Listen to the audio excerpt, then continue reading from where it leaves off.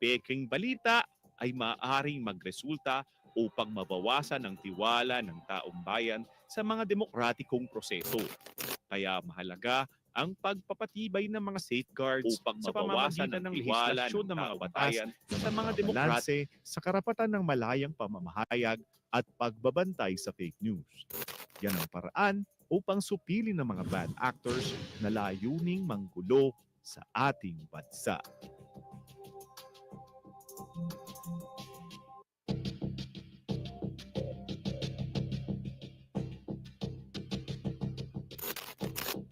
Anumang impormasyon, mabilis na maa-access sa pamamagitan ng internet at social media. Clean at komportable sa online marketplace. Trabaho ba ang kailangan mo? Marami ring online job postings. Pero ang problema, mayroong mga bad actors na nagkalat sa internet. Kung di ka maingat, mapibiktima ka ng online seller na scammer. Ang binili mong cellphone, bato pala ang laman. Bato! Ma'am Eden, bato! Ma'am Eden, bato ang laman! Nandiyan na yung pera ko, Ma'am Eden! Ang online job application mo, elaborate phishing scam pala para sa identity theft. At ang news na binasa at tinanonood mo ay maaaring disinformation campaign o fake news. Tingnan nyo lamang ang mga bidyong ito na nagsisirculate sa social media kung saan sinasabing ang Luzon kasama ang Palawan ay dati umanong teritoryo ng China. At natatandaan nyo pa ba ang mga celebrity death hoax na ito? Patay na raw si Chris Aquino, si Kuya Kim, si Gary Valenciano, si Doc Willie Ong at si Jaime Fabregas. At maging ang death hoax ni Celine Dion, kumalat rin sa ating mga social media feed. Marami pang ibang example niyan.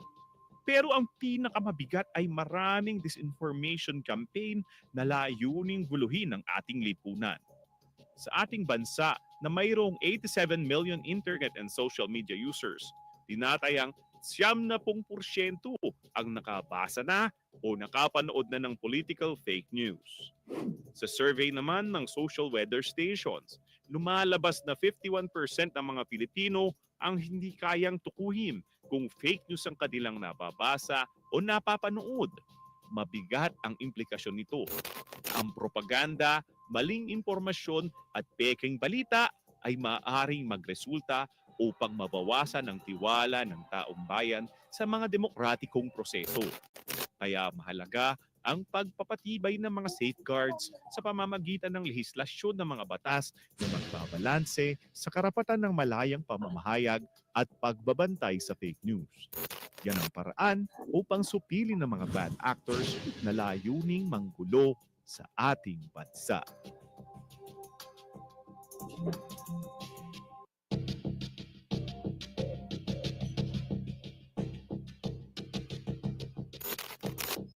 Anumang impormasyon, mabilis na maa-access sa pamamagitan ng internet at social media. Clean at komportable sa online marketplace. Trabaho ba ang kailangan mo? Marami ring online job postings. Pero ang problema, mayroong mga bad actors na nagkalat sa internet. Kung di ka maingat, mapibiktima ka ng online seller na scammer. Ang binili mong cellphone, bato pala ang laman. Bato! Ma'am Eden, bato! Ma'am Eden, bato ang laman! Nandiyan na yung pera ko, Ma'am Eden! Ang online job application mo, elaborate phishing scam pala para sa identity theft. At ang news na binasa at tinanonood mo ay maaaring disinformation campaign o fake news. Tingnan nyo lamang ang mga bidyong ito na nagsisirculate sa social media kung saan sinasabing ang Luzon kasama ang May we Palawan request everyone to dati please umanong take their seats. teritoryo ng China. We'll start in a few minutes. To all those resource persons that have been invited, please take the front seats.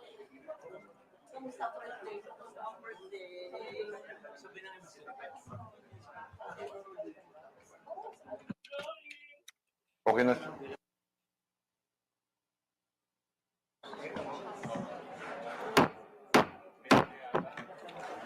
The meeting of the Tri-Committee is hereby resumed. May we call on Representative Franz Castro for the prayer? All rise.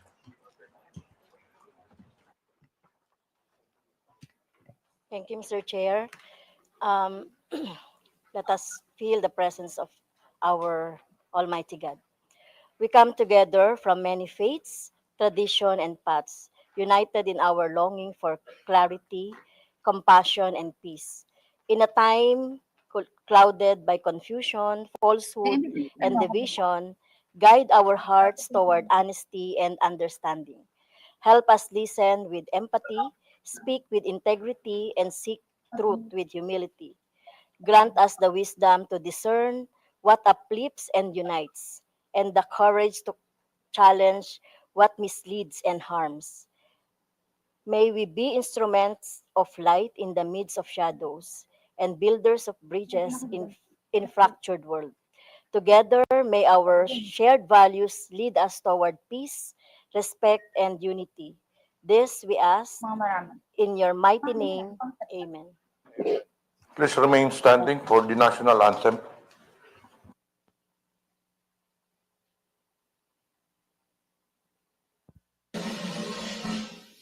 Bayang magiliw, perlas ng sinanganan, alab ng puso, sa dibdib mo'y buhay. Upang hilirang, buyan ka ng magiting, sa manlulupig, di ka pasisiil, sa dagat at bundok, sa simoy at sa langit mong bughaw, may dilag ang tula at awit sa paglayang minamahal.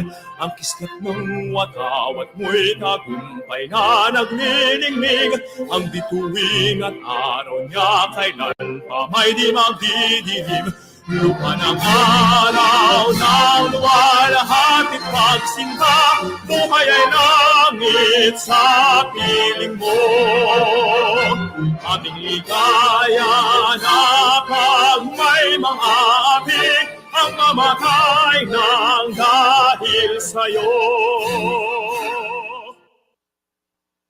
Please take your seats.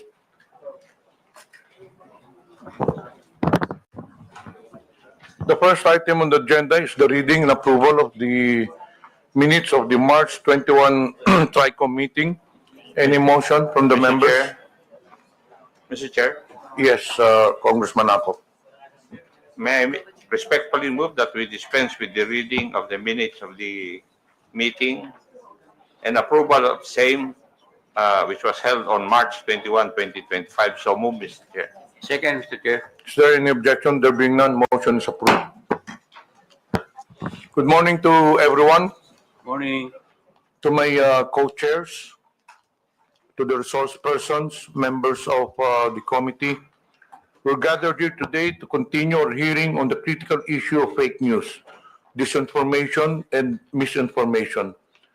This is the fourth hearing of the TRICOM, and as we convene, we find ourselves at a crucial juncture where digital landscape continues to evolve rapidly, presenting both challenges and opportunities for communication and information dissemination. The rapid evolution of technology and the rise of digital communication platforms have transformed the way we consume information. While these advancements have brought numerous benefits, they have also facilitated the spread of false narratives, manipulated truths, and an increasingly polarized public discourse.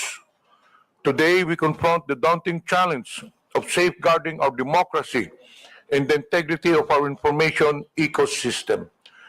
Disinformation campaigns and the proliferation of fake news not only mislead citizens, but they also undermine trust in our institutions, weaponize public opinion, and threaten the very foundations of our democratic processes.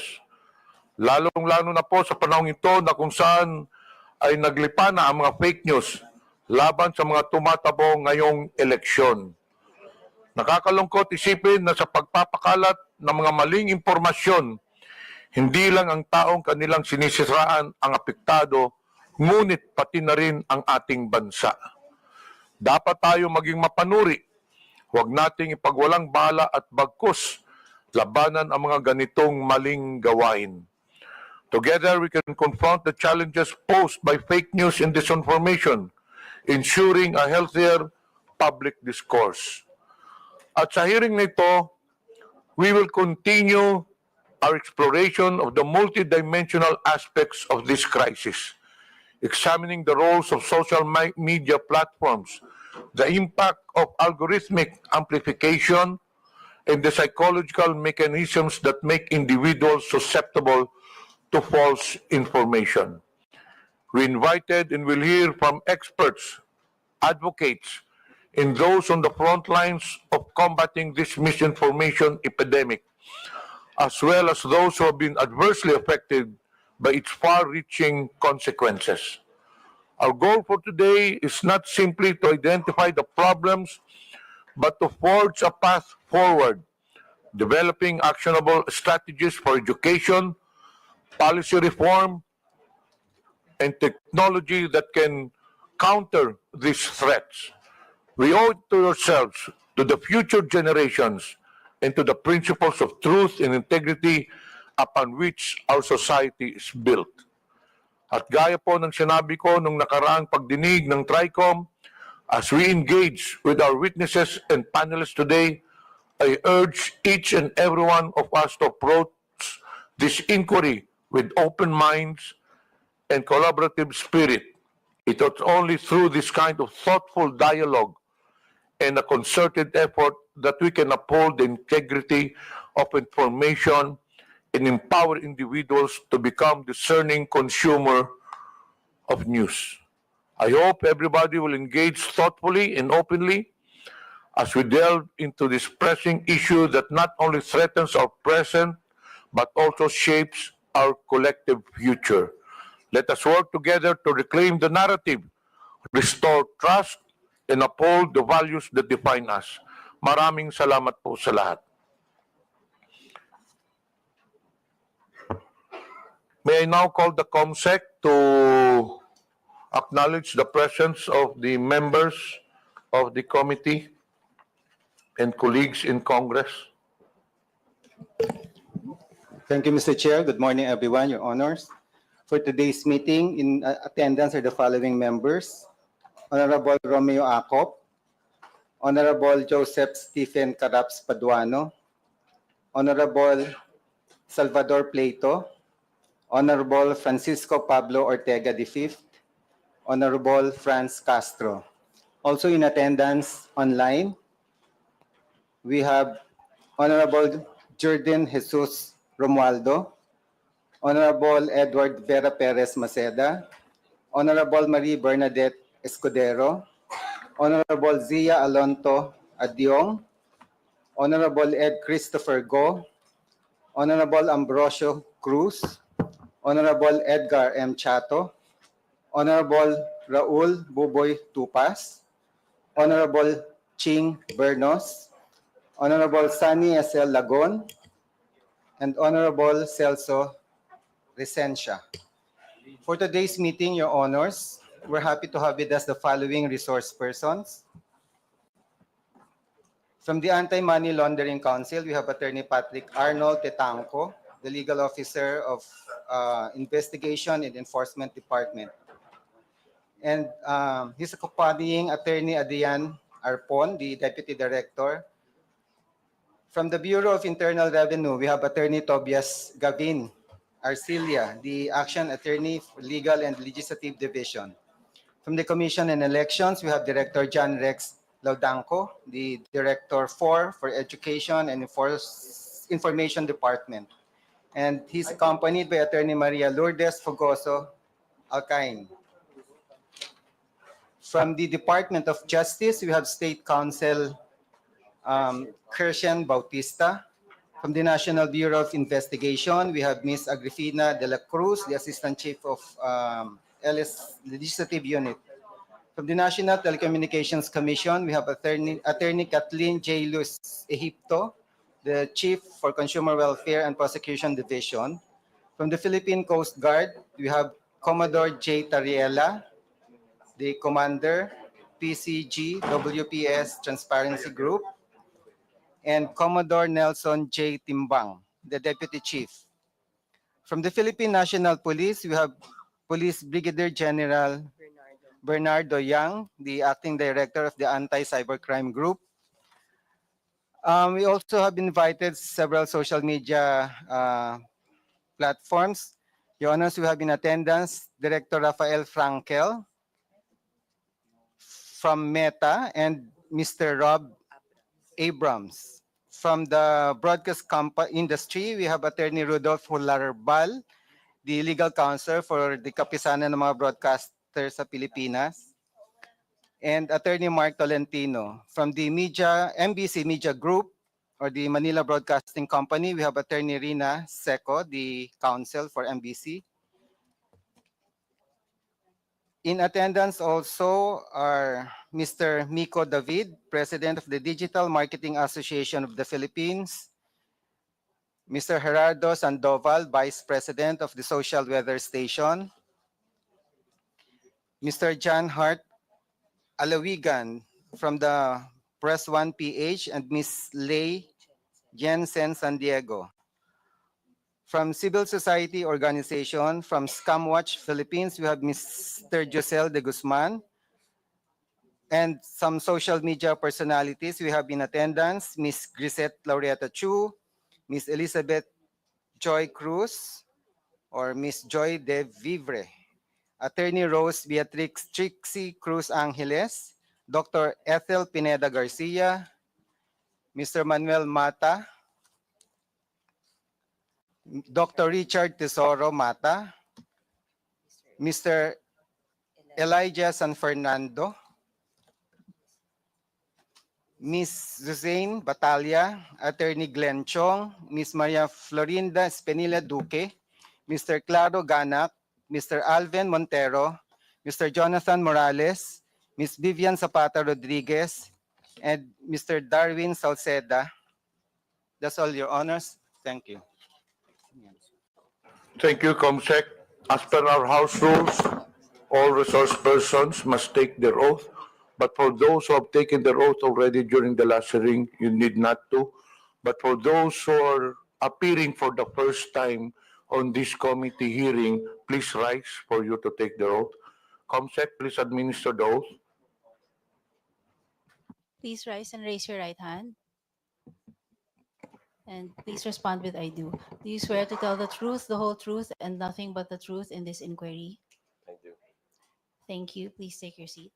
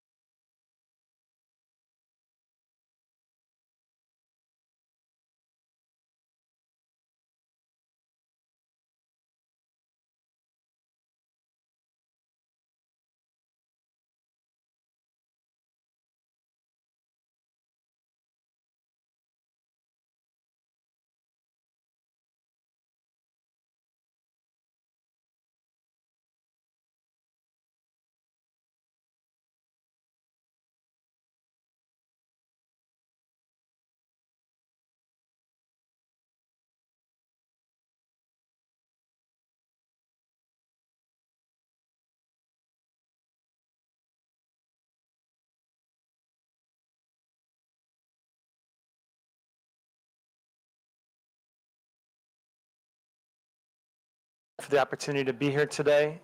We look forward to talking about our content policies, how we moderate content on our platform, and I know there's a specific emphasis today on how we treat misinformation, and I'm happy to walk the committee through that.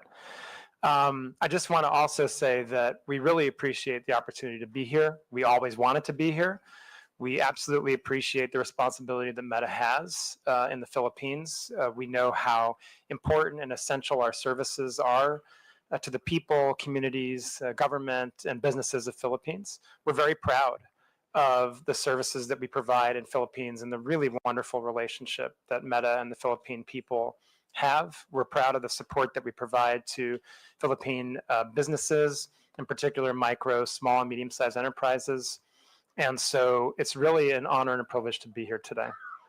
As you mentioned, Mr. Chairman, we do have a presentation, and I think that will serve really as my opening statement. And if we could therefore proceed to that, I'd be happy to walk the committee through our presentation, and then we're happy to take any questions. Okay, please proceed. Thank you, sir. But before that, may I acknowledge the presence? Oh, is he present or is he in the holding room? Later, we'll acknowledge him. Okay. May I acknowledge the presence of Honorable Arlene Brosas? Okay, please proceed, Doctor. Thank you, sir. Okay, so Mr. Chairman and honorable members of the committee, this is a briefing on Meta's content policies and our enforcement, and like I said, with a particular emphasis on how we treat misinformation. Next slide, please. To begin with, I just want to emphasize some of the investments that Meta has made in the Philippines. Since 2017, we have been heavily involved in promoting digital literacy and digital entrepreneurship in the Philippines. We have a project called Digital Tayo, which we have engaged in with the DICT, the Department of Education, DSWD, and a number of international and local non-governmental organizations in order to train Filipino people, including youth, on digital literacy. Mr. Chairman, you mentioned in your opening statement the importance of empowering Filipino people to understand how to interact with and then digest information in this digital ecosystem. And so this is the point of this entire program. And through this program, we have trained over 6.5 million Filipinos in digital literacy. And we are now incorporating into that program elements on AI as well. And we'll get to that in a little bit. The other emphasis we've had here in terms of our training programs has been on digital entrepreneurship. And our digital entrepreneurship training has really been focused on micro, small, and medium-sized enterprises in the Philippines. We give them tools and training programs to upskill and understand how they can better perform in the digital economy. We have worked in this regard with DTI, BSP, PCW, DSWD, DA, a number of NGOs. And in this program, we've trained over 60,000 micro, small, medium-sized enterprises in the Philippines since 2017. We're very proud of that work as well. And again, we are now incorporating generative AI and AI into those skills and upgrades. Next slide, please. The second area where we have made significant investments in Philippines is in digital infrastructure connectivity. These are mainly the subsea cable network, which we have built to connect Philippines both back to North America and further in other places in the Asia-Pacific region. There are 4 main subsea cables that Meta is involved in that touch in the Philippines. The first is the Pacific Light Cable Network. This came online last year. Indeed, there's a picture of myself at the honor of launching the PLCN with President Marcos a year ago. And like many of our other subsea cables, this provides a lot of digital connectivity and infrastructure to the Filipino people. We also have the Jupiter cable system that connects the Philippines with Japan and the United States. This was completed in 2022. We have our Apricot system, which will connect Philippines with Taiwan, Japan, Guam, Indonesia, and Singapore when that's completed. And we also have our Bifrost cable system, and this is going to connect, again, Singapore with Philippines to Singapore, Indonesia, Guam, and the United States, and again, when that's completed. And so through these cable projects, the best estimates are that this is going to produce an additional $34 billion of GDP in the Philippines and can create more than 380,000 jobs on top of just the tremendous benefits that'll bring to Philippines who are trying to access the internet all over the country. Finally, I want to mention our most recent investments in Philippines, and this is really around AI. Only over the weekend, this is next slide, please. Meta launched our Llama 4 model, which is the most advanced by many metrics, open source AI, generative AI model that's ever been released. And there's two main parts to these investments. In terms of Llama 4, what this means is that as an open source model, this large language model is free for people to use. Researchers, developers, academics, engineers, companies, they are free to download our Llama 4 model and use it so that they can create their own AI tools and their own AI systems. And this is absolutely true the world in the Philippines. And for this release, so for Llama 4, it's worth noting that this Llama 4 model specifically has capabilities in Tagalog, in Philippines local language. This was a significant investment of resources in Meta's part to make this available and capable in local language here in Philippines. But we recognize that this was a very strategic investment for us. Philippines is a wonderful market for Meta. We have a very vibrant and substantial community here, and we believe in our AI tools being tools of economic empowerment for the people of the Philippines, and that's why we invested these resources in making this most advanced open source model available in Tagalog. We're very proud of that investment. And the second part is Meta AI, which is our own generative AI chatbot, which is embedded inside Meta's services like Facebook, Messenger, Instagram, and WhatsApp. And this is also available in Tagalog. And so, and Filipino people have been able to use this since October. And Mr. Chairman and members of the committee, I just want to emphasize this point again. All of these services are being rolled out in Philippines in local language for free, for the Philippines people to use, and for the economic benefit and further educational advancement of the Philippines people in this digital age where generative AI and AI capabilities are going to be so important for the future and for the future of digital economic growth and economic growth in general.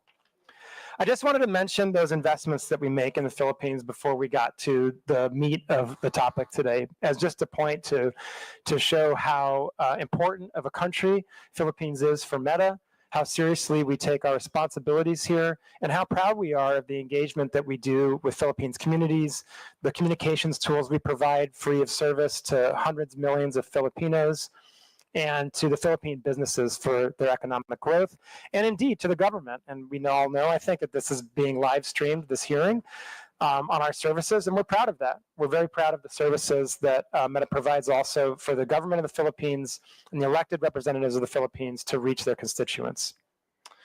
So now turning to the meat of the matter in terms of our content policies and how we moderate misinformation. If you could, next slide, please.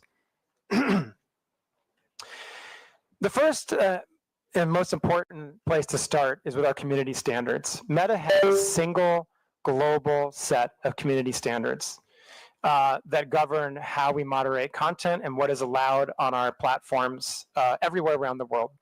As you might imagine, it is difficult sometimes to balance the goals we seek to achieve in our community standards, which are to protect and encourage freedom of expression, connection, but also, on the other hand, make sure that this is a safe, that our platforms are safe, and that they're places that people want to be. We want, obviously, for all the people that are using our services and our platforms to have positive experiences. That's extremely important to us.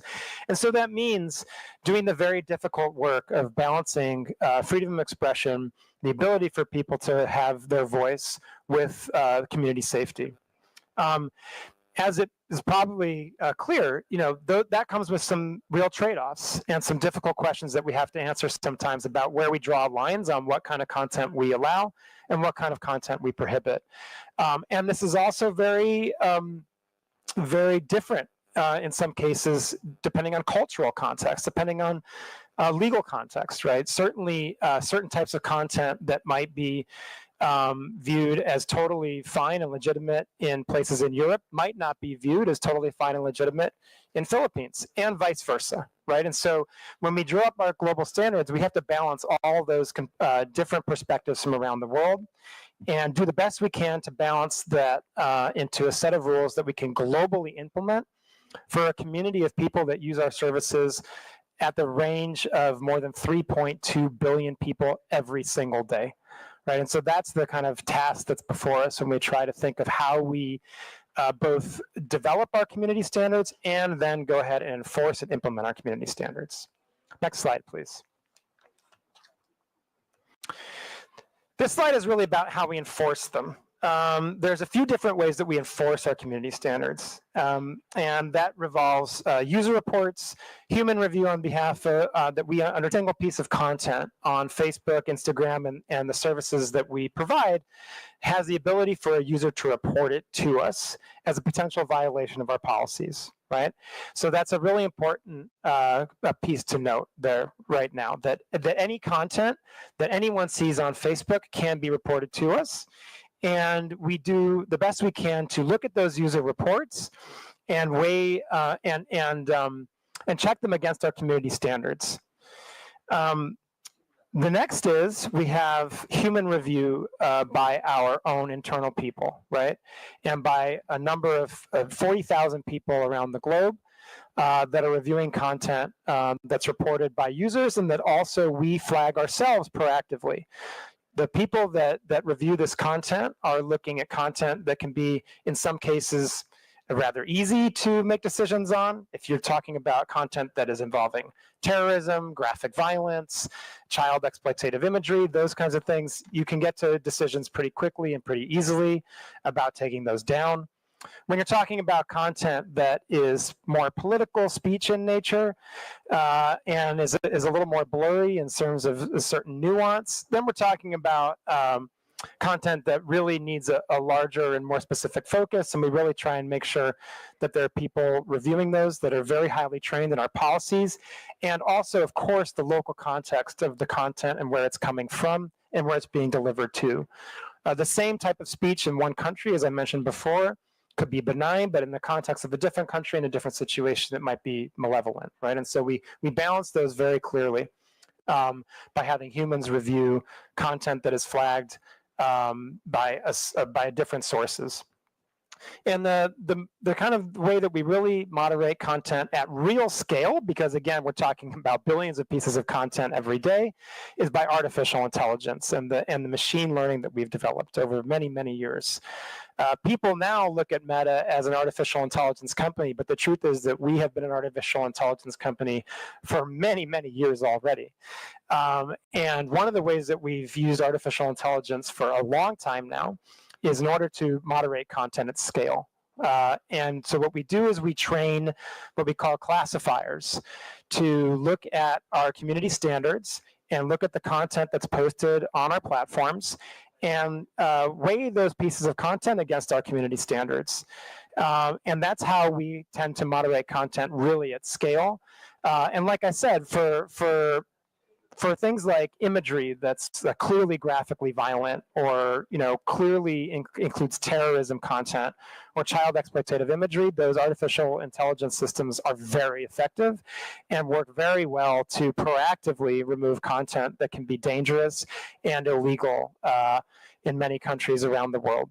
And so we have these three ways that we moderate content, right? We have the artificial intelligence that's operating in scale and very much in, again, and I want to stress this, in local language, in Tagalog. It absolutely has that capability. And then we have a series of, 40,000 people around the world that are humans that are trained in our community standards. And then we also rely on user reports. And it's those three main pillars that help us enforce our community standards. Next slide, please. Now, it's also important to recognize that there are a couple different ways you can moderate content. You can look at individual pieces of content, and that's very important, especially when it comes to user reports and anything that our machine tools are catching. But there's also the ways that we can look at disrupting entire networks of abusive actors, right?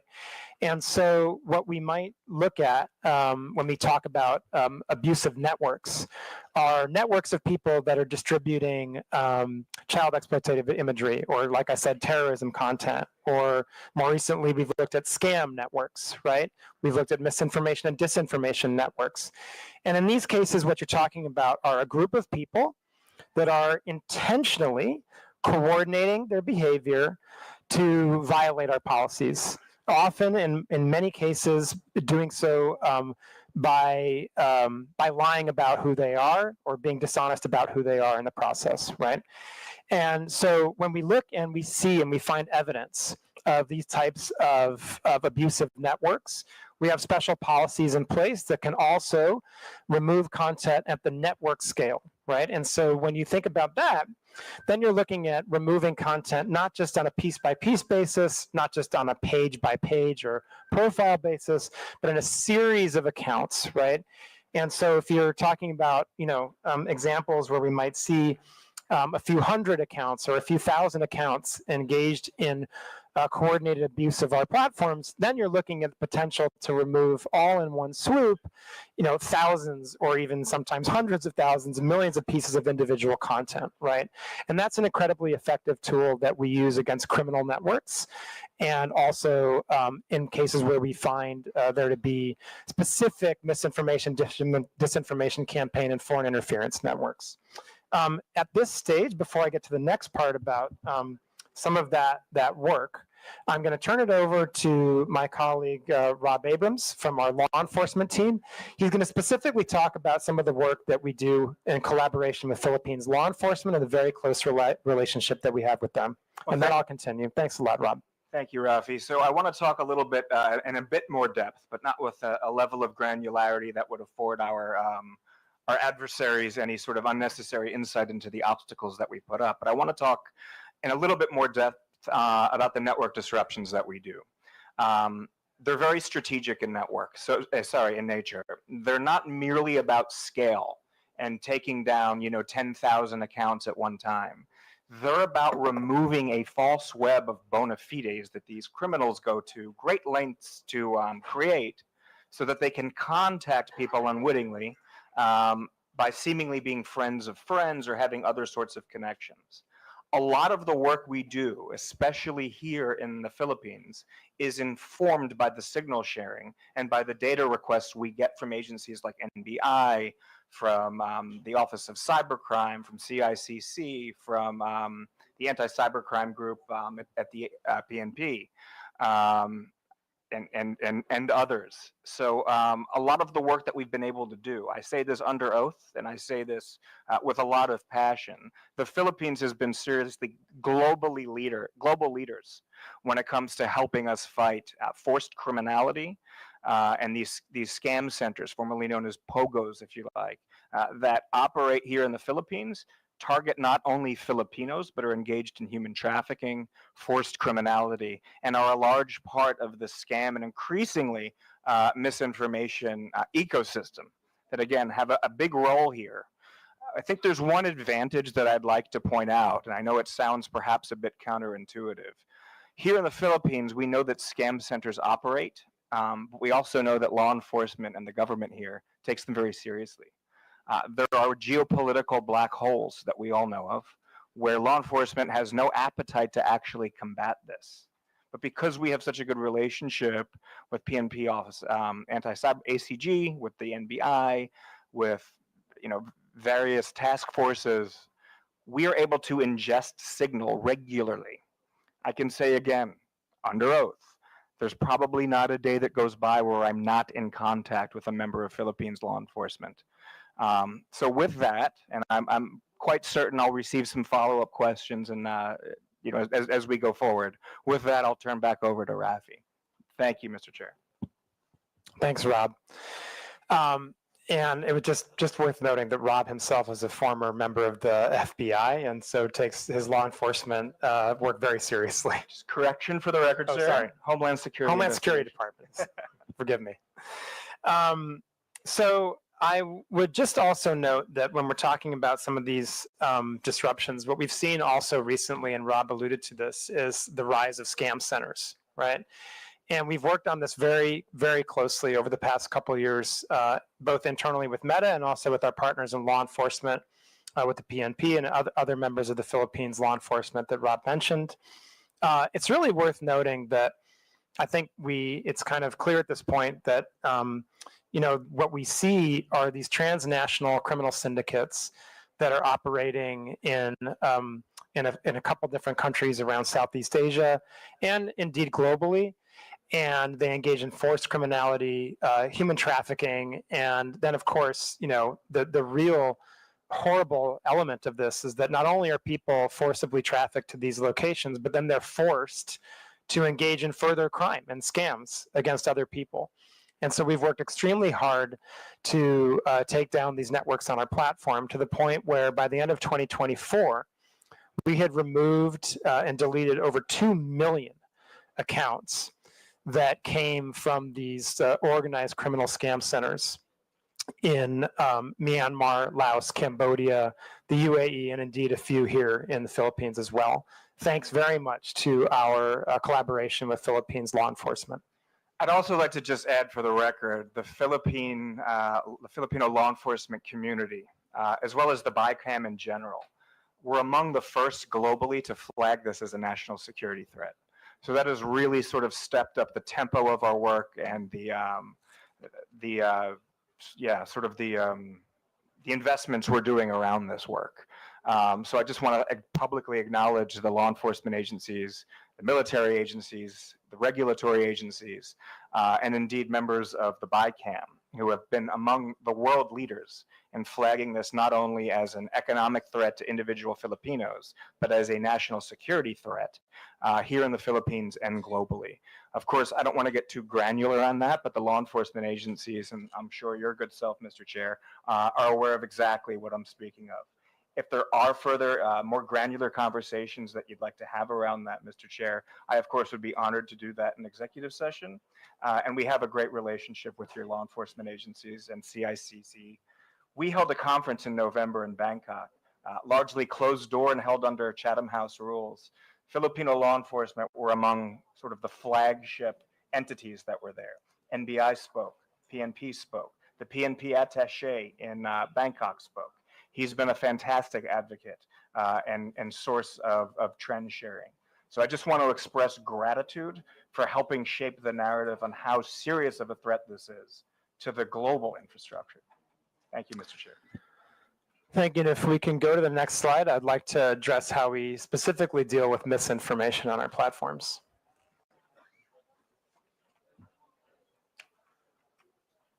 Next slide, please. Thank you. Okay. Mr. Chairman, I mentioned earlier how there are some of our community standards which are actually fairly easy to enforce. The bans on terrorism, child exploitative imagery, these kinds of things, graphic violence in some cases. Then there are topics that are much more difficult, right? And much more highly nuanced and very contextual. And misinformation tends to be, not always, but tends to be more in that second bucket of more difficult types of content to moderate. So because of that, and for various other reasons, we have a three-pronged approach to how we treat misinformation. Number one, we remove the most harmful misinformation that can lead to offline physical violence. Number two, we reduce the distribution of misinformation if it is found to be false by one of our third-party fact checkers, and then we will reduce that misinformation on our platforms so that people are less likely to engage with it. And number three is we seek to inform. If people have engaged with misinformation on our platforms, we want them to be informed that they have indeed done so. We want them to know that they have maybe unintentionally shared misinformation. And we want them to have access to authoritative sources of information. So those are our three-pronged processes, right? Remove the most harmful that can lead to physical violence, reduce other types of misinformation that may not lead to physical violence, and inform our community. I should also mention, and this is obviously very, very important in the context of the election cycle that we're also in. There's another type of misinformation that we will outright remove, and that is misinformation on elections, right? And so if there are if there is misinformation specifically about electoral procedures, about the date the election is going to take place, the way you cast a ballot, those are other types of misinformation that we will outright remove from our platform. What's important to recognize, and I'll go to the next slide here, is how we determine the differences between what we remove, what we reduce, and how we inform, right? And so please go to the next slide. At Meta, and indeed, I think most digital platforms take the same approach, where we want to be very careful about being the arbiters of truth, right? In many ways, in many aspects, we feel that that's a responsibility that that is too great for us to have, and can lead to situations where we're trying to make determinations that we're just not qualified to make about what is true and what is false. And as you might imagine, trying to police misinformation at the scale of more than 3.2 billion people every day would become practically impossible, right? And so what we do is we work with third-party fact checkers in more than 60 languages around the world. These third-party fact checkers are non-governmental organizations that are certified by the International Fact-Checking Network, the IFCN. That is how the fact checkers are chosen, and that's how they are certified. And so what we do is, when we are made aware of a potential piece of misinformation, that piece of content will be enqueued to the third-party fact checkers themselves. In Philippines, we work with 3 third-party fact checkers. We work with Verifiles, Rappler, and AFP. And they are very active fact checkers, I should say. And then we wait for, and while that content is enqueued, then it's up to the third-party fact checker to determine whether that content is indeed false, or there are other cases, right? You can imagine that misinformation isn't just binary. It's not necessarily true or false entirely. There are cases where it can be partially false, it can be misleading, it can be lacking context, right? So there are a number of different ratings that fact checkers can apply on our systems, and those ratings will lead to different actions by Meta's platforms, right? But in a case where a rating is rated false, then that content will be reduced in distribution and will have a label applied to it so that the people who potentially see that content can click on the label and read for truth or for authoritative information from the third-party source, right? And so that's our general approach to how we would treat misinformation when it would not be specifically physically lead to specific physical violence or lead to to misinformation on the elections process, right? Now, in a case, like I said, where a third-party fact checker not only clarifies that it's false, and we get additional signal that it can lead to violence, or additional signal that this could clearly impact the ability of people to have the access to information they need to properly access the electoral process, then we can outright remove the information. But that is not, those, I just want to emphasize that the outright removals of misinformation are much more limited in scope. I would also just like to note that, if we see that there are repeated violations, or sorry, I shouldn't say violations, if there are repeated instances of misinformation from the same people, from the same pages, then that can lead to overall less distribution of the content by those people and by those pages. And it can lead to other actions such as demonetization, the prohibition on placing ads, and so forth, right? So there are a number of kind of increasing scale of penalties that can be applied if you're a repeat purveyor of misinformation on our platforms. I think we have an example. If the next slide, please. Right. So here's just one example of a fact check on our platform. This was a fact check of a claim that a blogger made that the Philippines had used water cannons against the Chinese Coast Guard. This was false. This was rated false by our fact checkers. And you can see on the left, this is the actual fact check. And on the right, this is how the content would now appear on our platform with a screen over it, right? And a warning along with the label that explains that this is false content, right? And again, this would also be content that is reduced in distribution, and so even getting to that content would be much less likely on the part of any user using our platforms. I think the last thing I would just like to say is on the topic of misinformation is, there can also be misinformation networks that are doing this with intentionality. We put out a threat report, I believe, every quarter, where we go through globally the types of actions we've taken against networks. Right, I mentioned a number of actions we've taken recently against scam networks and transnational criminal networks in 2024. That was included in one of our threat reports. But it's public information. You can go online and access this information. And we have taken down a number of networks over the years in Philippines for many different reasons, not just because of their misinformation. We've seen scam networks. We've seen we have seen misinformation, disinformation networks. Those are all publicly reported in our threat report. And again, we have done this in collaboration with local law enforcement, so that when we're made aware of, and our investigators internally can confirm that there are misinformation networks that are operating on our platforms, we will take those down. And Mr. Chairman, I've gone on for quite some time explaining our content moderation policies and the basics of our misinformation policies. I think Rob has added to that with some color around the very close collaboration that we have with law enforcement in the Philippines.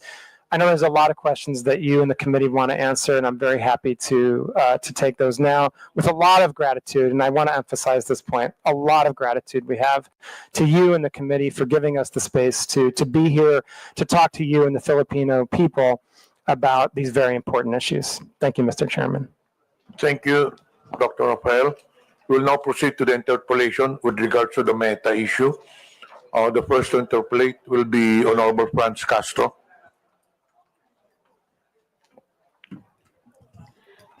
Thank you, Mr. Chair, and I also thank the Meta for coming here after 3 notices. Thank you. I have some specific personal question about how the Meta is detecting community standards violation, or what you call violation of community standards. When you look at when you look at your platform, we have here several.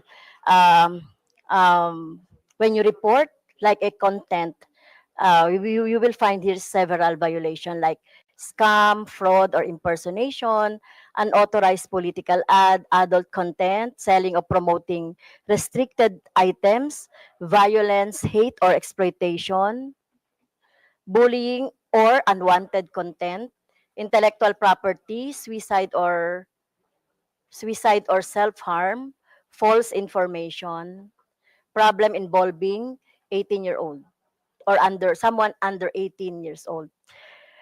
Well, I was a victim of your platform, where my official Facebook account were taken down by your platform due to it said there impersonation. So I cannot understand why do you take down an account due to impersonation? So how does it happen? So how will you determine that really is this account is impersonated? Because this account was reported to COMELEC as my official election account for my daily activities during election. Oh, thank you, Madam Congressman, Mr. Chair, if I may. Madam Congressman, thank you for your question. Certainly impersonation is a violation of our community standards. And there, you know, I can say that I don't know the specifics of your case, but let me talk about a little bit about how we try to deal with issues of impersonation, right? You know, first of all, there can be a number of different reasons that an account might be taken down, right? There can be repeated violations of our community standards, or there can be very severe violations of our community standards. But other times, it can be because someone was able to, unfortunately, gain access to your account. Not your account, but anyone's account, right? It can happen that unauthorized access can take place, right? In those cases, they may, you know, once a hacker has gained access to an account, then, you know, sometimes what we see is they go and delete the account, or then they take over that account to use it for their own purposes. And, you know, and what we do in those cases is we work with the rightful account holder to retake control of their account, right? So we ask for credentials. It could be a government ID. It could be, you know, various email addresses or other identifying information that were used with that account in order to regain control of it. I think one thing we've seen and that we know is an extremely effective guard against having accounts taken over by hackers is two-factor authentication. Two-factor authentication is really the first line of defense that any user on Facebook, including members of Congress, have against their accounts being taken over. If you have two-factor authentication on, you know, anytime someone would seek to make changes to your account, it would ping you to make sure that you're the right person and you're authorizing those changes. I would urge everyone to make sure they have two-factor turned on their account. I think it's also worth noting that, you know, for government officials, for politicians who are engaged in an election cycle, we have specific channels where we can work together. We have our Meta Support Pro channel that you can access and that we're happy to work with you to make sure you have access to, so that if you have specific issues with your account, other members of Congress, other people running for election can access those channels. I think it's also worth noting, and I didn't really mention this in my opening comments, but I think I should, that that there are a number of different statutory agencies that have specific channels with Meta where they can report community standards violations, account hacks, and any other issues that the government is experiencing with Meta's platforms and our services. In fact, there are 11 different government agencies that have direct channels to us. And so those are other channels that can certainly be utilized in cases where members of Congress you know, experience those types of actions. And I would just like also say, it does also happen from time to time that we make mistakes. That is also something that happens, and we're sorry for when that happens. We know it's a really poor experience. We don't want that to happen. We take those instances very seriously. We do everything we can to try to minimize them. And so that's also just something that can happen sometimes. So when my account was taken down or took down, we complained to we write to the Meta about my account, and then why is it that you are taking down specific account without explanation or without any justification to the subscriber? Like, for example, just take the account and that's it. So no explanation at all. So you will just explain if we will write to you on what happened to the account. So there's no, I mean, is there like for example due process in place in your platform? Thank you for the question, Congressman, Mr. Chair, if I may.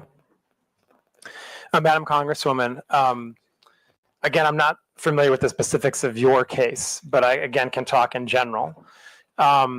Users should receive notifications if actions have been taken against their account. That is certainly part of the due process that we have in place, and users have a right of appeal.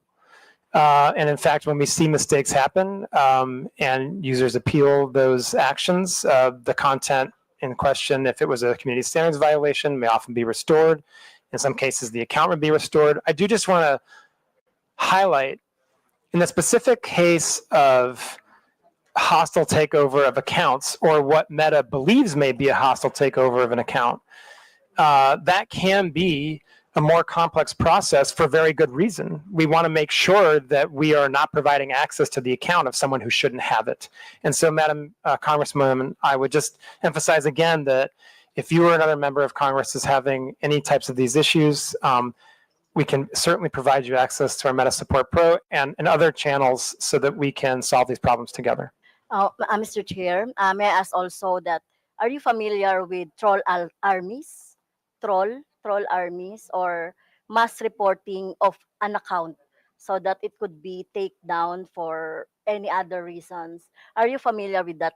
Because I'm suspecting that my personal account was a victim of that scheme by army trolls, or by a group who would like to take down my account. Because as I can see here in your process of checking the misinformation and disinformation, it would be if it is mass reported, it goes to your AI, and then after that, human checking, right?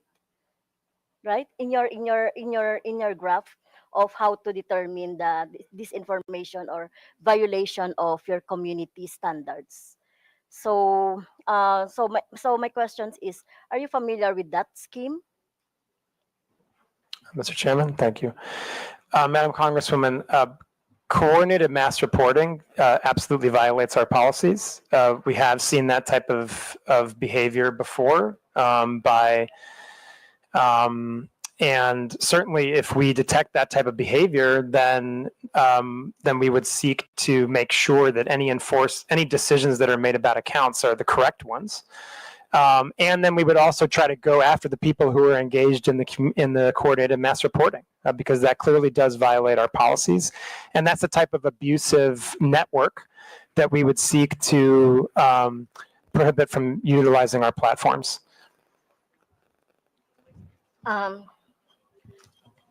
Another question, Mr. Chair, is about the inaction of the Meta on the AI-generated images abused. I was also a victim of that when I hold a gun. They are using the AI-generated, but still in the platform. But the Meta is not doing anything about that, and many progressive organizations and individuals are victims of that, Mr. Chair. Mr. Chairman, sorry. So the question. So how do you detect, or why are you not taking down AI generated images that you think are not or inappropriate or not true or misinformation? Thank you, Mr. Chairman. Thank you. Madam Congresswoman, and for the committee, I think I would start from the place of our view of misinformation is that whether or not it's AI generated or not, it would be misinformation, right? And so I think first and foremost, what I would say and emphasize is that our misinformation policies apply to content that is AI generated and is not AI generated. Now, taking a larger look at AI generated content, okay. there's a few different pieces to this, right? First and foremost, if people use Meta AI in our own products to generate for generative AI imagery or the like, we have the ability to detect that, right? And it'll come with a watermark, basically, and therefore a label and be recognizable as a generated AI image. Now, if people are using other tools, right, then basically it's harder to detect what is generative AI and what is not. This is an area of very significant investment for Meta right now. We're working very hard on ways to detect what is generative AI and what is not. I think that part of the issue that we have here, and this is one where what we need is collective action. At the moment, there's no agreed upon industry standard for watermarking or for how platforms like ours should go about detecting the difference between generative AI and non-generative AI content. And so that's an area where we really need more focused industry collaboration, and certainly we are trying to drive that. For Meta, we believe it's very important for that type of collaboration to happen between industry, civil society, and governments. And I think the last thing I would really talk about when it comes to generative AI imagery or other content is really distinguishing between paid content and non-paid content, right? If you are, just generally speaking, at Meta, we take a much more stringent approach to moderating paid content, right? Because obviously we're taking money for it. We believe we have responsibility that's even greater, and the distribution would be increased, right? And so, in the context of anything that is, again, taking out the generative AI component of it, any type of content that is paid for, that is political in nature, that talks about a campaign or a politician or a social issue, right, is subject to our policies on political candidates and social issue paid advertising, right? And according to those policies, you would be required to disclose who is paying for the ad and sponsoring the content. You would also have to go through an authorization process, which would include, in most cases, providing a government ID. Okay, And you would have to be, on that. if I could just finish one last point, you'd have to be located in Philippines, right? If you want to run a social issue or political ad, you'd have to be located in Philippines, right? And so there's a series of steps that you have to take to cross that threshold in order to be able to run those types of ads. And then in addition to it, if it is AI generated, you'd be required to disclose that it is an AI generated paid piece of content. Thank you. So really, it's very hard to determine because the name of the account is alias, or the name of account is just like a like, for example, Makabayan. The account is using our political organization. That account names Makabayan is using our political organization, but it has this what I saw an AI generated images of mine with guns, with the rebels, etc. I will give you the images later so that you can see. Mr. Chair, thank you, Madam Congresswoman, and I know my colleague also wants to add on to this. Mr. Chair, with your indulgence, Madam Congresswoman, it's my understanding that you reported this content, this image, to Comelec, and we have removed it. I would like to also state respectfully for the record that we're not doing nothing on harmful generative AI. In fact, as recently as it was either yesterday or the day before, I personally worked directly with PAOK to remove a harmful piece of generative AI that was promoting investment scams. And what happens when something like that gets reported? It's not just that piece of content that comes down. That informs our ability to enforce across the platforms and across other accounts. So although PAOK reported one specific URL, many others came down as a result of that report. So while I understand, with respect, how painful and frustrating it must be to be a victim of harmful generative AI, please don't think we're doing nothing. But we are not perfect yet, but we always strive to be better. We strive to be better by signal sharing and trend sharing with Filipino law enforcement, legislative, NGOs, civil society, etc. So thank you. Yeah, and I would just emphasize what Rob said about, please, if you believe that there's a piece of content that violates our policies, please do report it through Comelec, and we'll treat it with the utmost urgency. Thank you. And Mr. Chair, last question. And in your presentation, you have also employed organization or fact checker organization. Can you name those? Do you have an example? The Vera Files. You have. What is AFP? Correct. What is AFP? That's a Mr. Chair, if I may. Agence France Presse. Okay. It's a global news organization. Okay. Thank you, Mr. Chair.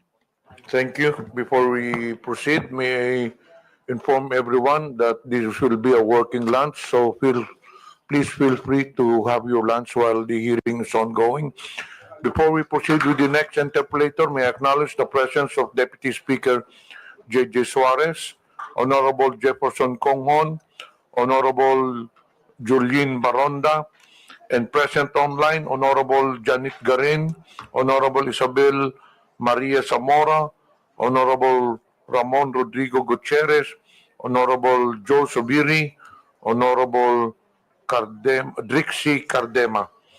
Next interpolator will be Honorable Salvador Plato. Thank you, Mr. Chair. Good morning, everyone. To our dear colleagues and our esteemed guests. I just want to ask a question to Mr. Abrams.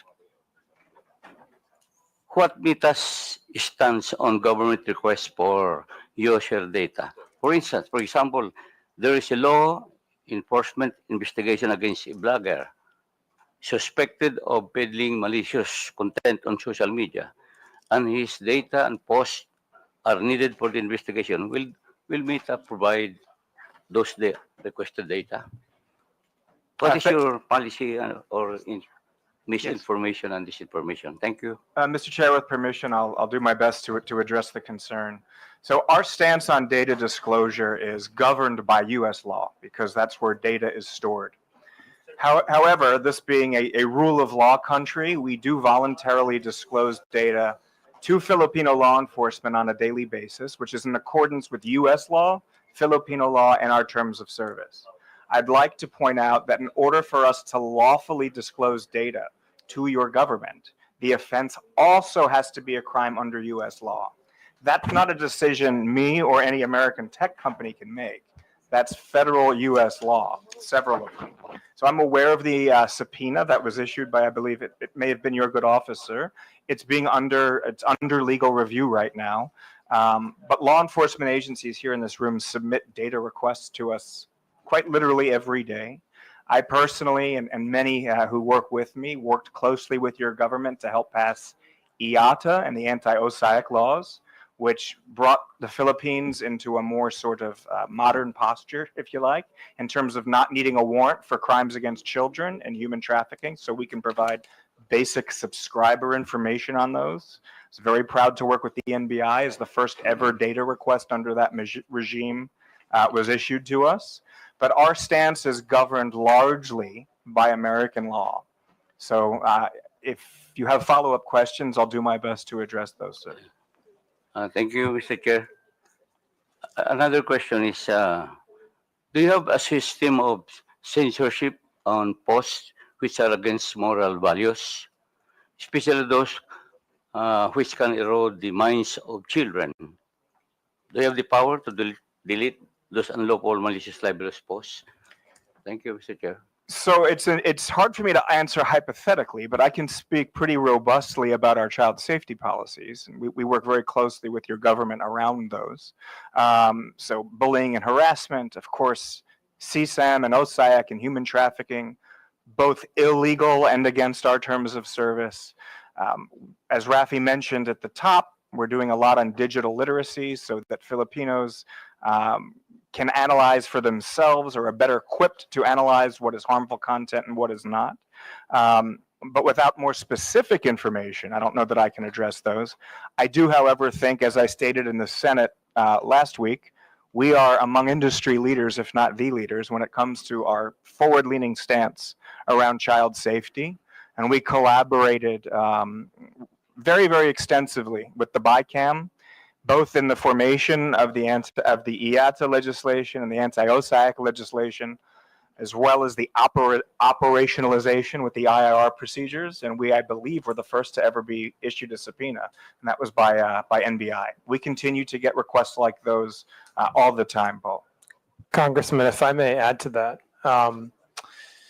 just as a sample of the type of content that's not allowed on our platform would be hateful conduct, bullying and harassment, incitement to violence, the sharing of any type of child exploitative imagery, graphic violence, all of these types of content would be prohibited under our policies. And I would just also emphasize another point, in addition to all the work that the ROB and the law enforcement agencies of Philippines have done over the course of the many years now to protect Philippine children. We have also, as a company, recently developed special, what we call teen accounts, right? So first of all, no one under the age of 13 is allowed to use to use Facebook or Instagram. But if you're within the age group of 13 to 18, we've recently developed special teen accounts. 13 to 18. 13 to 18, right? Because below 13, you're not allowed on our services. And obviously when you're 18, now you're an adult, right? So we're talking about special teen accounts for youth in the range of 13 to 18 years old. Just as an example of some of the features of those accounts, you would have filters against sharing of nudity. You would have blockers on the ability of people who are much older than you to reach out and contact you. If you're in the range of 13 to 16, there are specific elements of parental supervision and indeed control that are built into those accounts so that parents can really supervise what their teens are doing online.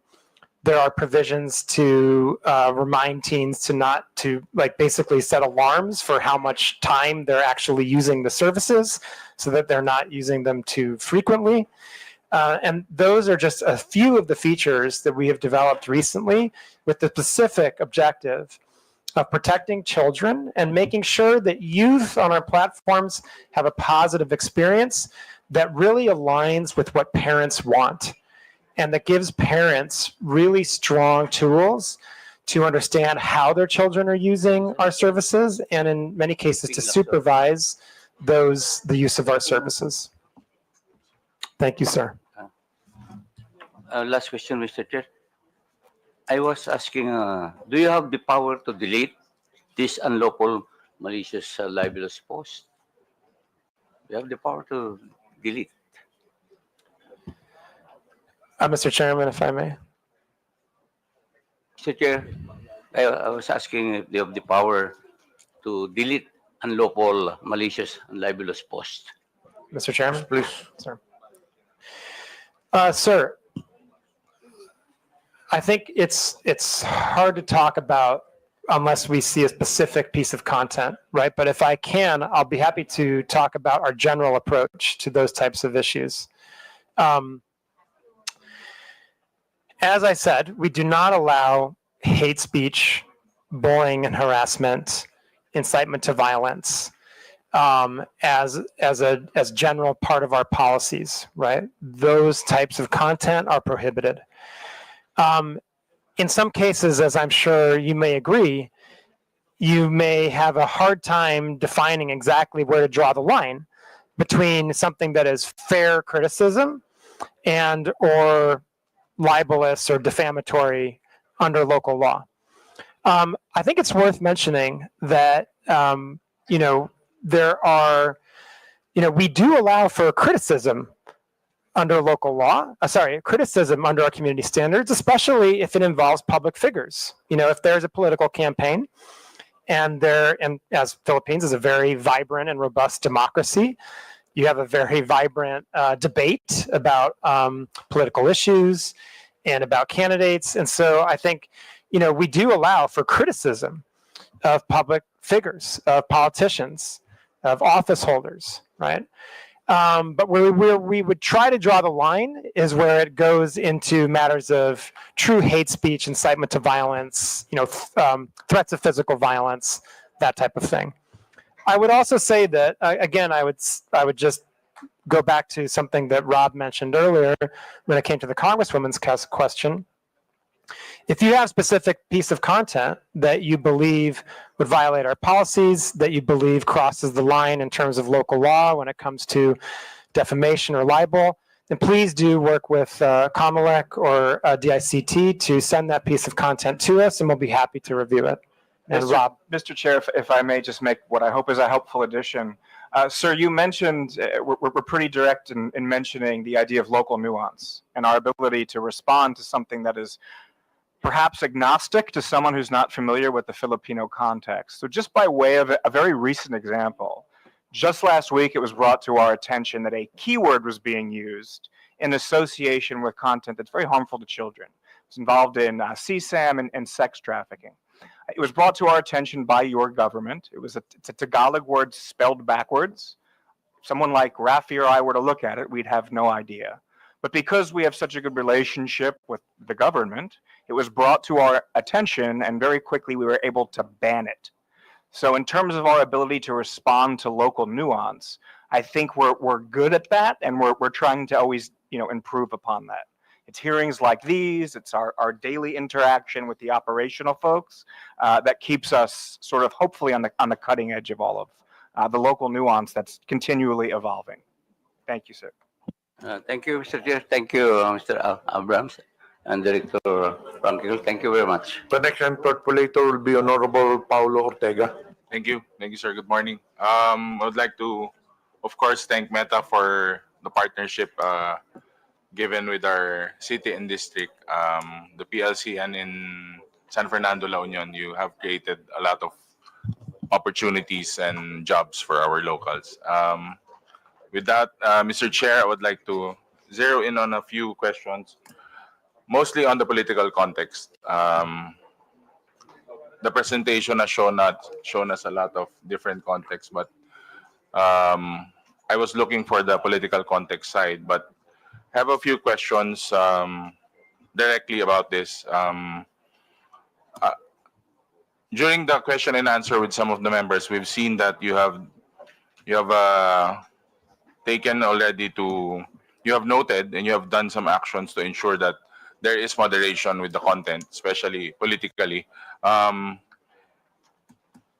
you hiring Filipino moderators? Do you hire Filipino moderators, or like your previous statements, you have partnered with the IFCM? Mr. Chairman, if I may.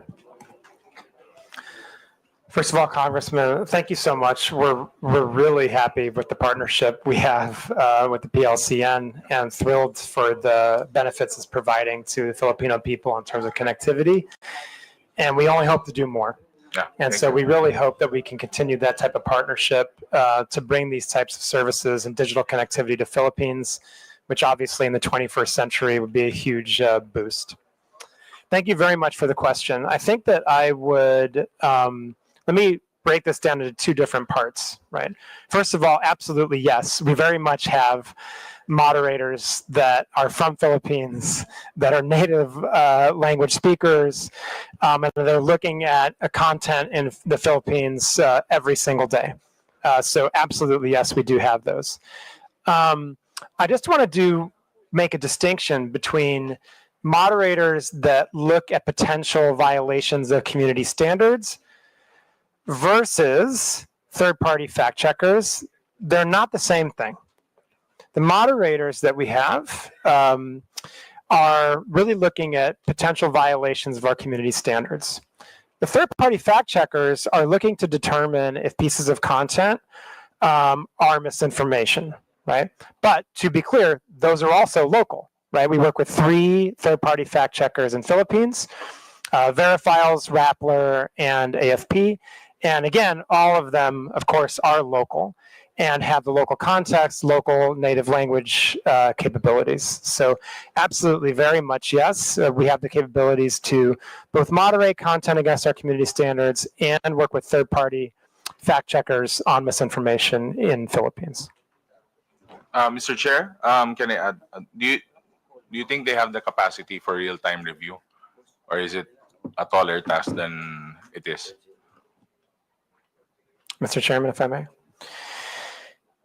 Congressman, again, I would like to break these because they're 2 different things, really. And I think we do have to make sure we're being distinct about how we talk about our general content moderation versus the misinformation. So starting with our content moderation and our community standards moderation, what we do is we prioritize the most severe harms first. It is not necessarily a first in, first out content moderation system. What we do is we prioritize the most harmful pieces of content first. So, for example, if we see that there are reports of child exploitative imagery, that's going to jump all the way to the top of the queue, right? If we see reports of terrorism content, incitement to violence, right? Those types of things. Those are going to jump ahead because of their potential to cause harm, right? And then that's the type of process we use so that we ensure that we are acting in a timely fashion against the most severe harmful content. Now, when it comes to misinformation, again, different, right? What we can do is we can ourselves send content for the fact checkers to check, or the fact checkers can do it themselves. They have the ability not to wait for us and to actually check content on their own. And what we see in the Philippines is they are very robust. I think we have some of the most robust fact checkers in the world active in the Philippines, and very active in terms of many of the political and types of content trends that we're seeing on our platforms today in Philippines. So, Mr. Chair, you're saying that you are prioritizing real-world harm, something that would really harm a specific place, a community, or even other countries, same country you're in. Is that how I understand it, sir? Mr. Chairman, if I may. Yes, I mean, there's some nuance here, but in a basic sense, yes, right? I mean, certainly if there's content out there that can lead to real world, offline, physical harm, then yes, that's going to, generally speaking, jump to the top of the queue. Yes. So if I'm reading your presentation correctly, may I ask what type of accountability does Meta have in the Philippines when these things go south, or even if we tend to go to something a lot worse than regular trolling, regular misinformation? I would like to be clarified on that, sir.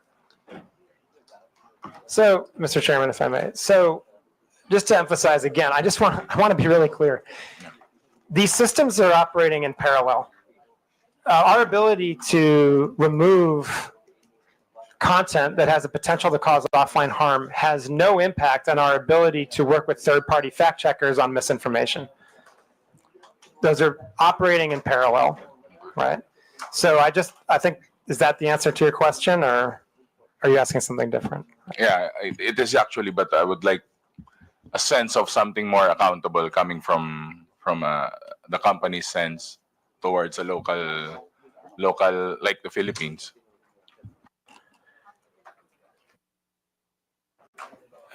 Mr. Chairman, if I may.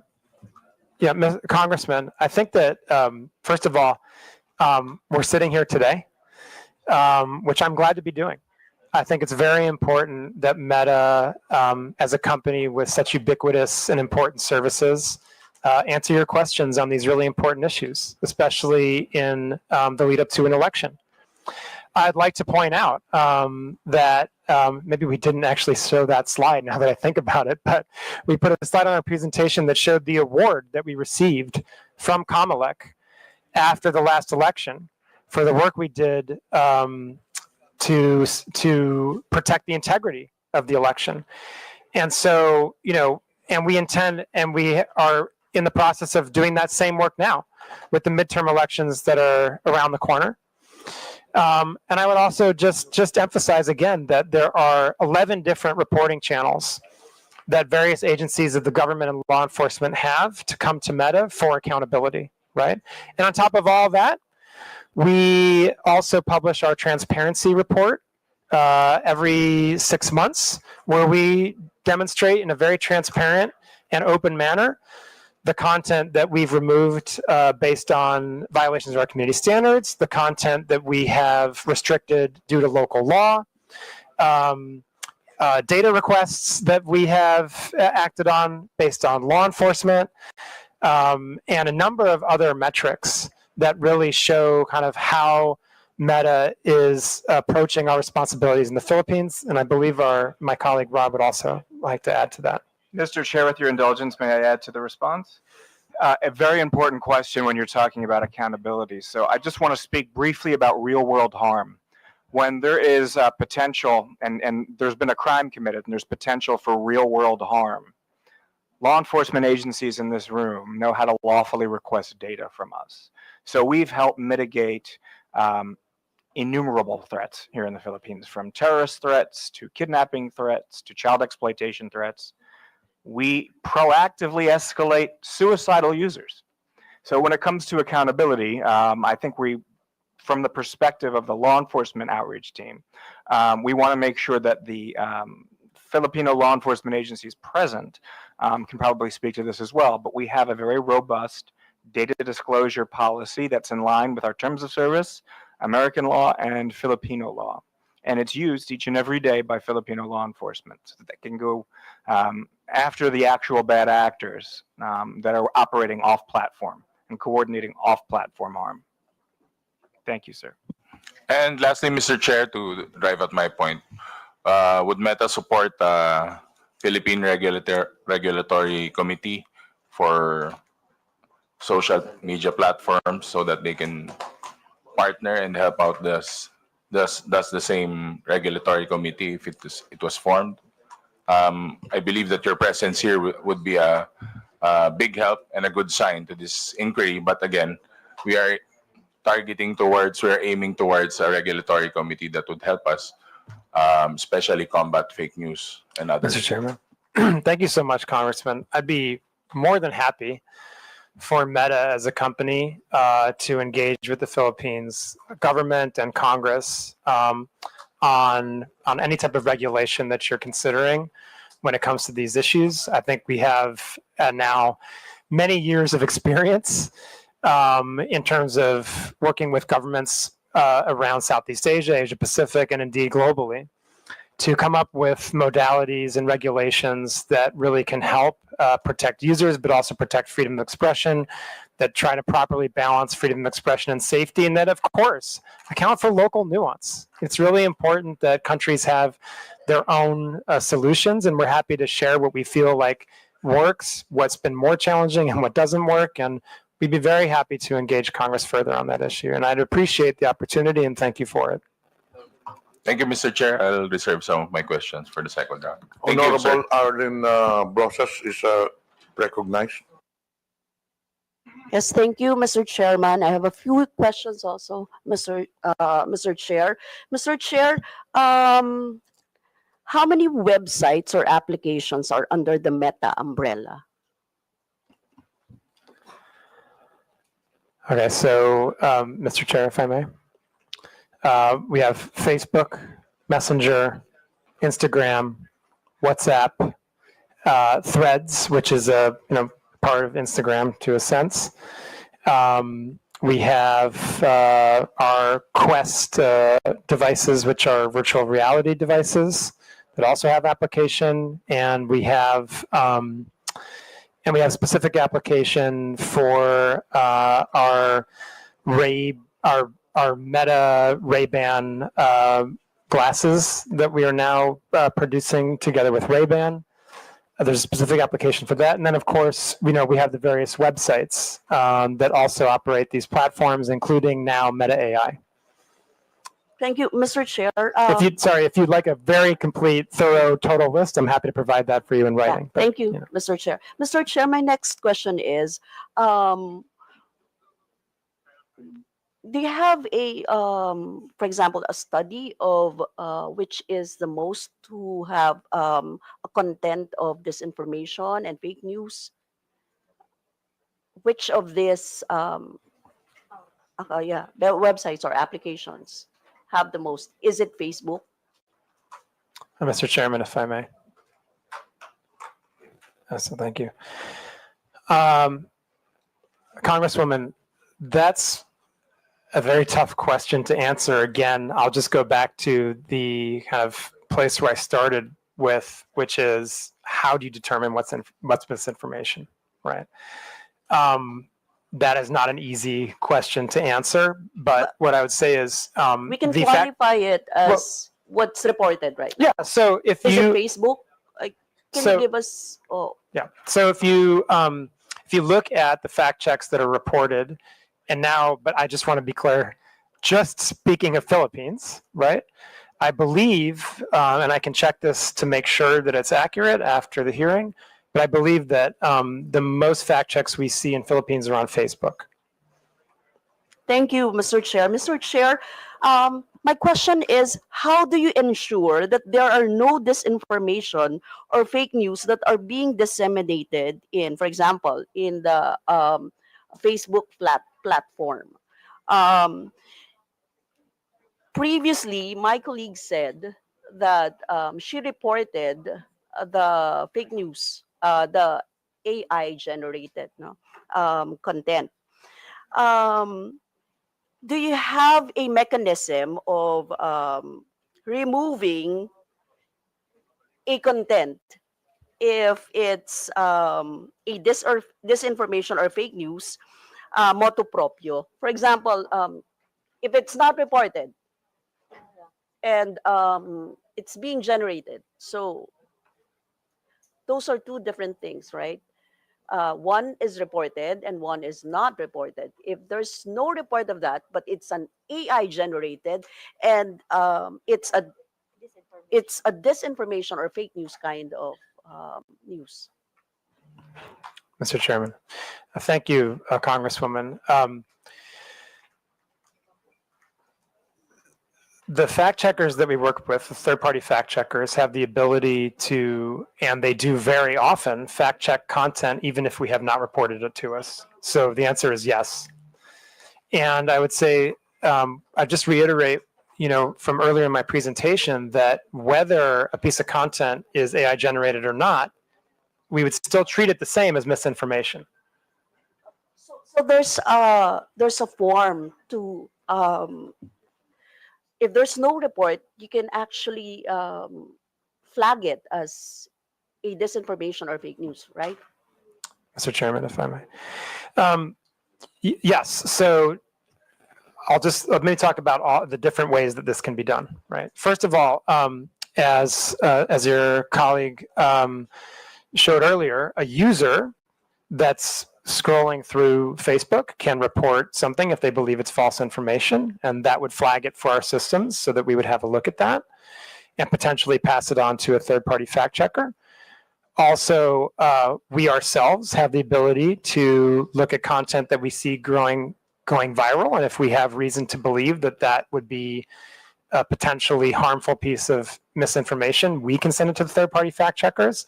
And also, the third-party fact checkers can and very much do fact check misinformation on their own without any prompt from us or anyone else.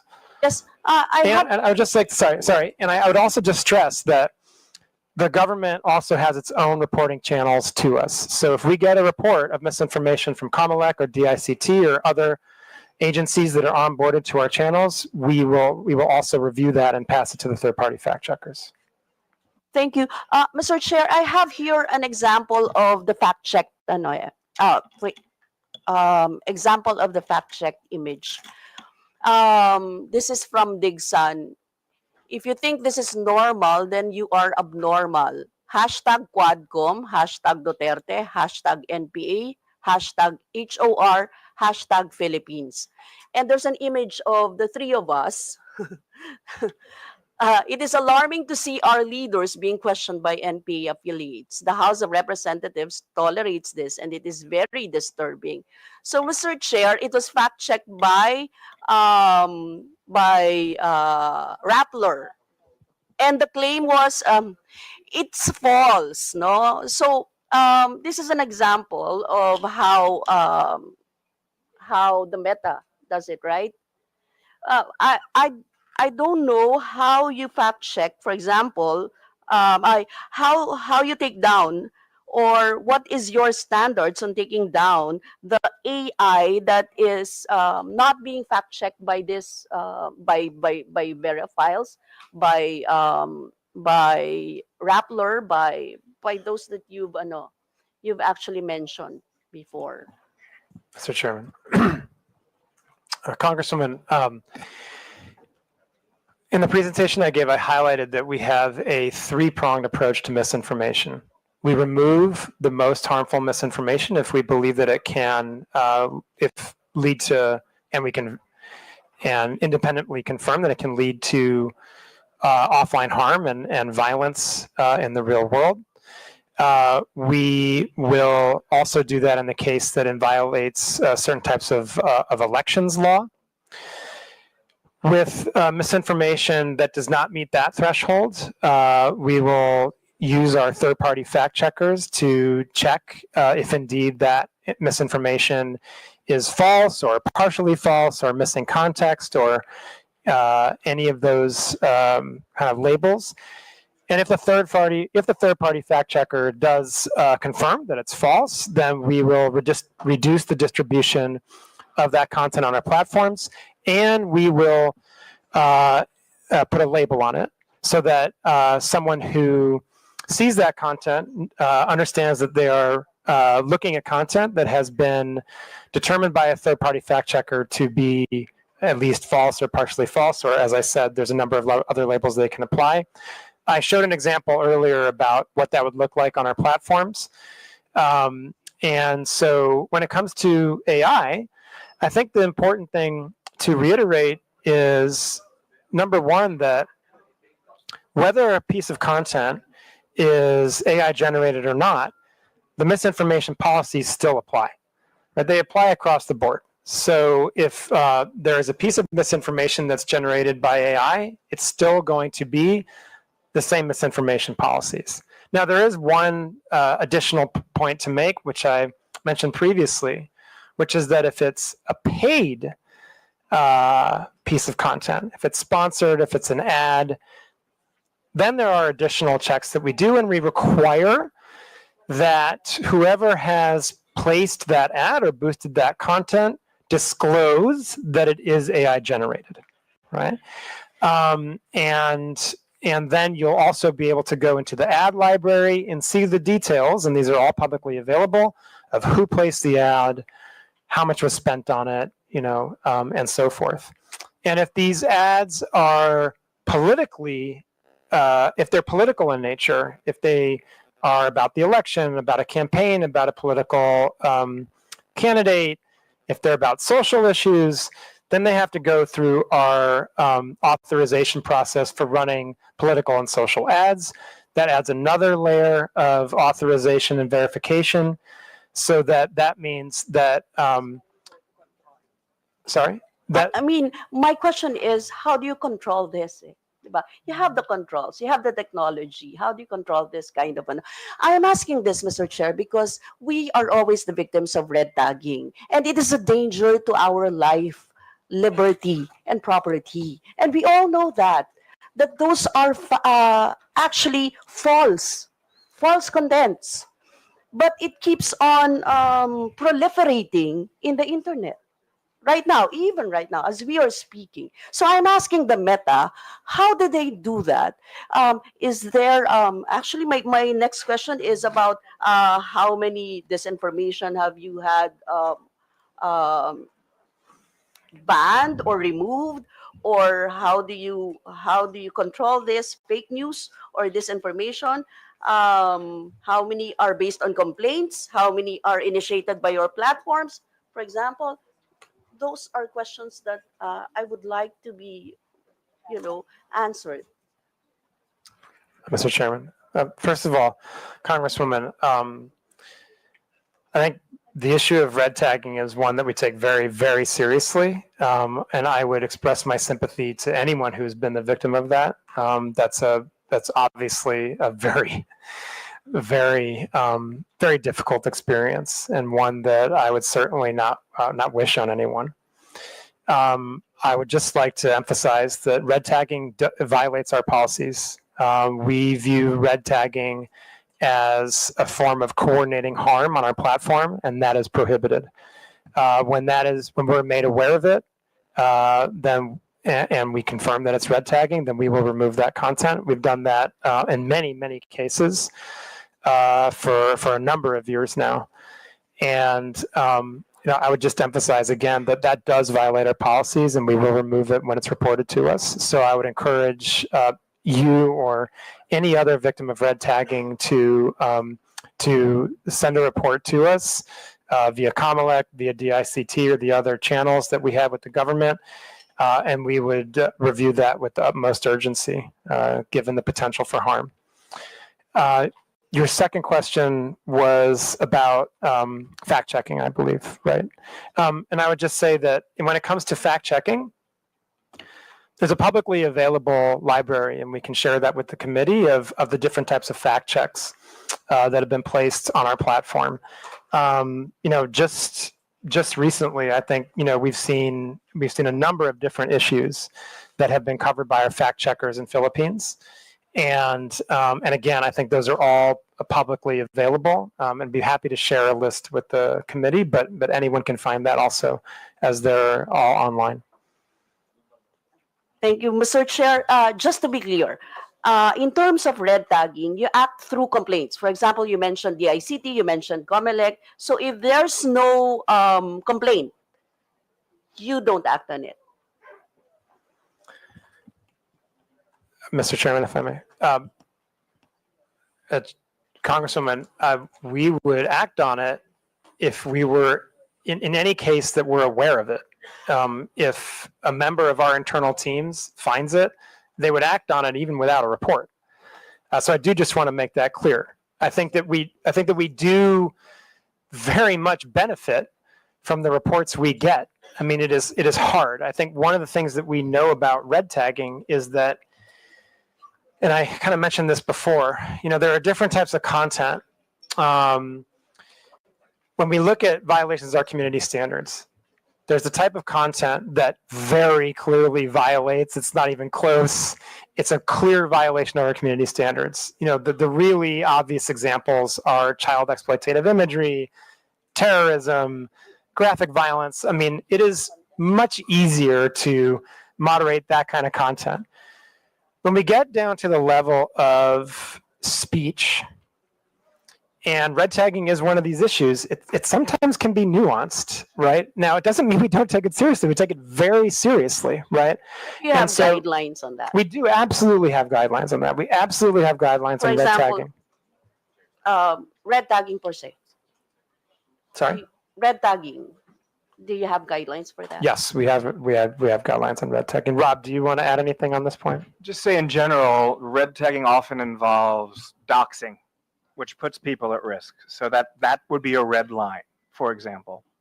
But I think, again, to emphasize, as Rafi's made clear, this is often very nuanced. But that's why we have what we call the trusted reporting channel. So when we get information from DICT, from COMELEC, from your good office, from law enforcement and others, they're treated with great deference and treated with great priority. But doxing, putting people's lives in danger, that's obviously a red line for us. Yes, thank you, Mr. Chair. Mr. Chair, knowing how bureaucratic and to an extent slow the processing of legal actions in the Philippines, we are more concerned on your mandate and mechanisms as Meta, as a multinational technology conglomerate in terms of taking action on these matters, no? From fact checking and ensuring the veracity of contents and users, taking down posts and banning users that proliferate disinformation and red tagging, up to instituting protections to users so as to allow for a healthy and humane interactions and discourses on your platforms. That is what we're expecting. Mr. Chair, thank you so much, Congresswoman, for the opportunity to discuss these important issues. And we absolutely share the objective of making sure that the platforms that Meta operates in the Philippines are safe ones. And so that's why we're here. That's why we're having this conversation. And we're always, always happy to take more feedback, to look at things that if the Congress believes we can do better, we're happy to take that back and see what can be done. And I think, as Rob said, I would just emphasize, please do utilize the reporting channels that we have established that are very well functioning with the government, with the ICT, with the law enforcement, with Comelec, to address these issues. Anything that can lead to the potential for physical harm, we treat with the utmost severity and urgency. To share, maybe they can help us in the data. For example, how many complaints have they received? How many are initiated by their platform? For example, the total numbers, at least, no? If we can have that idea of how they actually took an action on those complaints. But that would be a substantial number of complaints. I don't know if you'll be able to submit the data to this committee. I mean, well, maybe as far as the Philippines is concerned. Mr. Chairman, thank you. We do put out transparency reports that look at how we have handled government requests. And so those are readily available. I believe the last one we have out right now would be for H1 2024. I can check on when the next one is coming. But beyond that, I'm happy to discuss with the committee, I think more in private, about how we can potentially share additional data around how we have acted on government requests. Mr. Chair, with your indulgence, might I just add to that response? I really like the fact that you said, I believe, was it humane and fair? I think that's very, very well put. I want to make it very clear that we are not in a reactive only posture when it comes to the upcoming midterms. We've been having weekly huddles with meetings that are very multidisciplinary and cross-functional at our, at our headquarters in Singapore. That is largely staffed by our Filipino colleagues. We are firm in our belief that the Filipino election is for Filipinos, and we're doing everything we can to keep it free, fair, and free from interference. And to your point, Madam Congresswoman, humane as well. But as the chair and I were discussing along with Rafi, we've seen firsthand, and this is now my second or third round of elections here in the Philippines. It's a very vibrant, bare-knuckle democracy here. So yeah, it can get pretty rough and tumble. Yes, Mr. Chair, but we would like to lessen the fake news and disinformation. So we need those data that we really need those data. Would you allow releasing that data? Would it be proper if this committee would write you an official communication to access those data? Mr. Chairman, thank you. Yes, I think it would be helpful if you could, as a committee, specify the type of data you'd like to see, and then we can take that under advisement and share what we can, and have a discussion about what type of data we share and kind of what's most helpful to you. Yeah, okay. We will send an official communication for that data. Last question, Mr. Chair.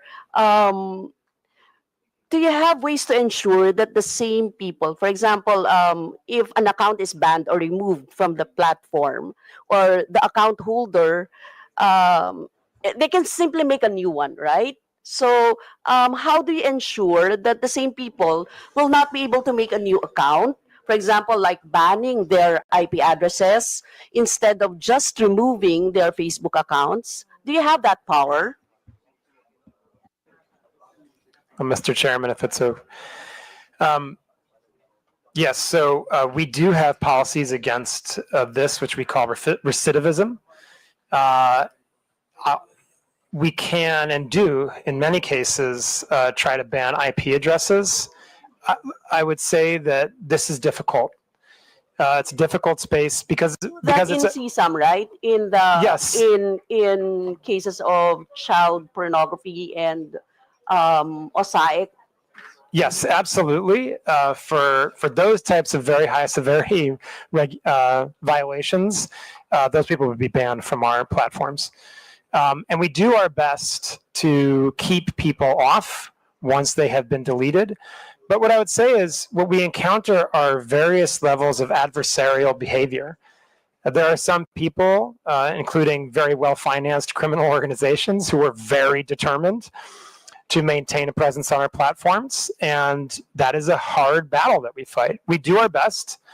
We continue to fight that battle every day. We do it with the help of our law enforcement colleagues in Philippines and around the world. But it's not always easy. We try to do our best we can. We have also new technology that we use. AI is incredibly helpful and a remarkably helpful tool in helping us kind of try to. Yeah, we've talked a lot today about some of the potential harm of AI, but I think that what I would emphasize is that AI is also the best shield in many cases, right?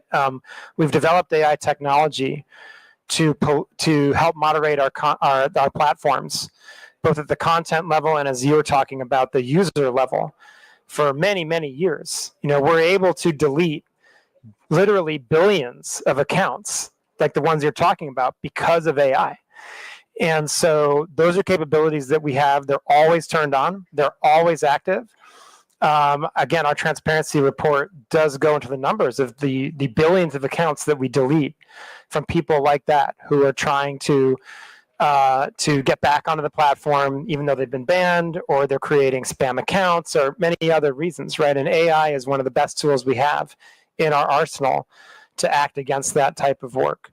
We're also in the process of looking at other technology, as we long have. For recidivism, you referenced IP blocks. It is something that there are cases where that's possible, but that's again difficult because there's technology that very well financed people can use to even evade that, right? So this is an adversarial space in some cases, and we do the best we can working with our partners in government and law enforcement to keep people off the platform once they've been removed.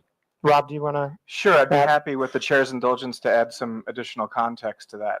So when we're talking about the use of AI for detection for harmful content, the reason that north of 99% of child exploitation material doesn't make it onto our platform is because of things like machine learning, AI.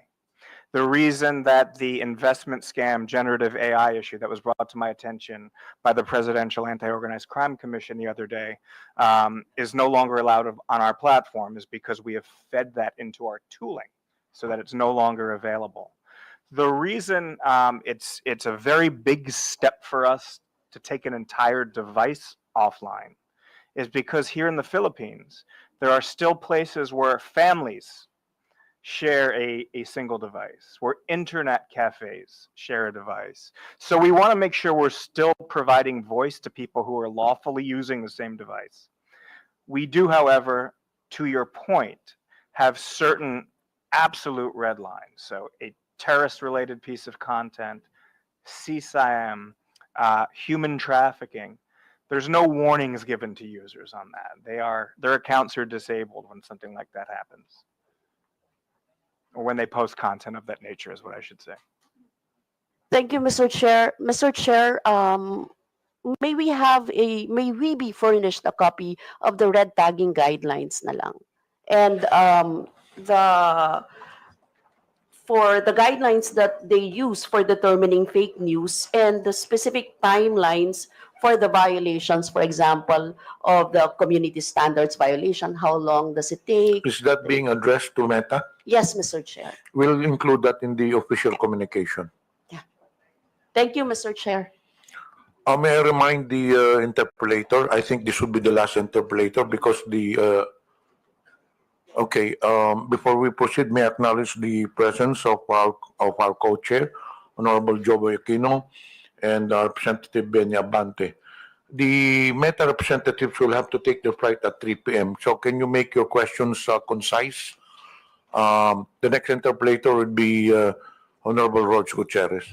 Thank you, Mr. Chairman. I understand the busy schedule that our resource persons have. I'll try to make it quick. Good afternoon to our dear resource persons. I'd like to direct my questions to the Meta while they're here. Mr. Chair, just very briefly, I hope you can bear with us. It's been, it could be confusing for us, especially. Ideally, we would be tackling this together with Google and TikTok. However, understandably, due to schedule concerns or for whatever reason, you've appeared separately. So we'll be going through this all over again. I hope you could bear with us. Before we begin, I'd just like to verify. So Dr. Frankel, is it, Mr. Chair, to the Honorable Chairman, can you tell us what you do in Meta? Mr. Chairman, Congressman, I'm the Director of Public Policy for Southeast Asia. And you are based in where? Singapore. In Singapore. And you are part of Meta, the American company. So I'm an employee of Facebook Singapore PT Ltd. Meta Platforms is the American company. Meta Platforms is American company, the Singaporean company. And Mr. Abrams, to the Honorable Chairman, maybe know your position in Meta. So I'm one of the heads of law enforcement and national security outreach, handling a large chunk of Southeast Asia. My employer is the same as my colleague Rafi's. So likewise based in Singapore. Also based in Singapore. Here in the Philippines quite often. Here in the Philippines quite often. And generally for Meta, although Meta Platforms, the American company, when they operate in Southeast Asia, they would do so through Facebook Singapore. Is that correct? Every country, sorry, Mr. Chairman, if it's okay. Congressman, every country has a different legal structure. Here in Philippines,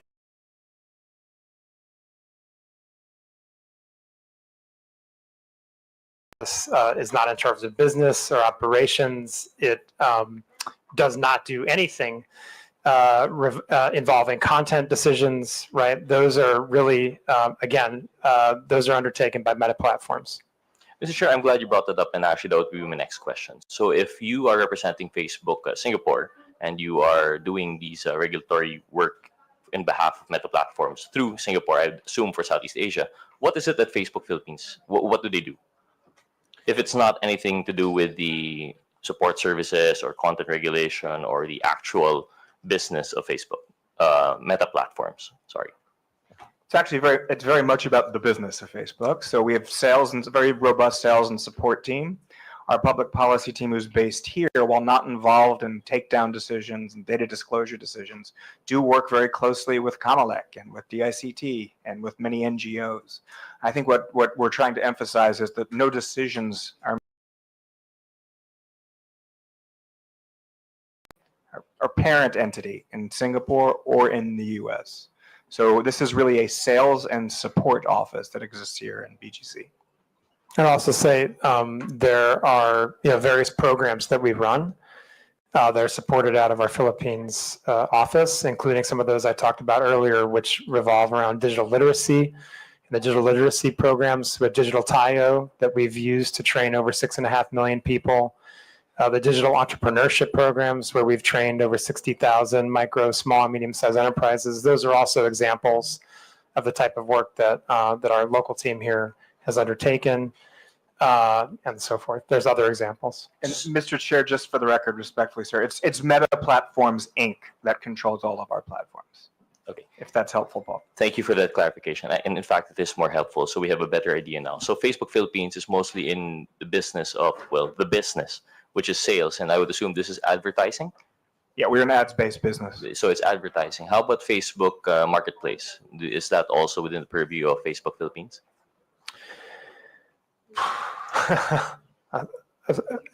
Mr. Chairman, if I may, I want to check to make sure I get you the totally accurate answer, but I believe the answer is no. I think that Facebook Marketplace is, again, operated by the parent company in the United States, but I do want to qualify that by saying I definitely do want to check to make sure that's correct. Thank you. So I hope you understand where our confusion is coming from. So I would assume that Facebook Marketplace would be part of the business end of Facebook. So we would assume that that would be something within purview of Facebook Philippines, considering that there would be regulatory requirements under the DTI and such. Mr. Chairman, if I may, this is where it does get a little complicated, right? I mean, to be clear, so there, there's no commerce that's taking place on Marketplace, right? And so but it doesn't mean that we don't comply with local law, right? We, as a global American company that lives up to the best legal standards in the world, we always want to comply with local law. So just because any of the platforms are being operated by an American company doesn't mean that we still won't comply with local law. Yeah, Mr. Chair, absolutely agree with you, and we are not implying any, disregard for local law. But precisely, I think if you've been listening to our fellow colleagues here, what we're driving at is accountability, which goes beyond just the legal requirements. So I hope you understand where we're driving at this and why I'm asking these questions. We aren't implying that you aren't following local law, and in fact, we do appreciate all of these efforts that you've done above and beyond the legal requirements that we may have, such as your public outreach programs that you may have, and your facilitating the requests of some of our stakeholders in government. However, I hope you understand that what makes it very difficult for us is that when we have problems, it's very hard to reach Meta Platforms Inc. So understandably, we are of the position that if we have any problems or anything that we have to relay, we have to go through Facebook Philippines. But as you can see from our previous hearings, they've been tossing us around left and right. We go to Facebook Philippines, they tell us to coordinate, they have no involvement with Meta Platform Inc. We go to Meta Platform Inc. and they say that, no, we're an American company, we won't be going there. So we're now trying to understand, for our purposes in crafting legislation, what legislation can we make given the very specific, special structure that social media corporations tend to have. I hope you understand, because generally what we're trying to regulate here now is within the purview of publication, for example, media. But unlike media, which would operate specifically within a country, we're talking now about, a foreign entity that would now be in the business, not just of, public expression, but also the commercial side of it and advertising. As you said, you're a ads-based business. So now we'd like to just differentiate. So going back to my question, I hope you'd bear with that. So Facebook Marketplace is not with Facebook Philippines. Facebook Philippines deals with the public outreach programs that you mentioned and the business side. So anything that has support for the Meta Platforms Incorporated in relation to content regulation and, for example, double-checking terms of use, if compliance with terms of use, these are not within the purview of Facebook Philippines. That much is clear, correct? Mr. Chairman, if I may. Okay. Thank you, thank you, Congressman. And now I understand where you're going with these questions. So let me just clarify again. The platforms, whether it's Facebook, Messenger, Instagram, Marketplace, they are operated by Meta Platforms Inc. in the United States. So for the purposes of these hearings, we are the people that can come and address them. And I just want to clarify, and by the way, also, if you would like to have further discussions on regulation that you're considering, we're happy to do that. And I also just want to really, really clarify and emphasize a specific point. We always intended to come to these hearings. I really do want to make sure I say that and repeat it, because it's very true.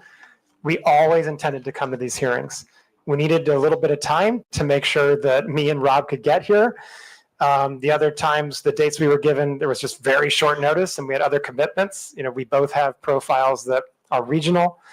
And so there was always an intention to come to this hearing and answer your questions and demonstrate the accountability, which we absolutely agree you deserve. We know how important our platforms are. We know that they service the vast majority of Filipino people. We know that they're used for commerce, for social connection, for business, for government affairs. We know how important they are.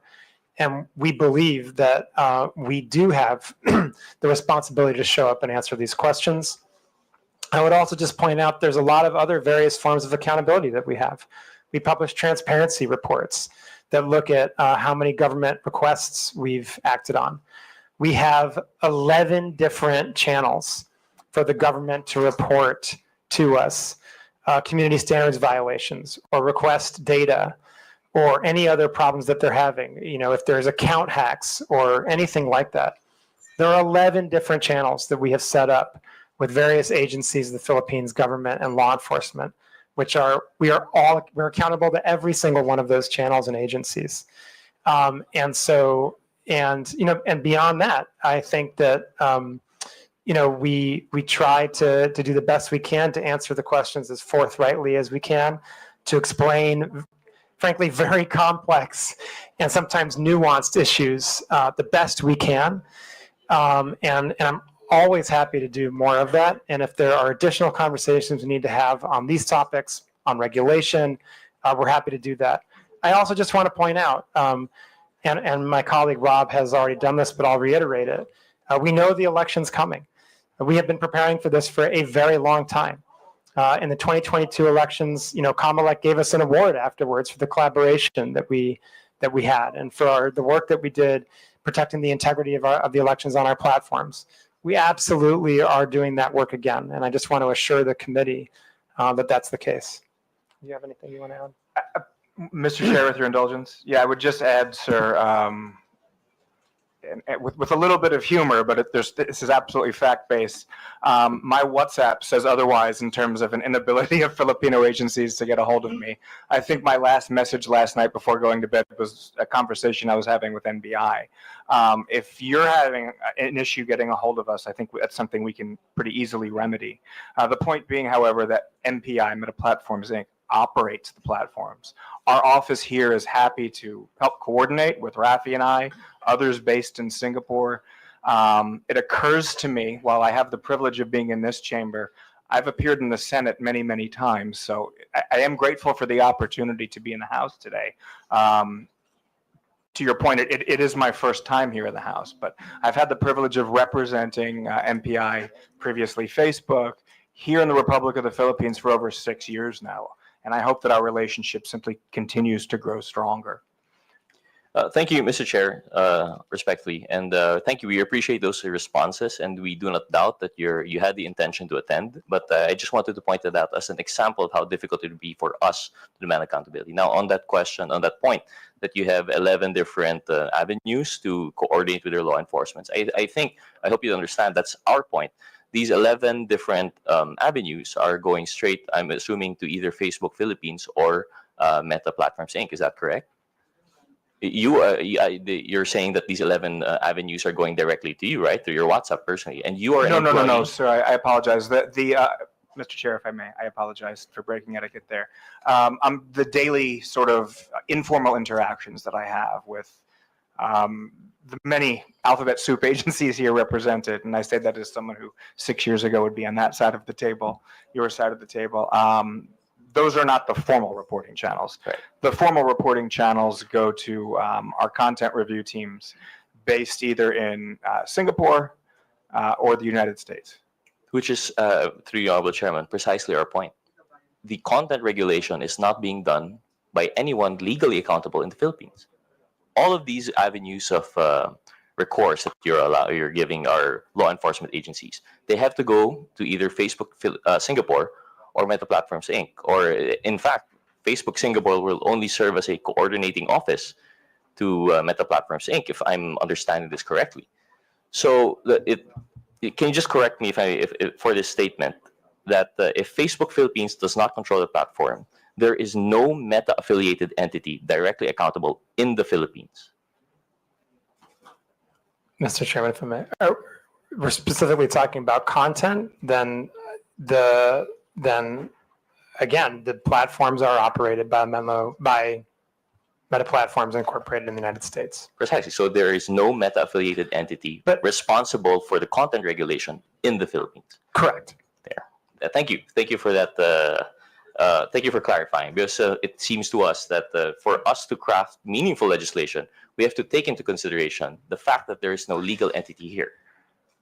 Mr. Chairman, if I may, Congressman, I just want to, I would, if I could, take a step back here. I think that what future conversations that we should focus on are, what are the objectives you're trying to achieve that you don't feel like you're achieving now? I think that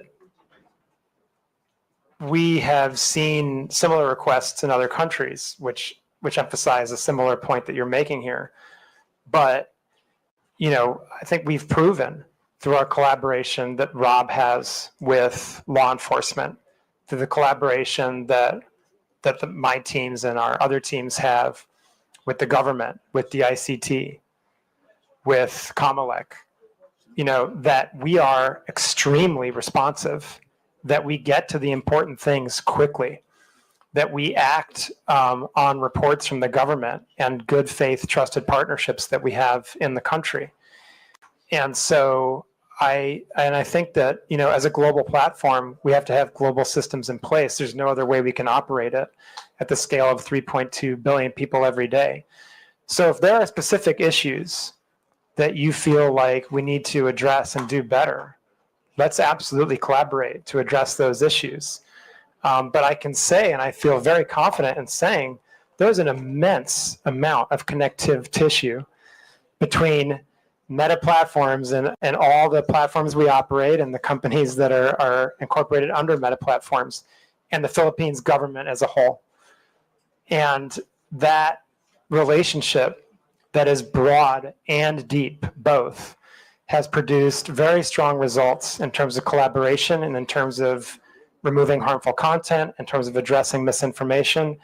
And as I mentioned before, when it came to the last round of elections, it even produced an award from Comelec. And so I think we feel pretty confident that we have the right structure in place. But if there are specific issues that you'd like to address and specific regulations that you'd like to work on, we are very happy to sit down and talk to you about this. Thank you to the Honorable Chairman. We appreciate that response. But as we mentioned, what we're trying to come up with here is meaningful legislation to curb fake news and misinformation.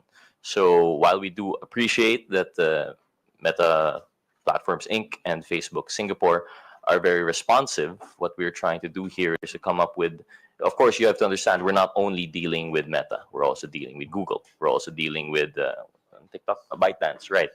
So we're trying to come up with meaningful legislation that can consolidate our issues with all three. So while we do appreciate, again, it bears repeating that we appreciate the responsiveness of Facebook Singapore and Meta Platform Inc. through your respective offices, it doesn't skirt the issue for us that there is no baseline legal responsibility within the Philippines. There is no Meta-affiliated entity within the Philippines. And that's what I believe makes it hard. To just drive that point, perhaps, Mr. Chair, I'd like to make a quick side question to maybe one of our officials from the CICC, for example. To our CICC, when we have requests for takedown from Facebook, what is the general turnaround time?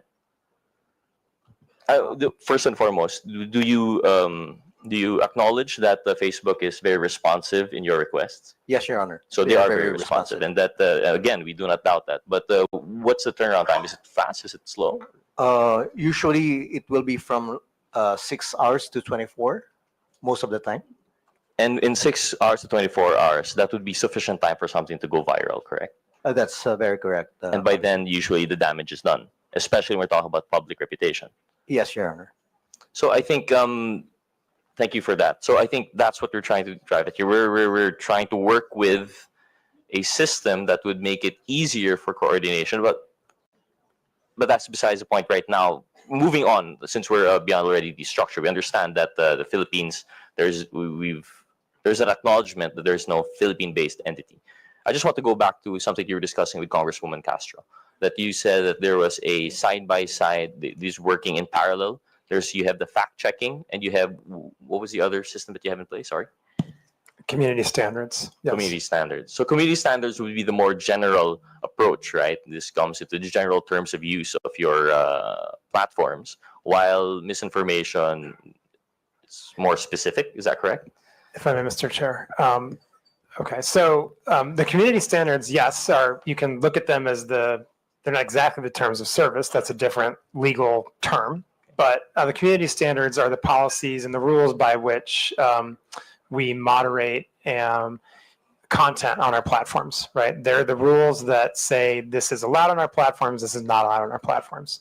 The rules we have around misinformation are part of the community standards. I think the distinction I was trying to make with the Congresswoman earlier is that when it comes to misinformation,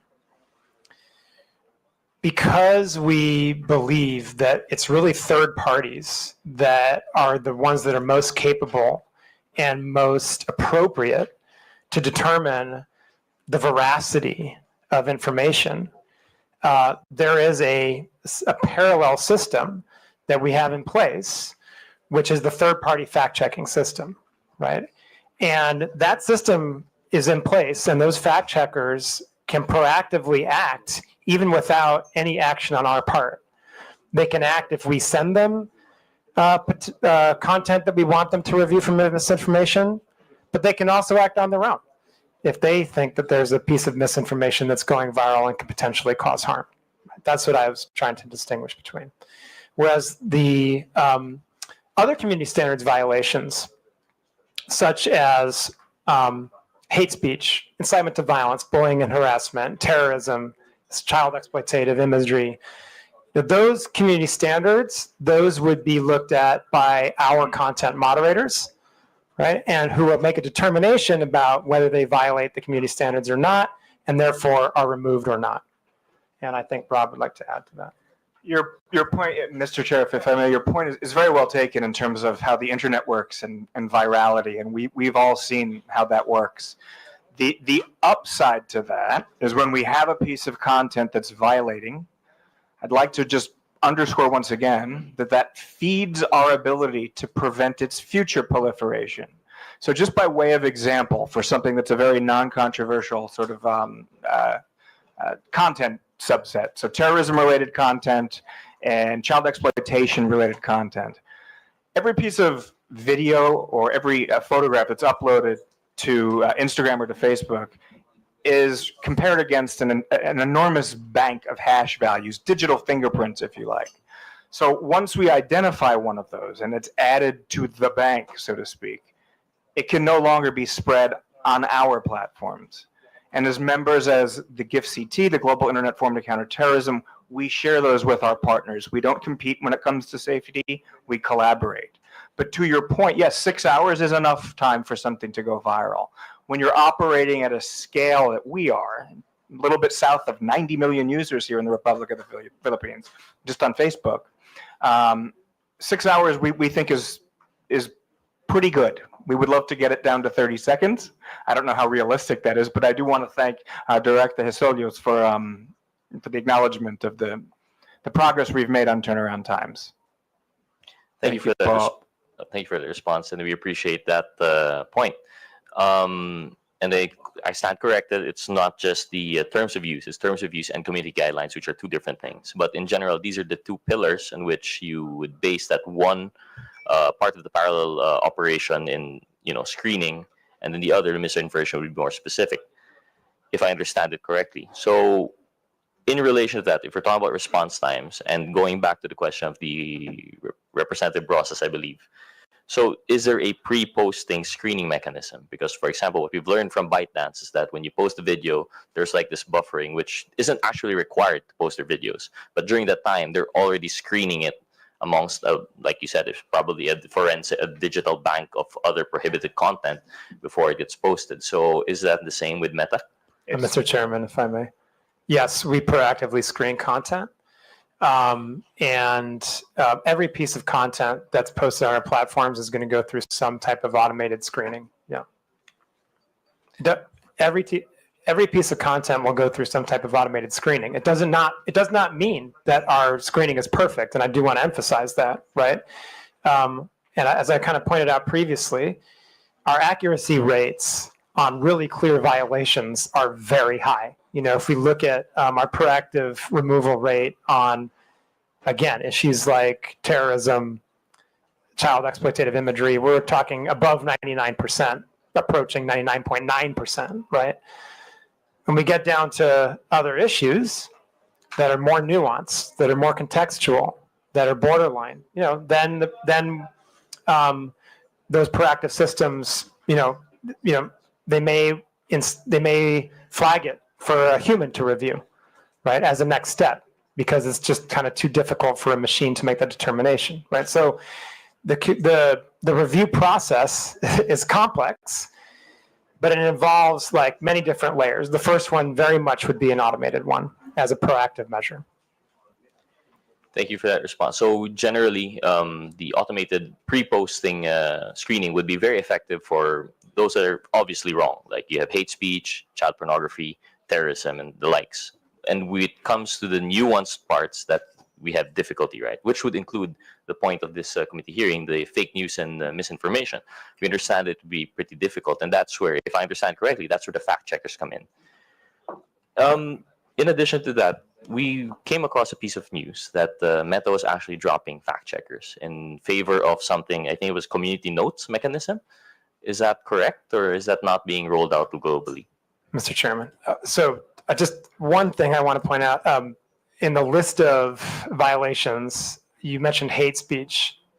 Hate speech sometimes can be obvious, but other times it cannot. And so that one's a little more nuanced than terrorism, for example, right? Okay, yes, turning to our global fact-checking program. As of, I believe, yesterday, if I'm not mistaken, in the United States only, we have moved to a system of community notes as opposed to our third-party fact-checking system. But everywhere else in the globe, the third-party fact-checking system is the system we still use. Could you please enlighten us as to why the United States has dropped that fact-checking mechanism? And were there difficulties on their previous review system? And do you foresee that this difficulty would actually be the same all around the globe? Mr. Chairman, if I may. Congressman, the fact-checking system in the United States, I think what the determination by our global leadership was that we saw that it had become in some way politicized, and that they believed that there was the potential to improve on that system using the community notes system, right? Which companies like X have already developed and implemented for quite some time, which relies on many, many, many more users and many, many more diverse points of view to determine whether content is false in some way. And that system has now been implemented in the United States only. As of now, there's no plan to change that globally, but I think that I would just always say that whether it's our fact-checking system, whether it's our generative AI products, whether it's the user experience in some way, we're always looking to improve everything we do. We're always looking at innovation. And so, the community notes that are now rolling out in the United States, we're obviously going to be looking at, are they effective? Do they make sense? And testing like the capabilities there. But as of now, and there's no plan to change the system other than in the United States. I still have quite a few, I have a lot of questions actually, but I understand that there's a time constraint for our resource person. So I'll just stick to one or two questions to conclude. Just based on that point, I'll leave the others out. So when they drop the fact checking, I know it doesn't apply it here, but we'd like to know the possibility of if that were to be implemented here. We'd want to know what we're working with for our legal framework, right? What laws that we might come out with in relation to that. So if you are dropping fact checkers and it's community based, this would now be more in line with the reporting system that you already have. So it's going to be it's going to be based on user feedback. And how do you differentiate authentic user feedback from, for example, what we're really fighting here are the trolls? I mean, that's one thing that we can agree is very morally wrong and misleading. So when they're purporting to be other people who they're not, and they're not voicing actual, personal opinions, and they bloat their numbers per capita. Instead of just one voice, it appears to be hundreds of thousands. How do you now balance that when you drop the fact checkers?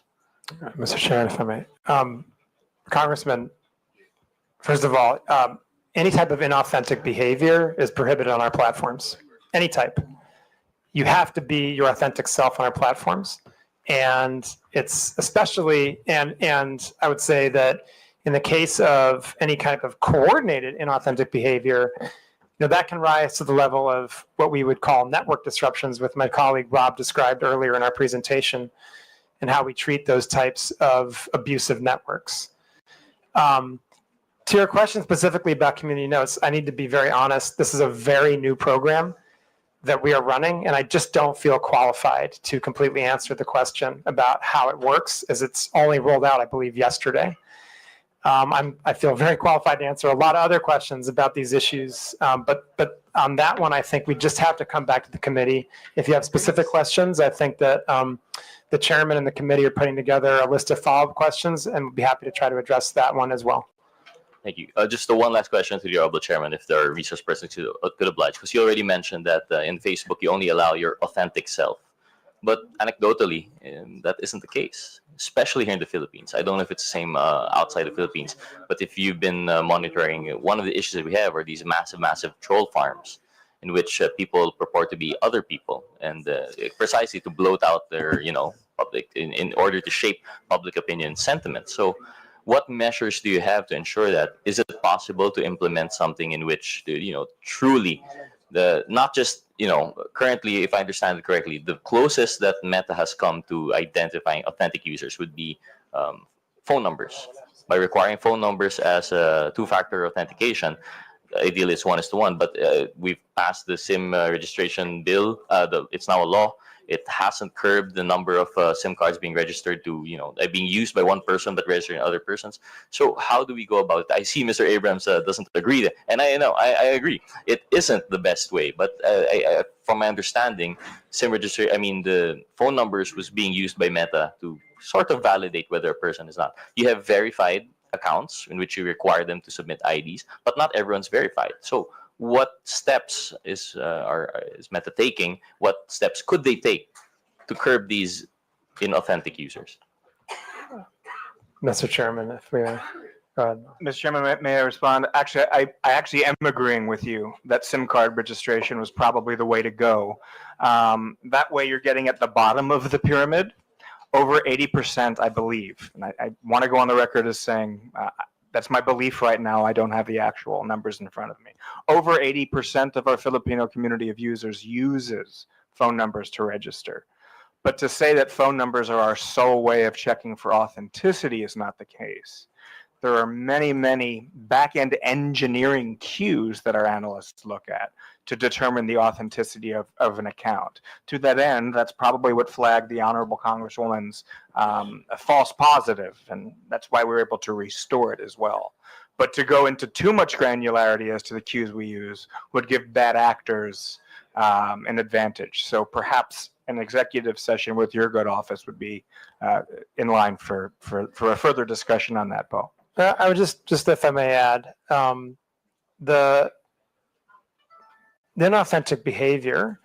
I think in our latest report, but again, we can go look up the exact figures, but we've used AI, for example, to remove, I think, 2 billion accounts in the last transparency report for inauthentic behavior. And so again, we can get you the exact numbers. We report those transparently. But what I would also just emphasize, and I think this is really important because I get your question is about troll farms.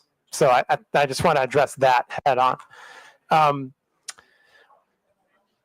We would view that type of behavior, generally speaking, under our coordinated inauthentic behavior policy, which prohibits exactly what that sounds like.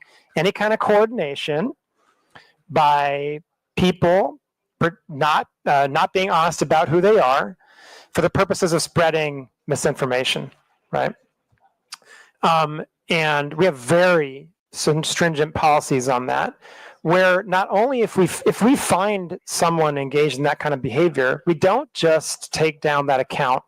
We do what we call fan outs, and we investigate what other accounts that account is coordinating with.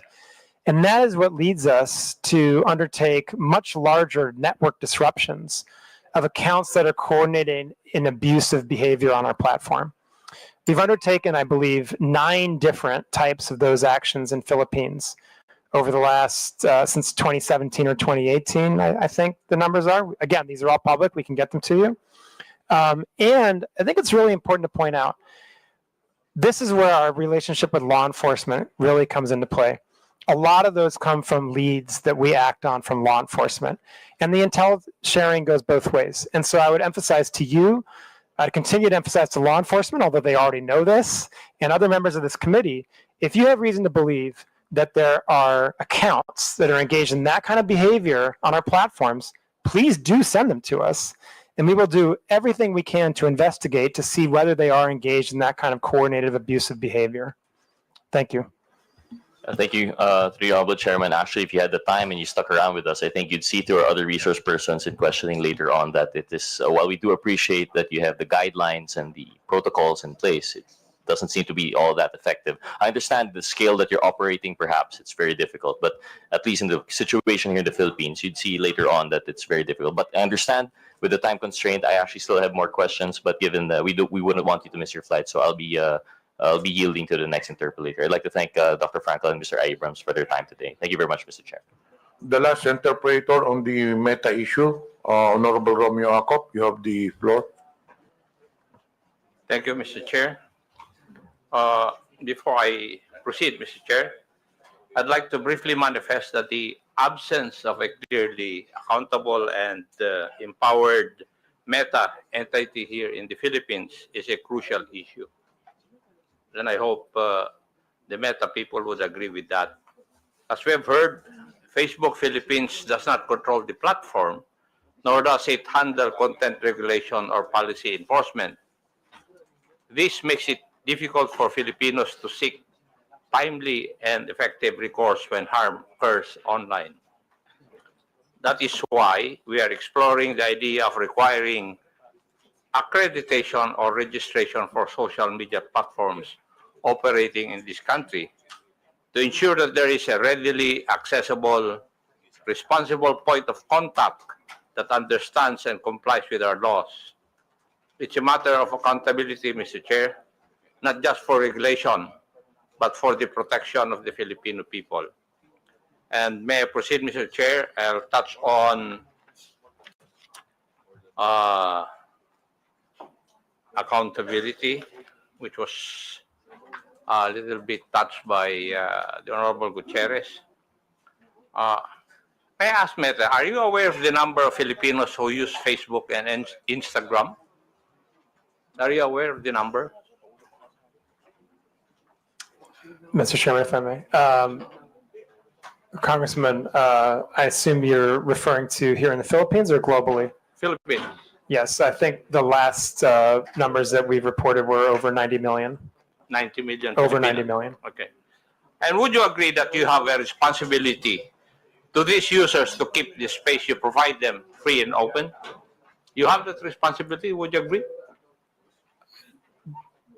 Sorry, do we have the responsibility to keep our platforms free and open? Yes. Sir? I think we have the responsibility to do the best we can to balance the rights of Filipino people to free expression, but also the rights of people to have a safe space on our platforms. I believe that's what you're getting at.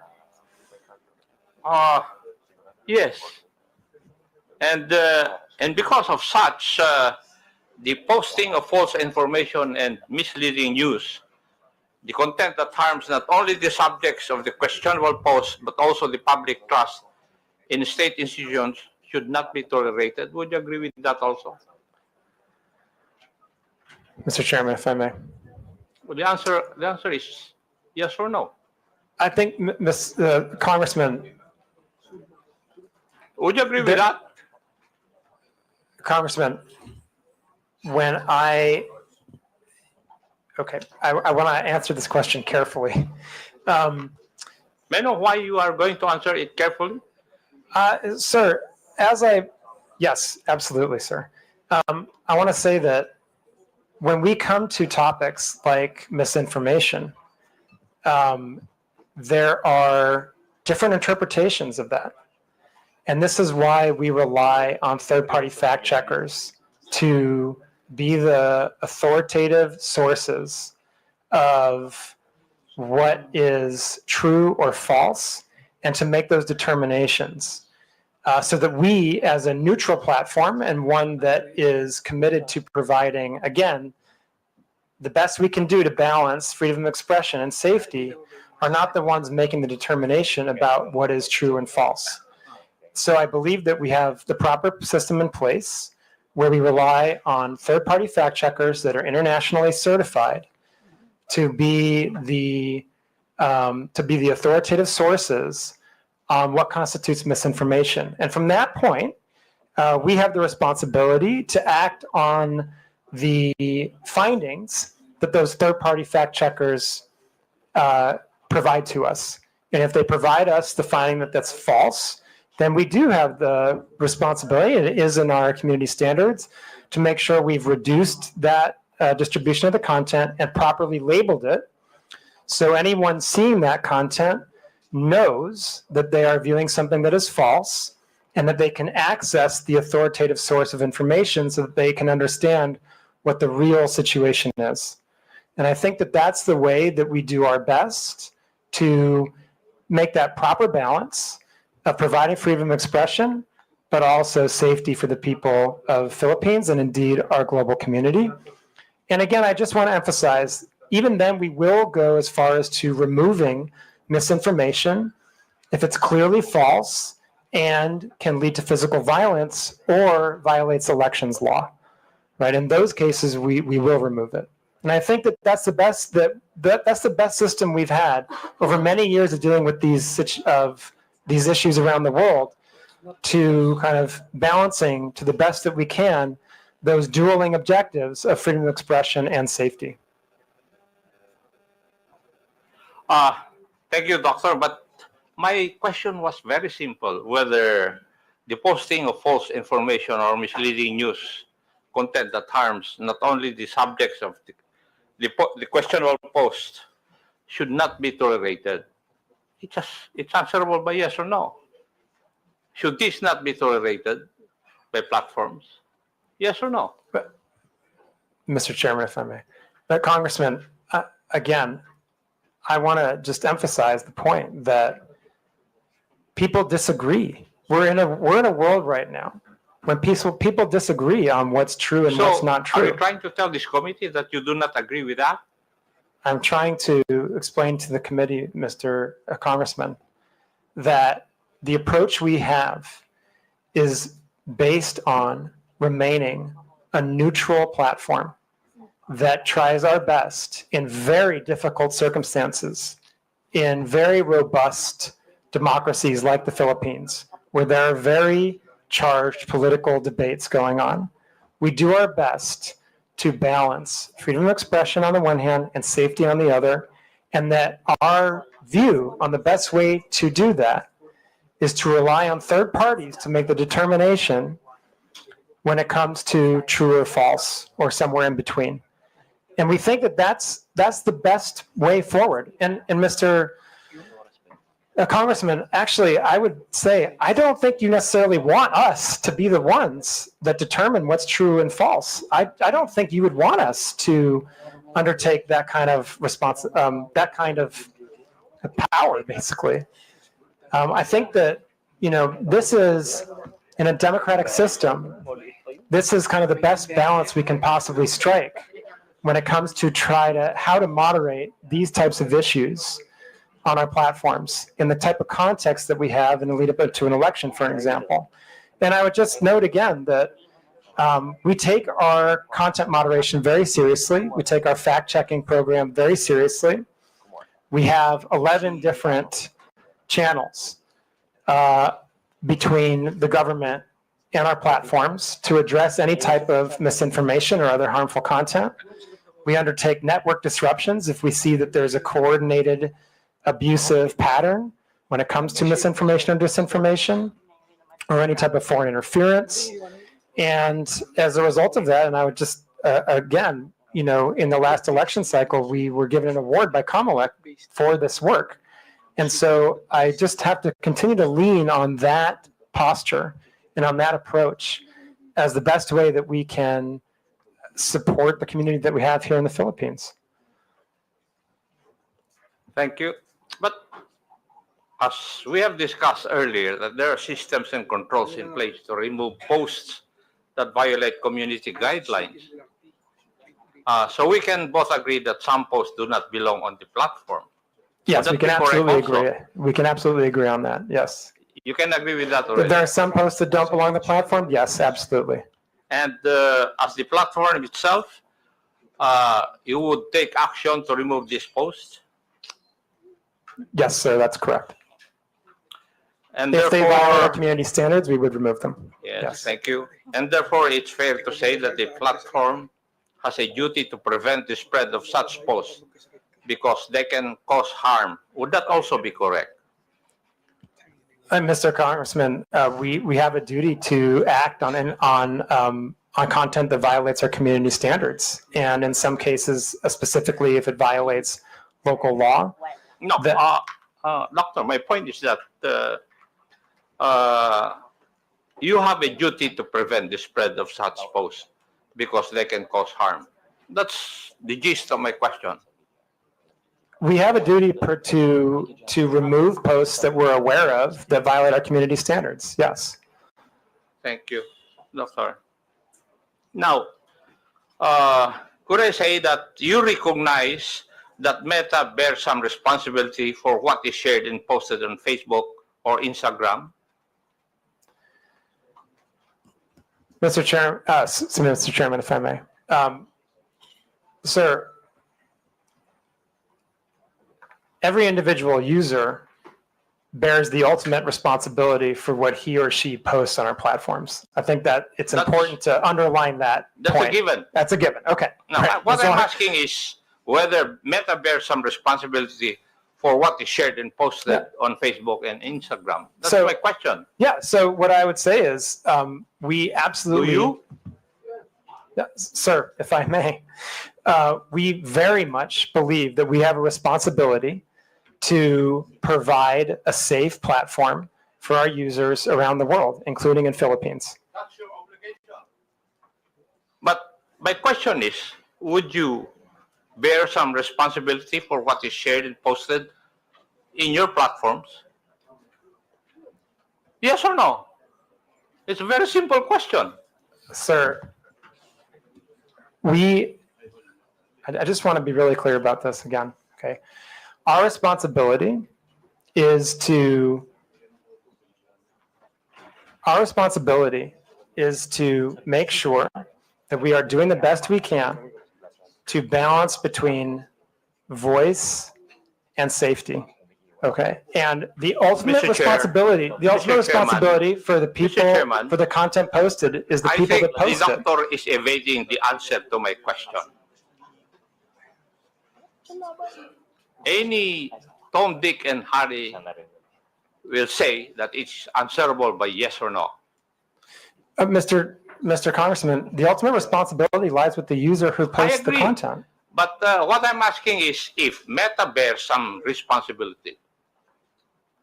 I'm not asking whether you are the primordial entity to be responsible. No, I'm not asking that.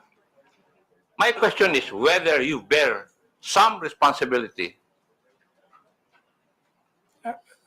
Mr. Congressman, if I may, I believe I've answered the question that I think the user bears the responsibility for what they post on our platform. Now, we have a set of community standards that we do our best to uphold because we want everyone to have a positive experience on our platforms and a safe experience on our platforms. And that's what our community standards are for. That's what our fact-checking programs are for. That's why we take these hearings very seriously. That's why we have the 11 different relationships with the government agencies in the Philippines so that harmful content can be reported to us. And I think that's how we do our best, like I said, to ensure that people have a voice and the freedom of expression while also a safe experience. But as I said, I think the ultimate responsibility for content lies with the user that's posted it. Mr. Chair, the questions I would be asking would depend on the answer of Dr. Frankel insofar as whether Meta bears some responsibility, and therefore, since he has said that he cannot answer me directly, I will not ask the other questions. But may I make a manifestation, Mr. Chair? It seems from our discussion that social media platforms are making some effort to curb the spread of fake news in this country.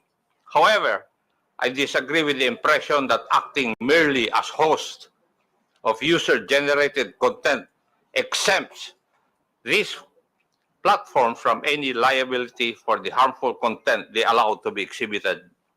As part of our legislative duties, I think it may be time to revisit the current legal framework regarding these social media platforms, if only to incentivize them to further crack down on these types of illegal posts. Now, may I go to another issue, Mr. Chair? Yes, Mr. Chair. Regarding monetization, Doctor, can you confirm whether Facebook or Instagram allows content creators in the Philippines to earn revenue directly through the platform? Yes or no?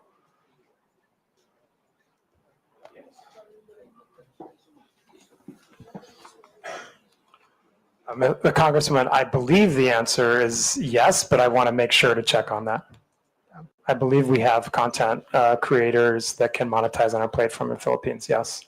Thank you. And would this mean that Facebook directly pays users upon fulfillment of certain requirements and upon reaching specific targets? Would that be correct also? I'm not familiar exactly with the modality of payment, but again, I believe, yes, we do provide content creators with the ability to monetize here. Thank you. And what are the means of earning through the Meta platforms, Facebook and Instagram? I'm sorry, sir, what? What are the means of earning through the Meta platforms, Facebook and Instagram? There's different ways. You can monetize your content using something we call stars. There's ways that we can have partnerships. I think there's 2 or 3 different ways that creators can monetize. Thank you. And are there specific content guidelines that monetized accounts must follow?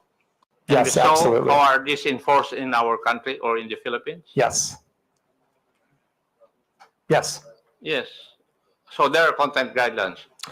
Creators, like anyone else, must abide by our community standards. Now, is there a process also for demonetizing content that is later found to be false, misleading, harmful, or otherwise violative of the community guidelines?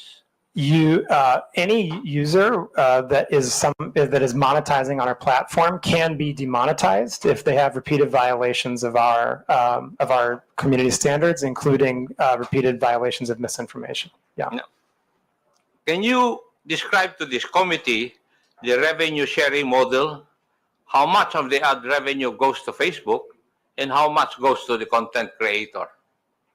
Sir, I honestly don't know the answer to that. I'm happy to provide that if we can take that under question to come back to the committee. And who would be the proper authority from your group to answer that question?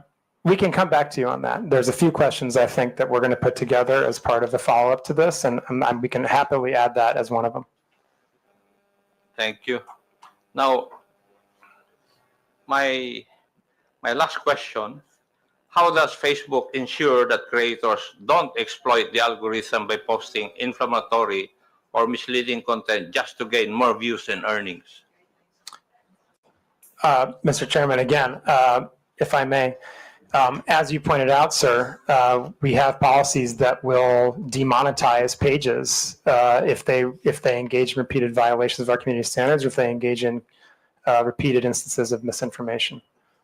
For curiosity's sake, can you provide data available on how much content creators in the Philippines have earned through Facebook's monetization programs over the past years? Mr. Chairman, I'm sorry, I do not have that data. And who would have that? Again, we can take that question under advisement and see if we can come back with something, but that may also be subject to privacy. And so I would have to see what the exact question is and see if we can come back to you on that. Thank you. Thank you, Mr. Chair.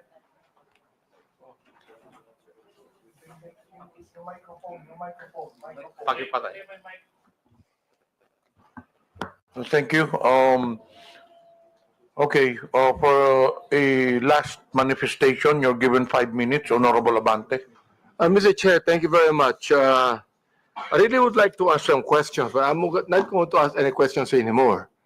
But as I listen to your explanation, I begin to realize, and I don't understand what Meta actually is. All right? I have to admit I'm ignorant of what you're trying to do. But I would think, Mr. Chair, that Meta is a self-regulatory agency because you have community standards. Content and accounts that violate our community standards, including harmful misinformation, and you remove it. And you're not telling us that you have, in a way, a responsibility to do it. You have, because you are a self-regulatory agency of your company, of Facebook.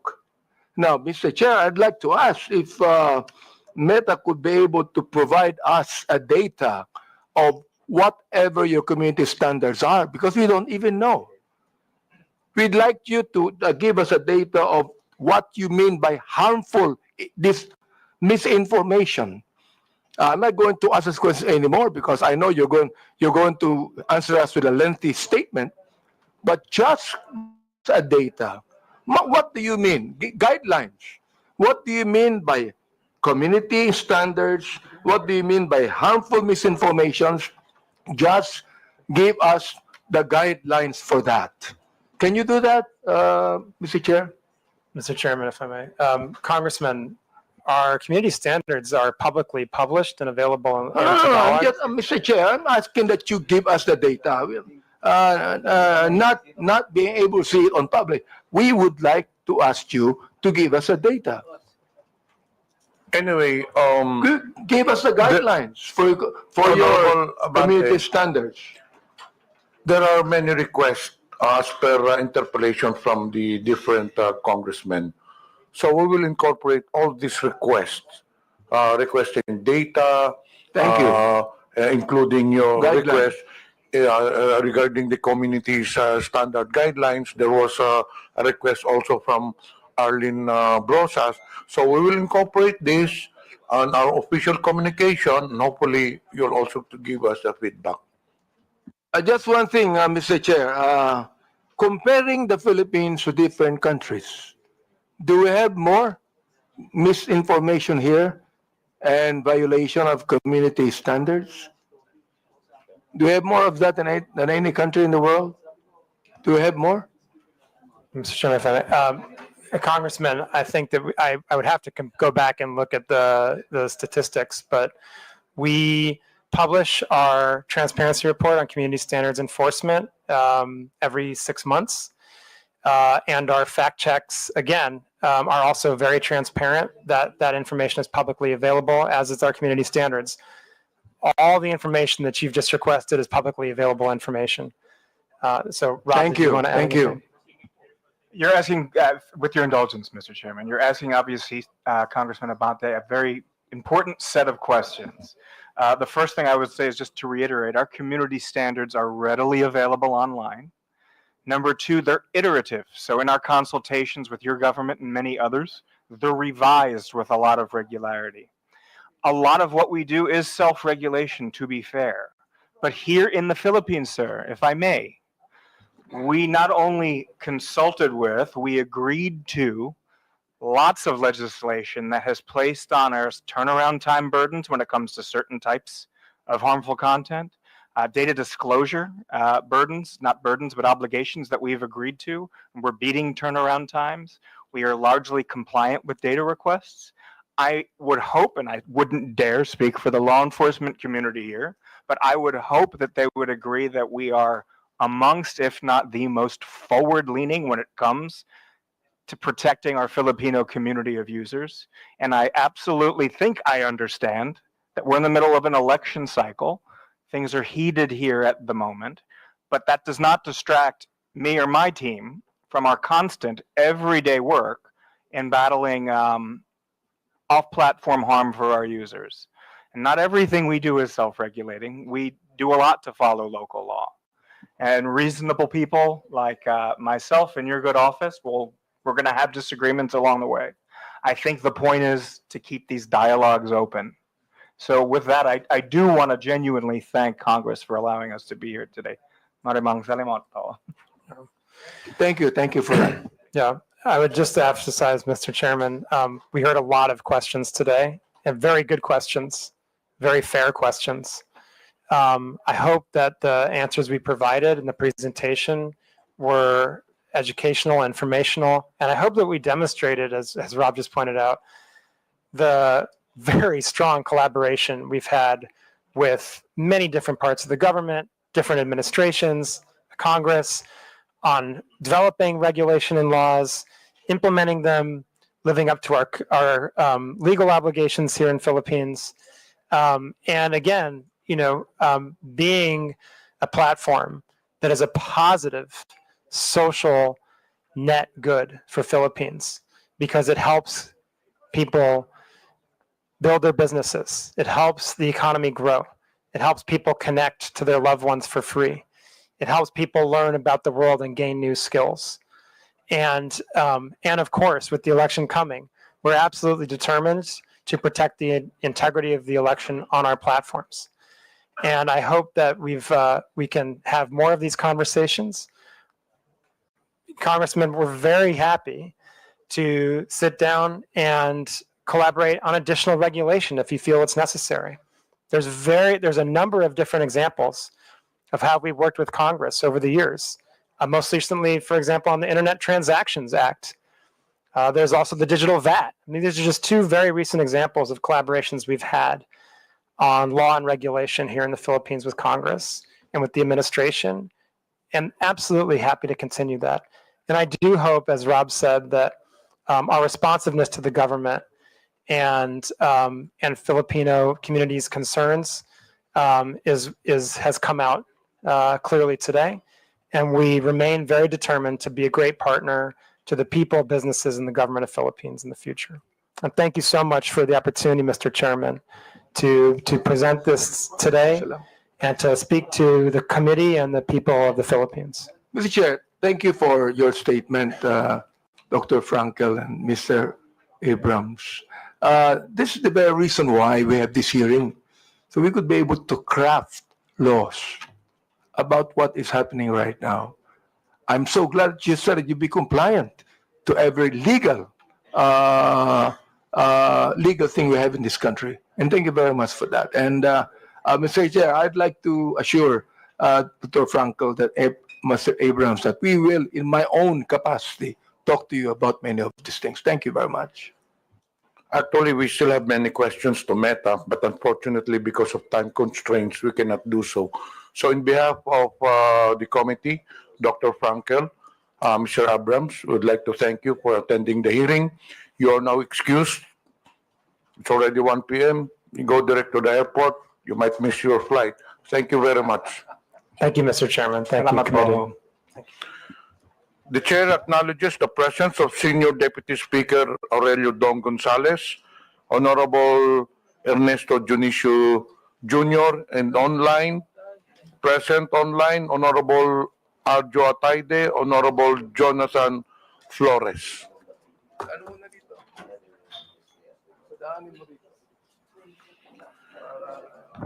We have 5 issues to be discussed in today's hearing. 1, social media platforms. 2, celebrities. 3, testimony from Commodore Tariela. 4, testimonies from social media influencers. And the last one is testimonies from government agencies.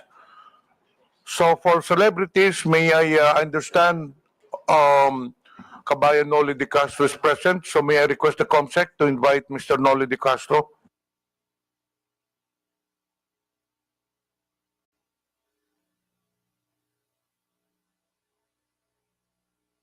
COMSEC, pwedeng maimbita natin si Mr. Noli De Castro so that we will have an orderly hearing and a smooth flow of discussion.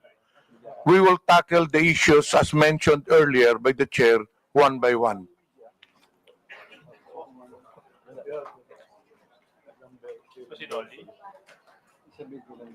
COMSEC, I understand, I was informed earlier that Mr. Noli De Castro is in the holding room. Yes, sir. Okay. Can we invite them?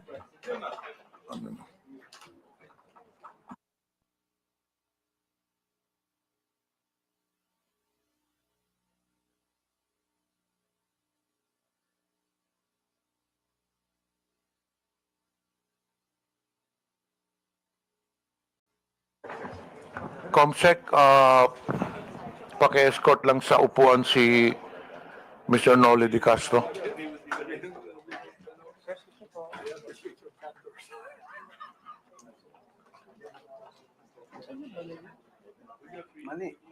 Thank you, Kabayan Noli, for attending the hearing. We will give you an opportunity if you would like to make an opening statement.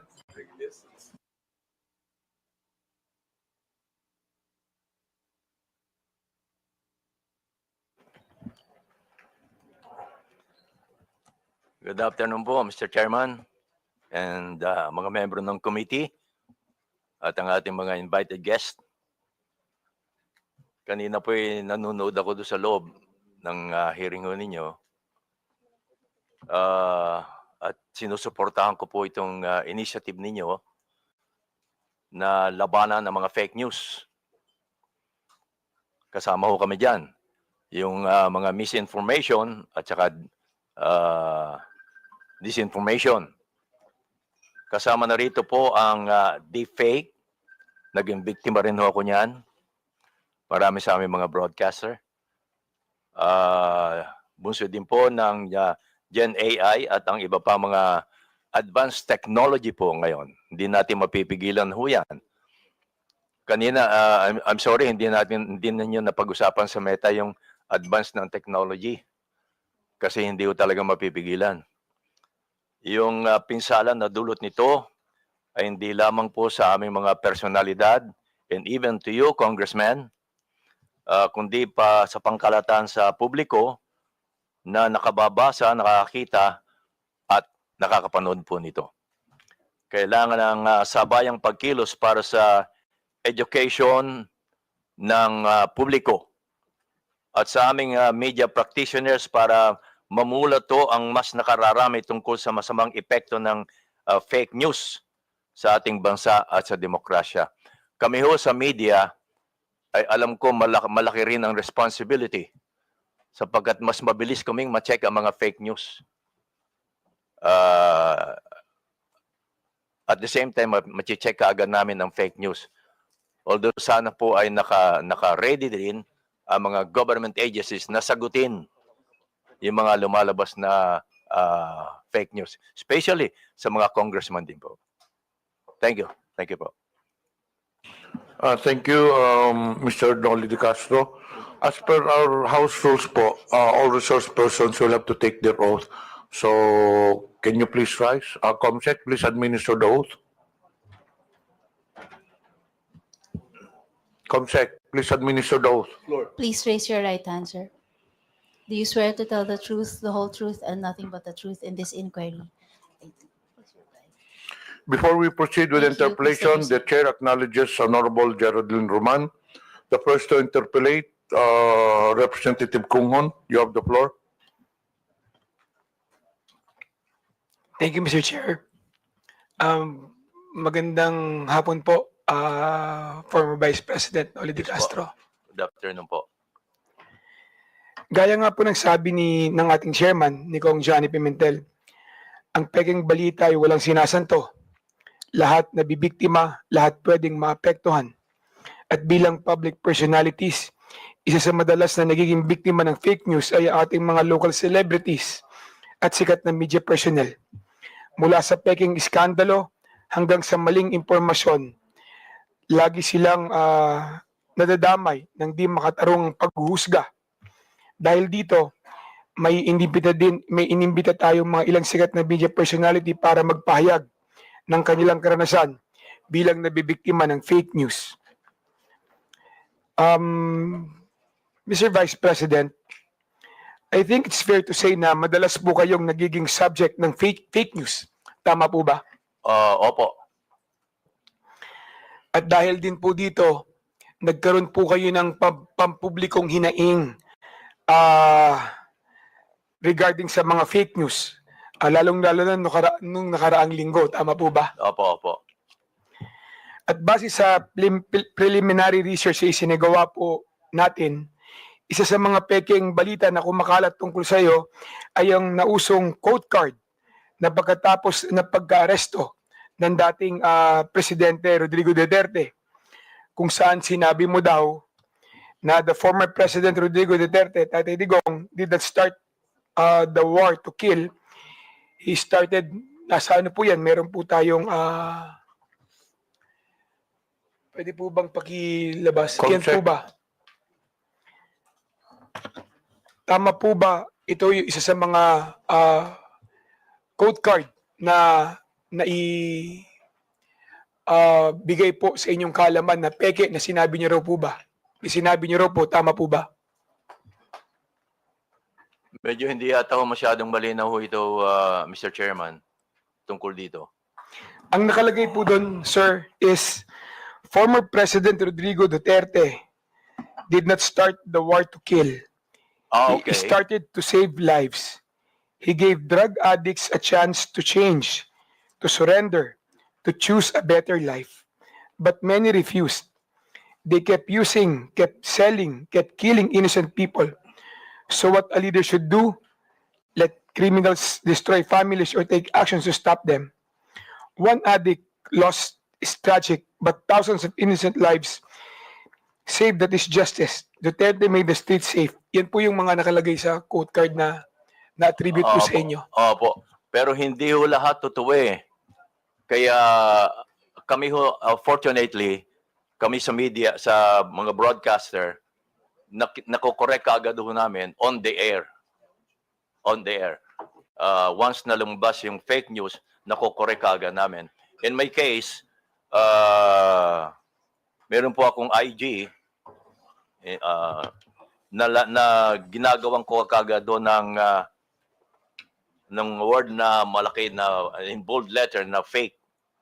Tapos nakikiusap po ako sa aking mga kaibigan na may Facebook din, may IG, another form na ipakalat naman nila na yung lumabas na ba na news item ay fake. Yun ang mga ginagawa ko para mabilis na nakakakalat yung information na that item ay fake. Thank you, Mr. Vice President. Mr. Vice President, nakikita niyo po ba yung nakalagay sa screen natin ngayon? Opo. Ito po ay galing kay ito po ay pinost, no? Ni JM, di ko alam kung paano i-pronounce itong Almine o Almine? Oh. Almine. Ayan, JM Almine. Nakalagay po dito, sabi niyo raw po na di ko binoto si PRRD dahil gustong-gusto ko talaga si VP Lenny. Aha. Familiar po ba kayo sa napabalita ang sinabi niyo daw po. Opo. Alam ko ho, fake ito. Kaya gumawa kaagad ho ako ng version ko at nilagyan ko ho ng in bold letter na fake. Mr. Vice President, kilala niyo po ba si J.M. Almine? Hindi po. Hindi ko po siya kilala. Sinubukan niyo po bang kilalanin kung sino yung nag-post nito? Hindi na po dahil baka mamaya hindi tunay na tao ito eh. Uso ho ngayon yun. Ano po ang naging reaksyon niyo nung nakita niyo yung post na ito? Well, sanay na ho ako sa mga lumalabas na ganito eh. So ang first reaction ko ay gumawa ng paraan para may pakalat ko na fake nga ito. Lagyan ng bold letter na fake. Kuminsan no, ginagawa ko pa, naka-flash yung fake. At makiusap sa mga kakilala ko na may mga Facebook, IG at iba pa, na ipakalat din nila para marami po makabasa. Nung nakita niyo po ito, ano po yung personal na naramdaman ninyo? Dahil karamihan po sa nakabasa nito, naniniwala na sinabi niyo raw po ito. Well, of course, ang iba maniniwala ho, lalo na kung hindi ako kilala. Pero sa newscast, nako-correct naman ho namin ito eh. Itong ganito. Kaya madali lang ho eh. Hindi ho ako masyadong naapektuhan kapag ganito.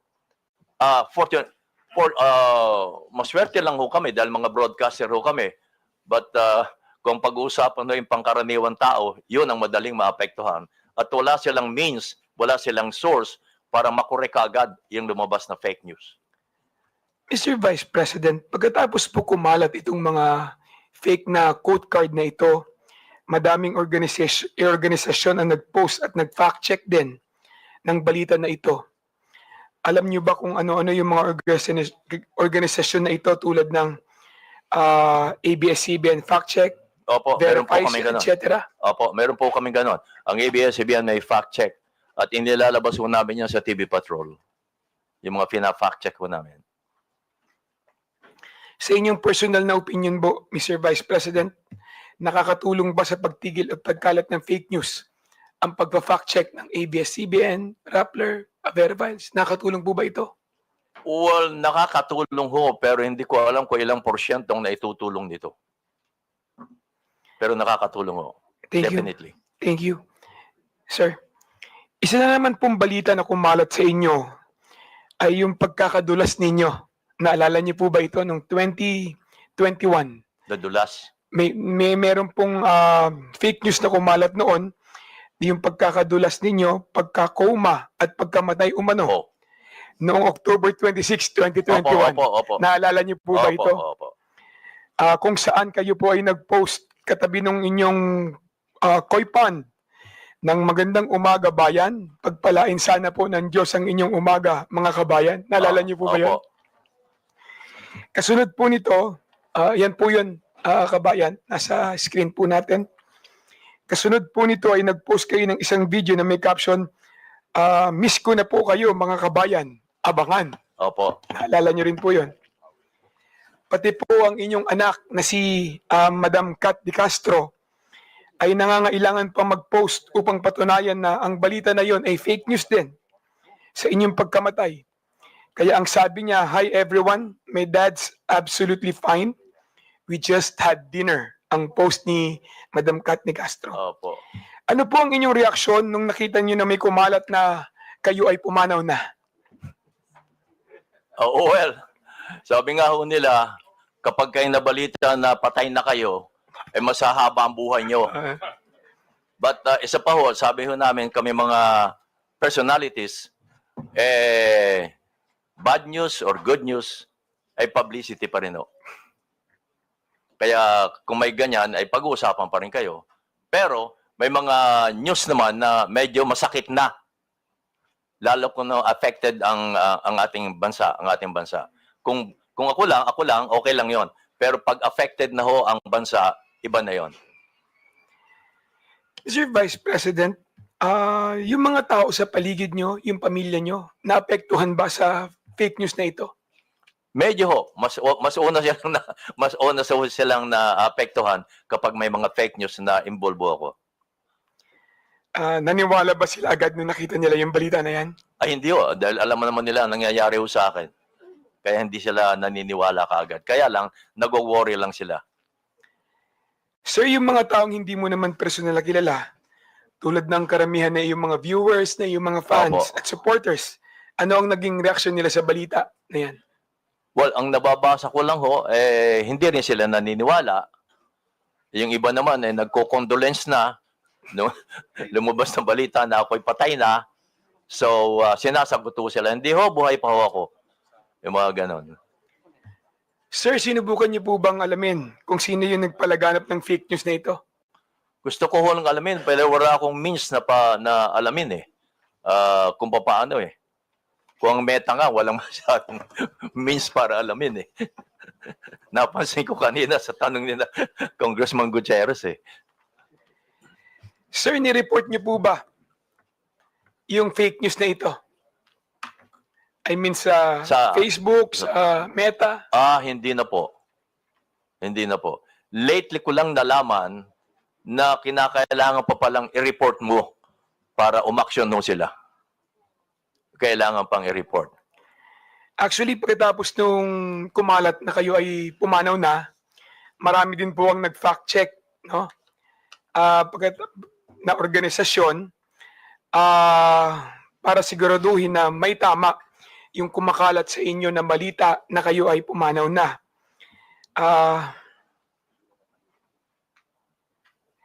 Paano naman po yung mga social media website, no, Mr. Vice President, kung saan kumalat yung mga post na ito? May mga gumawa ba sila na paraan para matigil o matulungan kayo para i-correct, no, yung mga ganitong klaseng fake news? Meron po bang mga tumulong na mga website? May mga tumulong po bang mga individual para kayo'y matulungan na pagsawata itong mga fake news na kumakalat sa inyo? Again, may means kami para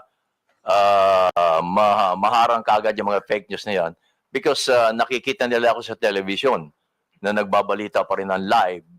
So that means yun ang patunay na hey, buhay pa pala si kabayan nagbabalita pa ng live. Yun ang sinasabi ko na kami ay maswerte pa ng katulad namin personality.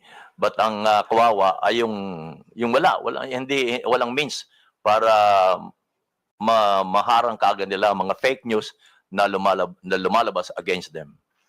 Kanina tinanong po ni Congressman Acop kung may responsibilidad ba ang Meta at Facebook sa mga ganitong klaseng kumakalat na fake news. Tingin niyo po ba, kabayan, merong responsibilidad ang Facebook at Meta sa mga ganitong klaseng fake news na lumalabas at nakaka-apekto, lalong-lalo na sa buhay ng mamamayan? Opo, naniniwala po ako doon. At naniniwala din akong negosyo ito Pati na po sa mga vlogger, kaya sila naingganyong mag-vlog, ay dahil lang sa kumikita rin sila.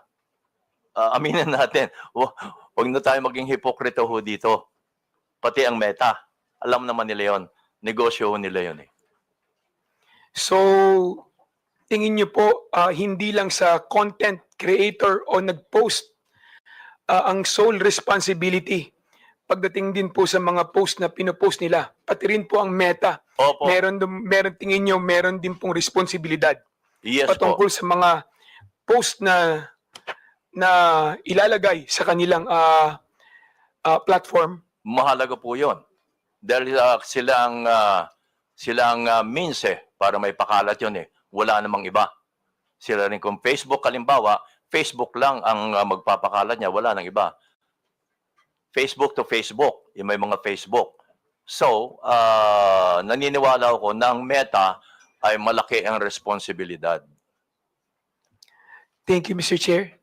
Re-reserve ko po yung aking mga katanungan sa susunod na round. Thank you, Mr. Chair. Thank you. Maraming salamat, Mr. Vice Are there President. any other members who would like to ask questions to the former Vice President De Castro? I understand Honorable Roman is inclined to ask questions. May we know from any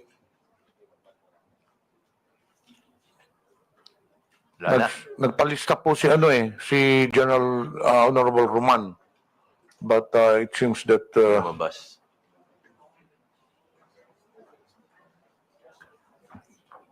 dito po. So the next interpolator is Congresswoman General Din Roman.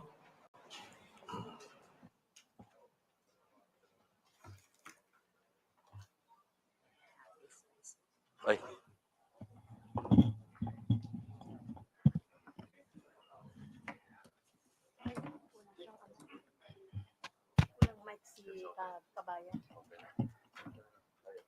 Hindi ko naman kayo Magandang hapon po, Mr. Chair, ang aking mga kasamahan sa Kongreso at ang ating mga resource person. Today, we are celebrating the fourth TRICOM meeting, whose aim is to eventually eradicate fake news by means of state regulation. What have we established in these past 4 meetings? What has become obvious to all of us is that the different social media platforms lack a uniform regulation that would require them to, number 1, establish a legal entity in our country. Ito po yung kadahilanan kung bakit ang ilang social media platforms po natin ay walang physical presence sa ating bansa. Wala rin po tayong isang regulation kung saan nasasaad na ang kanilang perang kinikita ay dinedeclare o binabayaran ng corresponding tax. Pero hindi ko na po panghihimasukan yan sapagkat yung aspekto ng taxation ay beyond our objective here in the TRICOM. Also, we do not have a regulation that will actually establish the duties and obligations of the different social media platforms in relation to the other stakeholders, such as the content creators. Paano po ba ang relasyon ng mga social media platforms sa content creators? Also to the advertisers, digital advertisers. Also to the government itself. It is this void that I think that our committee can be most useful to regulate the social media platforms. I know I am thinking ahead, but this is how we work.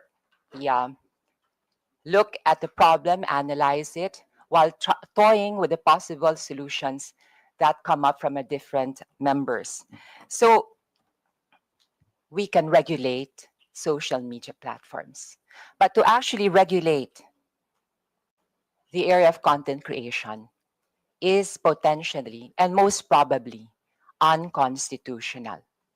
In my research, I have discovered that any kind of state regulation over content creation should pass the strict scrutiny test that will be actually applied by the Supreme Court or any corresponding court if the constitutionality of this state regulation is questioned. So from a pragmatic point of view, mas mabuti pa sa puntong pa lang ito, alam na natin kung ano ang haharapin kung tayo ay magkakaroon ng state regulation over content creation. Why? Because content creation is the expression of our fundamental right to free speech. And this is guaranteed by the Constitution. We cannot regulate opinions. We cannot regulate how and what content creators should produce. But we can regulate social media platforms by empowering them and requiring them to act as gatekeepers by establishing guardrails. To give you an idea kung ano po ang magiging problema kung tayo ay magre-regulate ng content creation, ay yun ho, mangyayari, magdedemanda to, question sa Supreme Court. At by default, actually, it will be considered as unconstitutional. Dahil automatically, we are dealing with a fundamental right, the right to free speech and the right to expression. And the government will have to state and prove and establish a compelling reason, which is rather difficult. So if you were to ask me, and this is something that I've been wanting to tell my colleagues, if we are to regulate, let's regulate the social media platforms. Mr. Chair, this afternoon, I would also like to report to the committee what has been going on in the past weeks. Actually, in the past TRICOM meetings, I have been proposing the establishment of a Digital Council of the Philippines. To recall, it is similar to the Kapisanan ng mga broadcasters of the Philippines, to be formed among the stakeholders themselves by associations and groups of content creators, as well as the digital advertisers, as well as digital marketing firms, as well as the Global AI Council, as well as members of the academe, rather, because the idea was to make the Digital Council of the Philippines a medium by which we can educate the public, in particular the youth, on the responsible use of social media and, most importantly, critical thinking. We also wanted representation from the DICT in the Digital Council of the Philippines, as well as the NBI and the PNP. So the idea is basically self-regulation. It has worked for the advertising world when commercials are submitted to the scrutiny of the Ad Standards Council to see, based on their own code of ethics and standards, if the commercials are fair and true.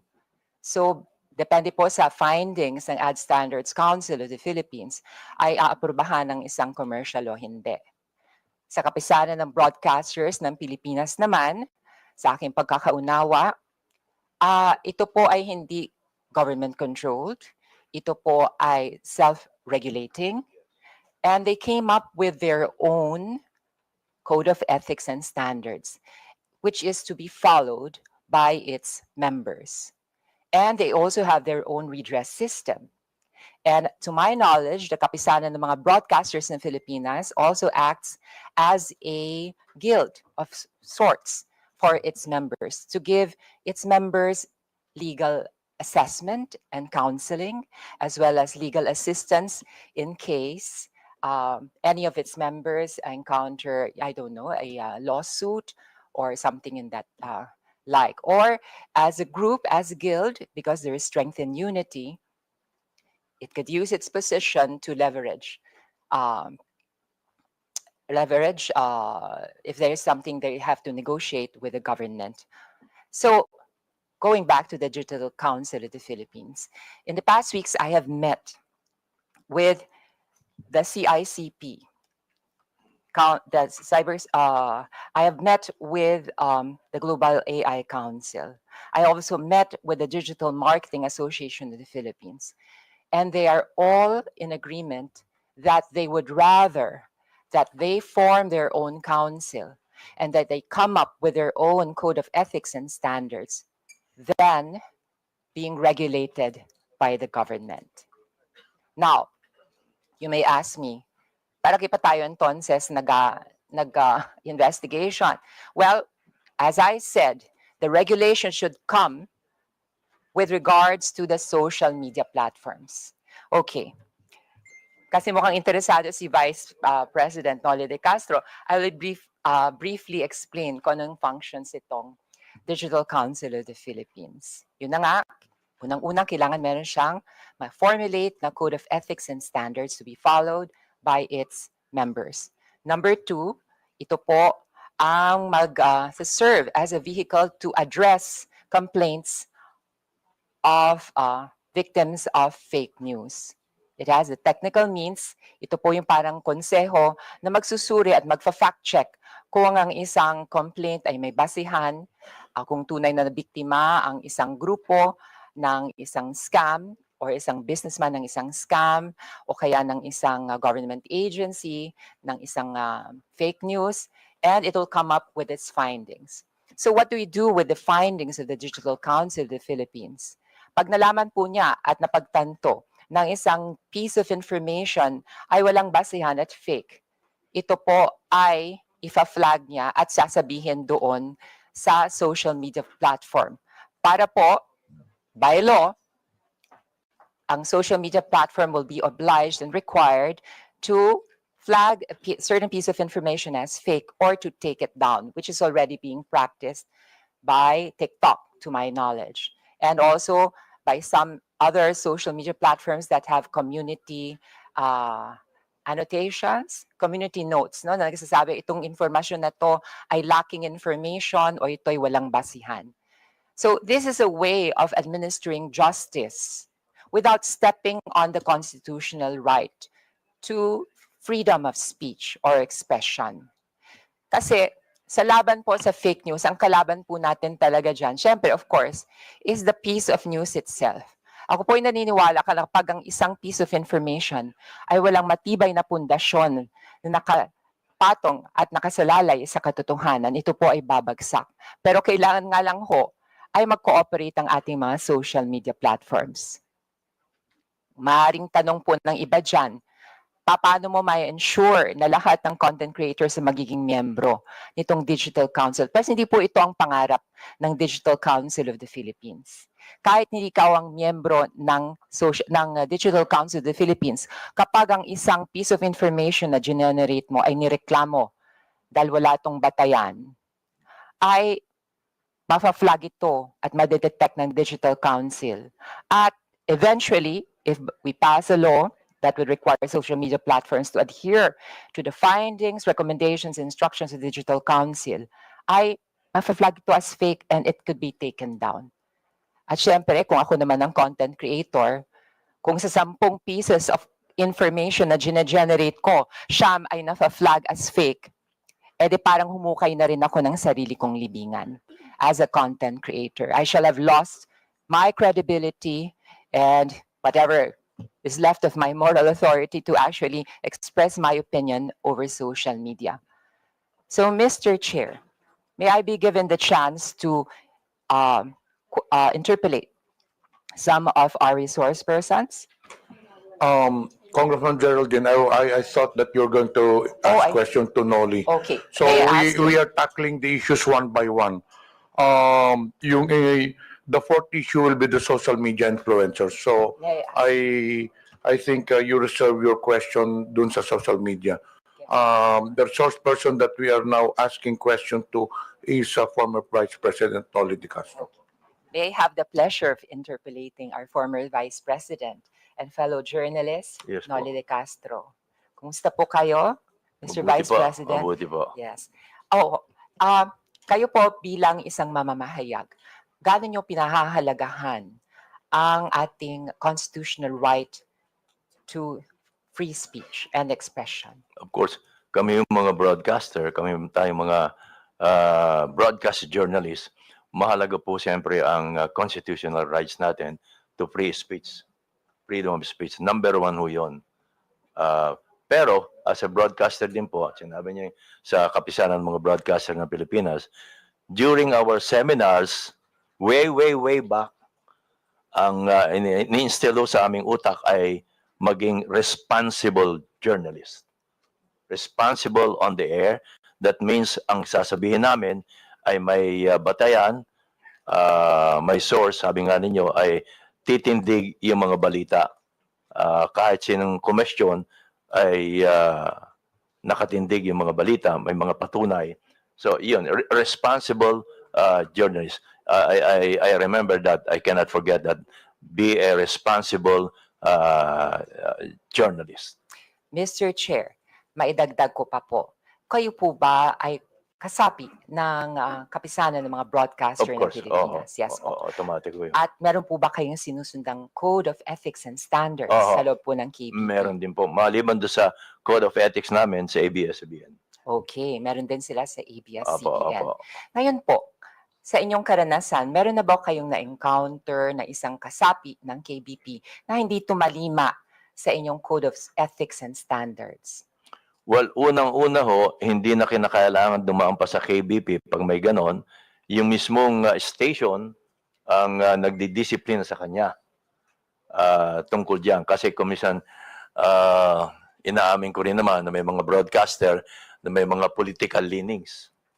Lalo na ngayon, malapit ng eleksyon. So, meron ding mga broadcaster ang nagagamit ng ilang mga, well, of course, kandidato dahil sa malapit ng eleksyon for monetary reason. Yes po, Opo. Mr. Chair.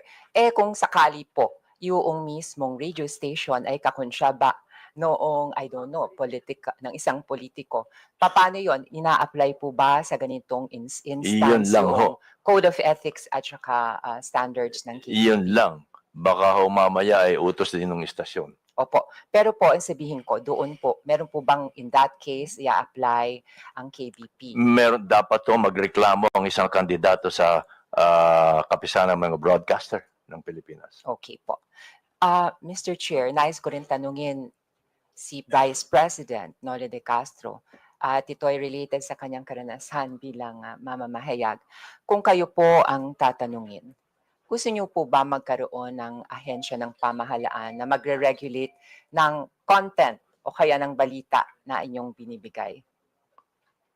Medyo pumapasok ko doon yung freedom of expression freedom of speech. Doon pumapasok.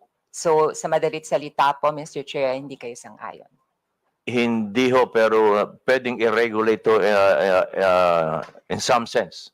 Hindi ho yung pure regulation. Yes. Mr. Chair, for the information of our resource persons and my colleagues, there is already a law that actually addresses the problem within the world of journalism. And this is the 2012 Cyber Libel Act. Basically, we have the freedom of speech and expression. But there's just like any other right, this is not absolute. Absolute. The state can regulate in order to protect public interest. But in regulating the freedom of speech, which is a basic constitutional right, it has the obligation to use the least restrictive means. At may dadagdag ko pa po, pagdating po dito sa pag-regulate ng free speech, it's parang it's a lost cause basically kasi iko-question talaga yan sa Supreme Court. Ganun po ang mangyayari. So maitanong ko po sa inyo, Ms. Kabayan, na pakinggan niyo po briefly yung aking sinasuggest na Digital Council of the Philippines. Kumbaga ito parang self-regulatory pero magfa-fact check din po siya. Tapos yung findings niya ay ipapasa po doon sa different social media platforms katulad ng Facebook, ng Instagram, ng X, ng TikTok, at nakabase po doon sa findings, pwede po nilang i-flag, pwede po nilang i-take down yung content.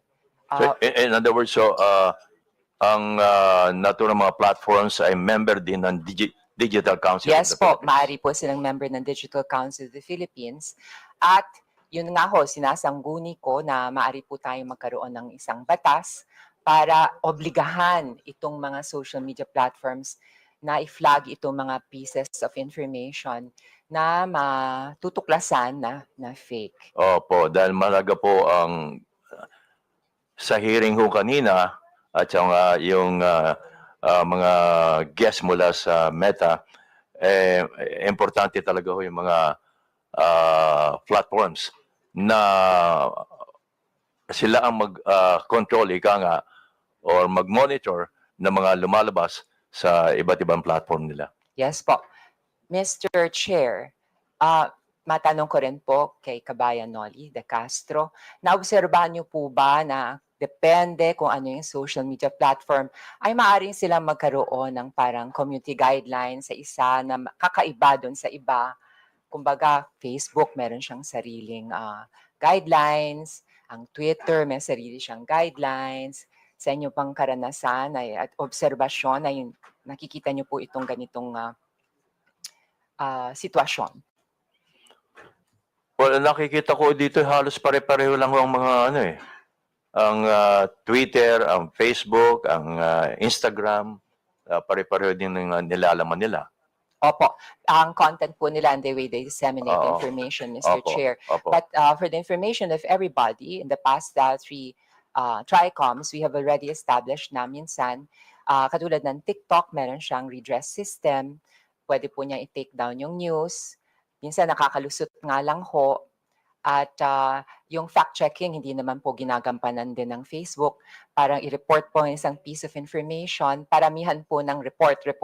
Kahit totoo na po yung news, pero natalo ka sa dami ng trolls ng kabilang kampo o kaya ng kabilang bando, iti-take down ito. So it's not really on the basis of what is true or what is fair. This is the basis of gaano karami kang magre-report, di ba? Parang popularity contest. So ito po ang problema nga natin. So with that, Mr. Chair, I would like to conclude by asking, would you agree to the idea of a digital council of the Philippines? Yes po, Congressman. Itong Digital Council of the Philippines, just like kapisanan ng mga broadcaster ng Pilipinas, ito ho ang maaring, kasi sabi nga ninyo ay hindi ho tayo pwedeng maglabas ng batas dahil makikwestiyon hanggang Supreme Court.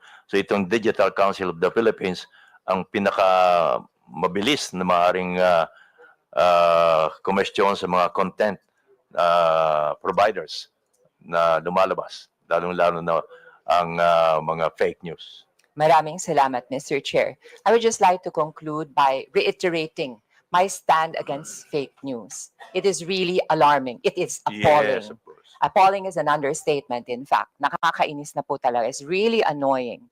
Especially na ngayon, maraming political developments, it's election time, iba-ibang paninira. And I have also observed, it is also, katulad ng isang araw lang, meron akong isang constituent na halos mabiktima ng perang scam. Ginamit ang deep fake ni Mr. Ramon Ang as well as ni Katunying.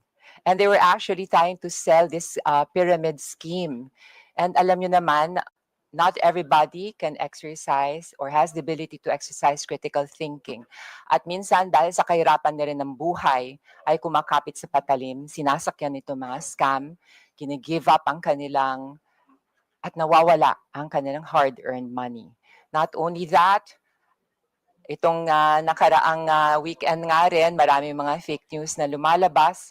And kahit anong ginagawa na positibo ng ating pamahalaan ay nalulunod sa dagat ng fake news. And this situation cannot be tolerated. This is the hope of this humble representation, that we can come up with regulation that will effectively control the spread of fake news while respecting our basic constitutional right to freedom of speech. Maraming salamat po, Mr. Chair. Honorable Franz Castro is recognized. Thank you, Mr. Chair. Magandang hapon, kabayan. So, yung iba naman na tanong na ni Geraldine. Yung tungkol doon sa ang mga broadcaster po ay regulated, self-regulation sila, di ba? And regulated din po kayo ng KBP at saka ng station. Kasi meron nung isang hearing, Mr. Chair, na dito vlogger siya at the same time, meron din siyang station. No? Meron din daw siyang parang network na kinabibilangan. So 'di ba, Mr. Chair, may mga broadcaster din, journalist na nagiging vlogger. So paano po ba ito nare-regulate? Kasi itong vlogger na to, halimbawa, broadcaster siya, pero may mga disinformation or fake news.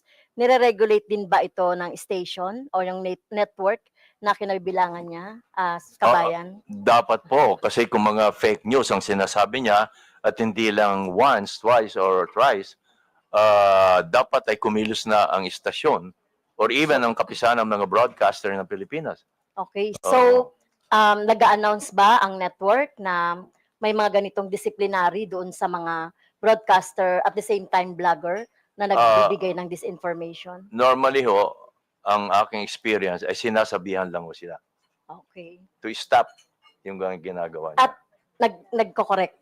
Tama po ba? Dapat i-correct Dapat niya. kino-correct no, Oo. yung mga disinformation. Kasi kung hindi niya i-correct, paulit-ulit na siya sasabihan or until isuspindi siya. Okay.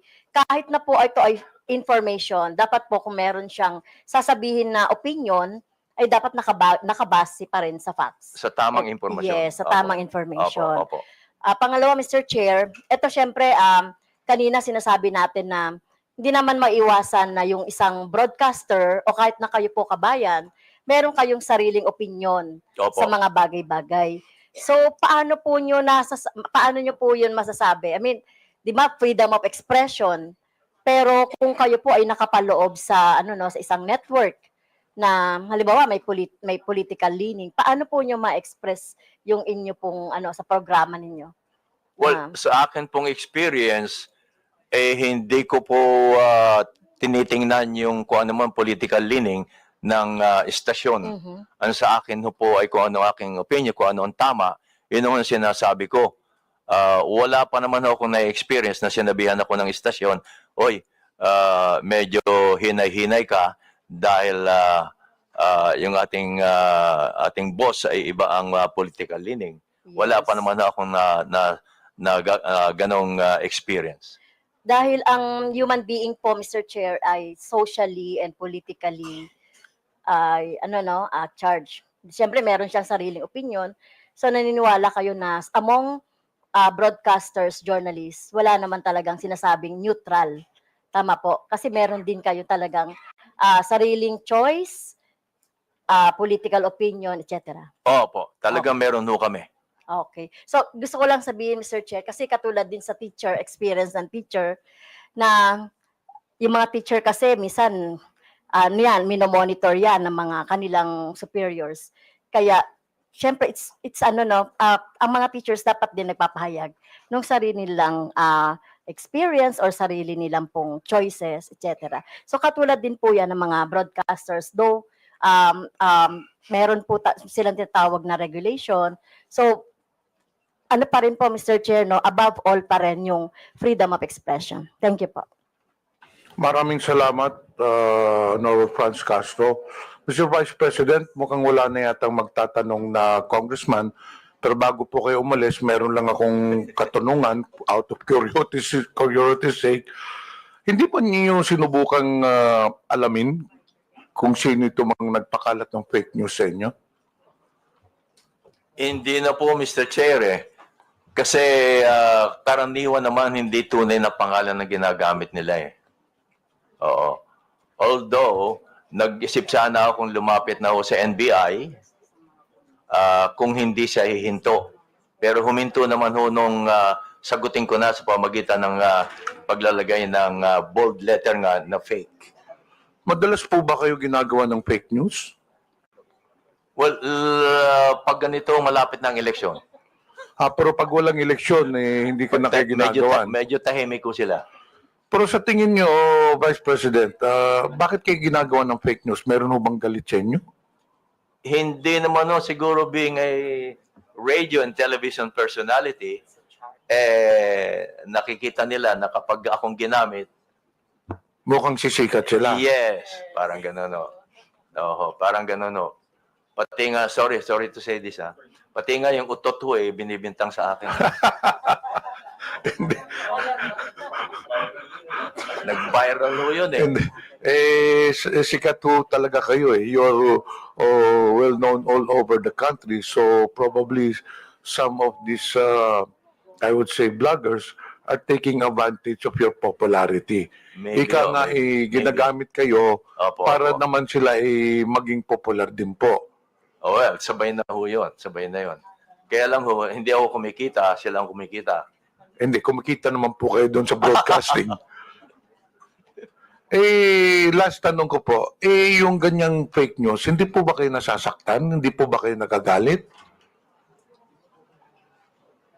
Hindi naman po Hindi ako tinatablan Hindi ako tinatablan po. Hindi kayo naapektuhan, kagaya noon na pinagbintangan kayo na hindi kayo bumoto kay PRD, bumoto kayo o yung sinabihan patay na po kayo, hindi ba kayo nadidepress o nagagalit? Hindi po kasi nasasagot ka agad. Yun ang advantage ho namin, nasasagot namin kaagad bilang isang broadcaster. Oo. Pero sa pangkaraniwan tao nga po, sabi ko nga, baka mahihirapan nung sila dahil hindi kaagad nila masasagot. Wala silang means para masagot kaagad. Alam niyo, Vice President, you're very well known sa broadcasting industry, and I believe that you are liked by the people around the broadcast industry. Pero nakikita mo kahit na magandang ang ikangang image mo sa broadcaster industry, wala ka namang kinakalaban, wala ka nang kinakaway, pero meron talagang mga tao na gusto lang talagang sirain ang isang tao. Hindi po ba? Kahit kayong mga congressmen, ganun din. Lalo na po kami, lalo na po ngayong eleksyon. Kahit maganda ang ginagawa ninyo, dahil sa mga fake news ngayon, iba ay palalabas nila. Sabi niyo kanina, hindi kayo naapektuhan kahit na anong fake news ipalabason ninyo. Ano bang pwede niyong i-advise sa amin? Kasi kami naapektuhan minsan eh. Ay sagutin kaagad nyo. Ganun po ba? Sagutin kaagad. So, kailangan sagutin ho namin. Opo, na may mga kaibigan naman ho kayong may mga YouTube din, may mga Facebook, gaya ng ginagawa ko nga ho, bold letter, at komisyon nagpa-plus pa, fake. Tapos pinapakalat, pinakikiusap ko sa mga kaibigan na ipakalat. Yan o. Kasi hindi naman kayo pwedeng o kaya, tumawag ko kayo sa mga broadcasters, sa mga broadcast journalists. At ipakiusap nyo kung pwedeng ma-interview kayo para ipaliwanag nyo itong lumabas na balita. Siguradong tatanggapin naman po kayo. Basta open lagi po. Yan ang pinakikiusap ko sa mga government agencies na open lagi sila kapag may lumalabas na balita. Kasi kuminsan ho ay kumakalat na yung balita ng mali, hindi kaagad nasasagot ng mga government agencies. Sa tingin po ninyo, kailangan ng Kongreso gumawa ng batas para mapigilan ang paglaganap nito mga fake news, para naman maprotektahan yung mga reputasyon ng mga tao. Kasi nakita naman ho ninyo, marami yung mga personalidad nasira rin ng reputasyon because of fake news. Tingin nyo, kailangan ho natin gumawa ng batas? Baka ho magandang pag-aralan nitong kay Congressman na Digital Council of the Philippines. Para lahat ng Facebook, YouTube, member ho dito, para kung meron ng reklamo tungkol sa mga post na hindi maganda o hindi totoo, may papasok agad dito sa Digital Council of the Philippines. Kasi po, I don't know, Congressman, Mr. Chairman, baka ho kumisan pag may batas, napapalusutan pa ho eh. Papalusot pa ho pa sa batas. Umaabot ho hanggang sa Supreme Court. Baka ho dito, baka makatulong itong pag-aralan ho nating mabuti ang Digital Council of the Philippines. Baka ho mas may ngipin ho ito para mapigilan ng pagkalat ho ng fake news. Actually, Mr. Vice President, pagkatapos po nitong hearing na to, meron na ho kaming mga proposed legislations to counter this fake news. So hindi na po ako magtatagal, Mr. Vice President. In behalf ng committee, maraming salamat po sa presensya ninyo. Pwede na po kayo ma-excuse po. Kasi we'll now proceed to the next issue, which is yung kay Commodore Tarriela, and after that the social media personalities. But before that, I noticed dito sa mga resource persons na inimbita, some of these I believe wala na pong question yung ibang mga congressmen dito ngayon. Some of the resource persons were requested to be invited by some congressmen who are not present. Sila po may gustong tanong. So, are there any questions for SWS rating survey company? May question ba mga congressmen? Wala. So, dito po kaninang SWS, hindi po ba? So I believe that there are no questions. Actually, there was one congressman, I will not mention anymore, who requested you to be present. Also Pulse Asia, and then yung ibang mga survey firms. But he's not around. So the congressmen are not inclined to ask questions to you unless you have a statement to make. None, Mr. Chair. Okay, you are now excused. Thank you. Itong broadsheets din, andito po ba ang Philippine Star, Daily Inquirer? Nandito po ba? Wala. Okay. So we'll now proceed with the next item on the agenda, which is the issue of Commodore Tariela. If you have, do you have any statement to make? Yes, Mr. Chair. I Okay. prepared the presentation. Okay, let us proceed with the presentation. Afterwards, the first to interpolate will be Congressman Ernest Junicio.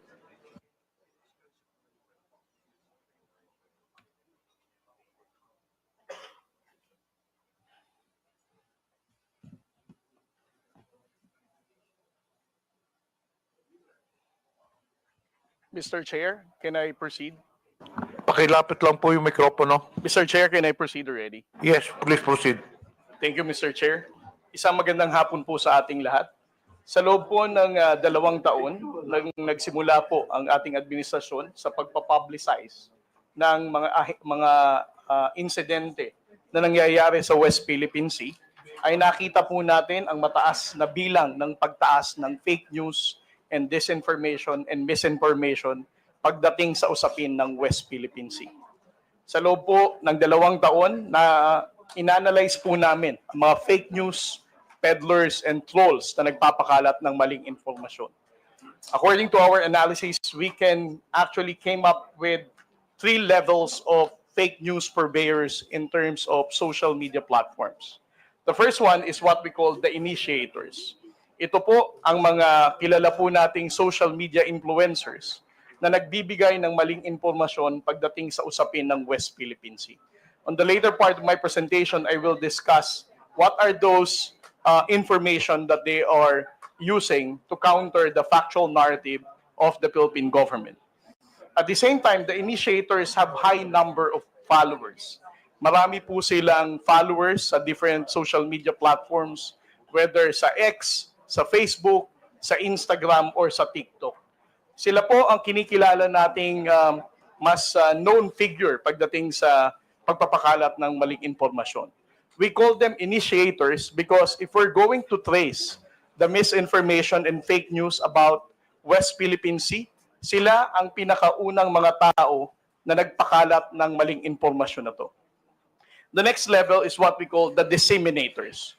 Gaya po ng sinabi ni Kabayan Noli de Castro, marami po tayong trolls sa social media na soulless account. Alam po nating wala silang totoong identity, newly created ang account, but these disseminators are being used by the initiators to spread this initiated information na mali. Sila po ay walang kilalang known network, but they are used only to spread this misinformation and fake news about the West Philippine Sea. And then the third one is what we call the reposters. Ito po mga reposters ay kapwa po natin mga Pilipino. Maaaring sila po ay sumusuporta lamang kay initiator o meron silang sinusuportahan na politiko na umaayon dito sa narrative na ito na mali naman. And then the last level is what we call the general public. The general public is actually the victim of the disinformation and fake news in the social media. Dahil po sa mga maling impormasyon na ito na ipinapakalat sa West Philippine Sea, ay nahahati po ang opinyon ng ating mga kababayang Pilipino. Minsan po naniniwala silang walang West Philippine Sea, minsan naniniwala silang tayo ay inuudyukan lamang ng Amerika, minsan sila ay naniniwala na ang gobyerno mismo ang gumugulo pagdating sa usapin ng West Philippine Sea. Next slide, sir.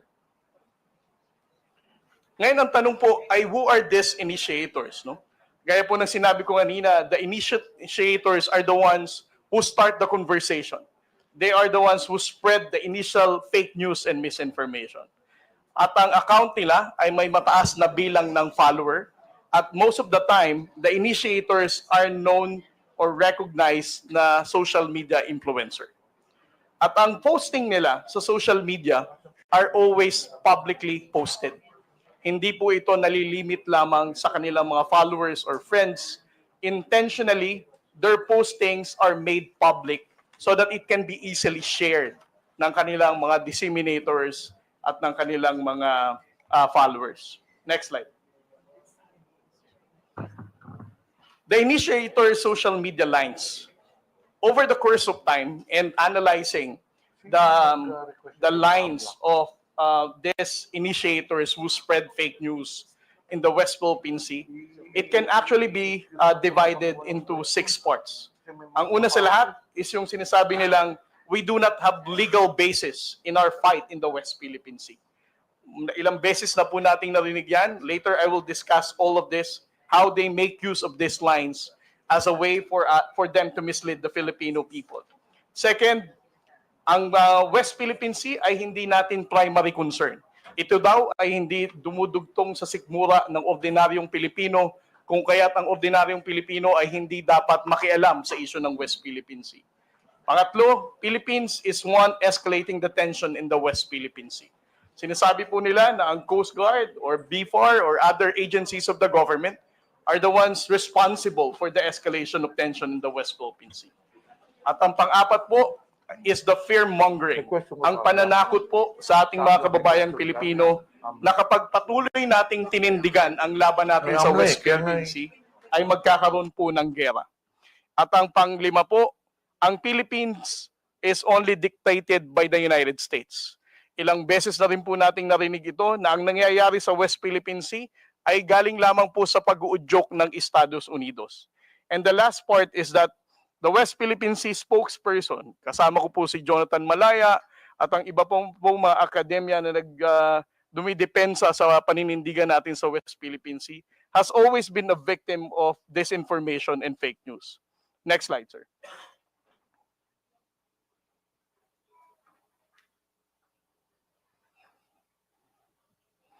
For their line na we do not have legal basis, paulit-ulit po nilang sinasabi na ang West Philippine Sea is just a fiction. Ito po ay gawa-gawa lamang daw nung panahon ni Pangulong Noynoy Aquino at wala naman daw po tayong basihan. Secondly, they always downplay the 2016 Arbitral Award.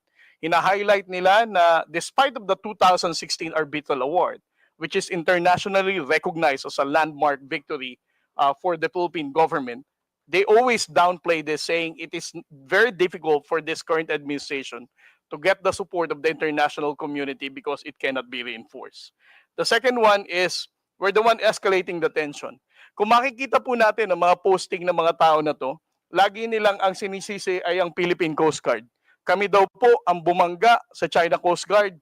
Kami daw po ang dahilan kung nagdala ng mga isda doon, kaya nagkaroon ng gulo sa Baho de Masinloc. Instead of criticizing the aggression and unlawful activity of the Chinese Coast Guard, Philippine Coast Guard po ang nilalagay nila sa kanilang mga posts trying to distort the reality of what's really happening in the West Philippine Sea. Next slide, sir. At ang narrative na ang Pilipinas po ay inuudyukan lamang ng Amerika. Ito po ay paulit-ulit din nilang sinasabi, ang West Philippine Sea ay gawa-gawa lamang daw po ng Amerikano. Ang Amerika din daw po ang nagdikta ng naratibo natin pagdating sa usapin ng West Philippine Sea.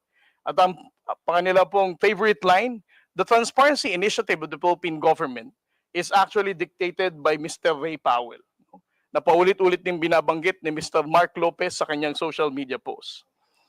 And then the next one is West Philippine Sea spokesmen are pro-US and accepting bribes.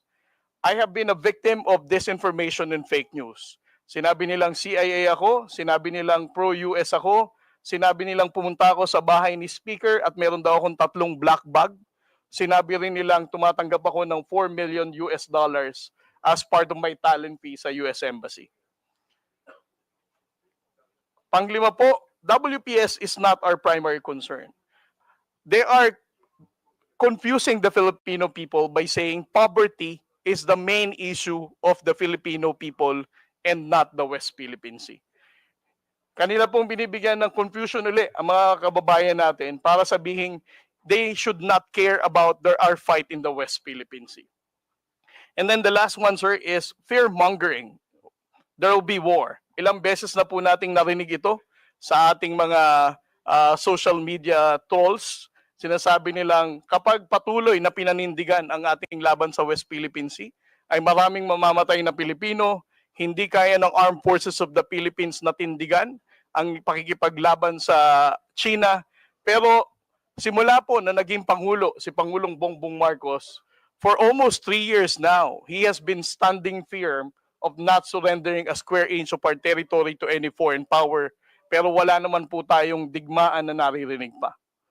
And then the last one, sir. Next slide. Next slide. Kung makikita po natin ang posting netong tinatawag nating mga initiators, there are actually 3 intersection points na common sa kanila. Una, they always counter our position in the West Philippine Sea. Secondly, kung titingnan din po natin ang posting nila, they also defend Alice Go and the Pogo.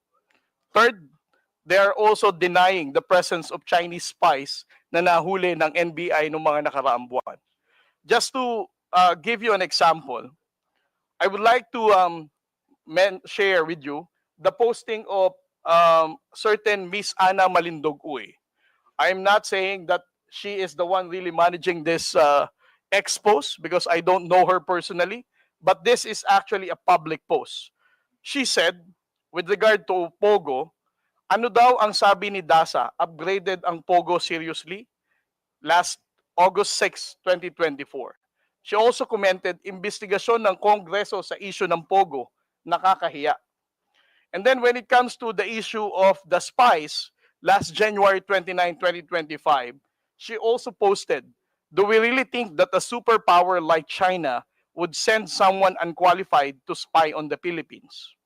And when it comes to the harassment of the Chinese Coast Guard, she also said, study the footage carefully and draw your own conclusion. Note the time that when the collision happened, according to the reports and based on the footage, the Philippine Coast Guard ship MRB 4410 suddenly turned right and rammed into the Chinese Coast Guard. Again, she is actually narrating a narrative that it is the Philippine Coast Guard who rammed the China Coast Guard vessel. Miss Ana Malindog-Uy, I don't know her, but again, these are public posts. And I would also like to share to the Honorable Committee the article written by Mr. Ado Paglinawan. He also wrote about Tarlac Mayor Alice Guo, suggesting that she is being disgracefully grilled by the senators. And when it comes to the spies, he also wrote an article 2 months ago saying that it's a mistaken identity is a result of sheer incompetence.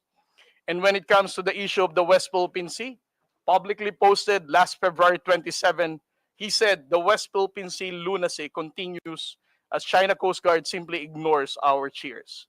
These are the types of the issues that I would like to present to the Honorable Committee, sir, to highlight that the issue of disinformation and fake news is actually countering our own position in the West Philippine Sea.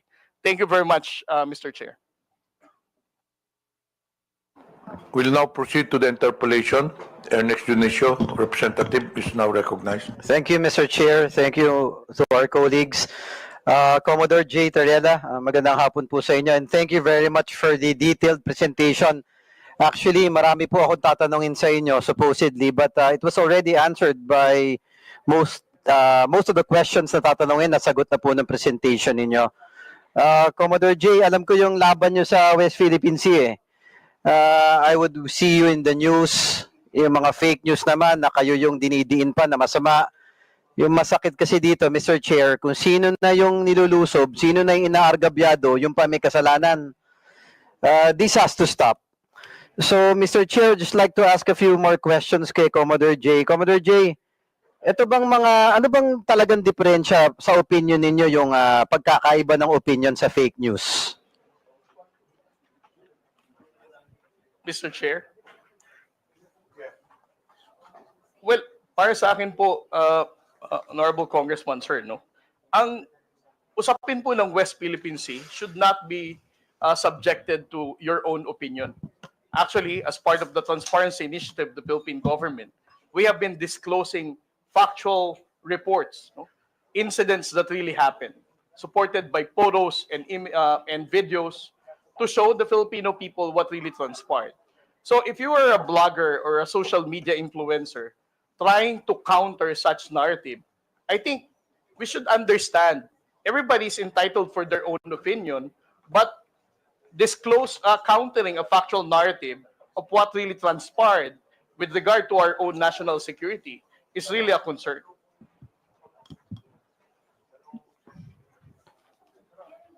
Yes, thank you for that. Mr. Chair, kasi yung West Philippine Sea, in my humble opinion, di lang naman kasi to geographic location. It's a symbol of our sovereignty.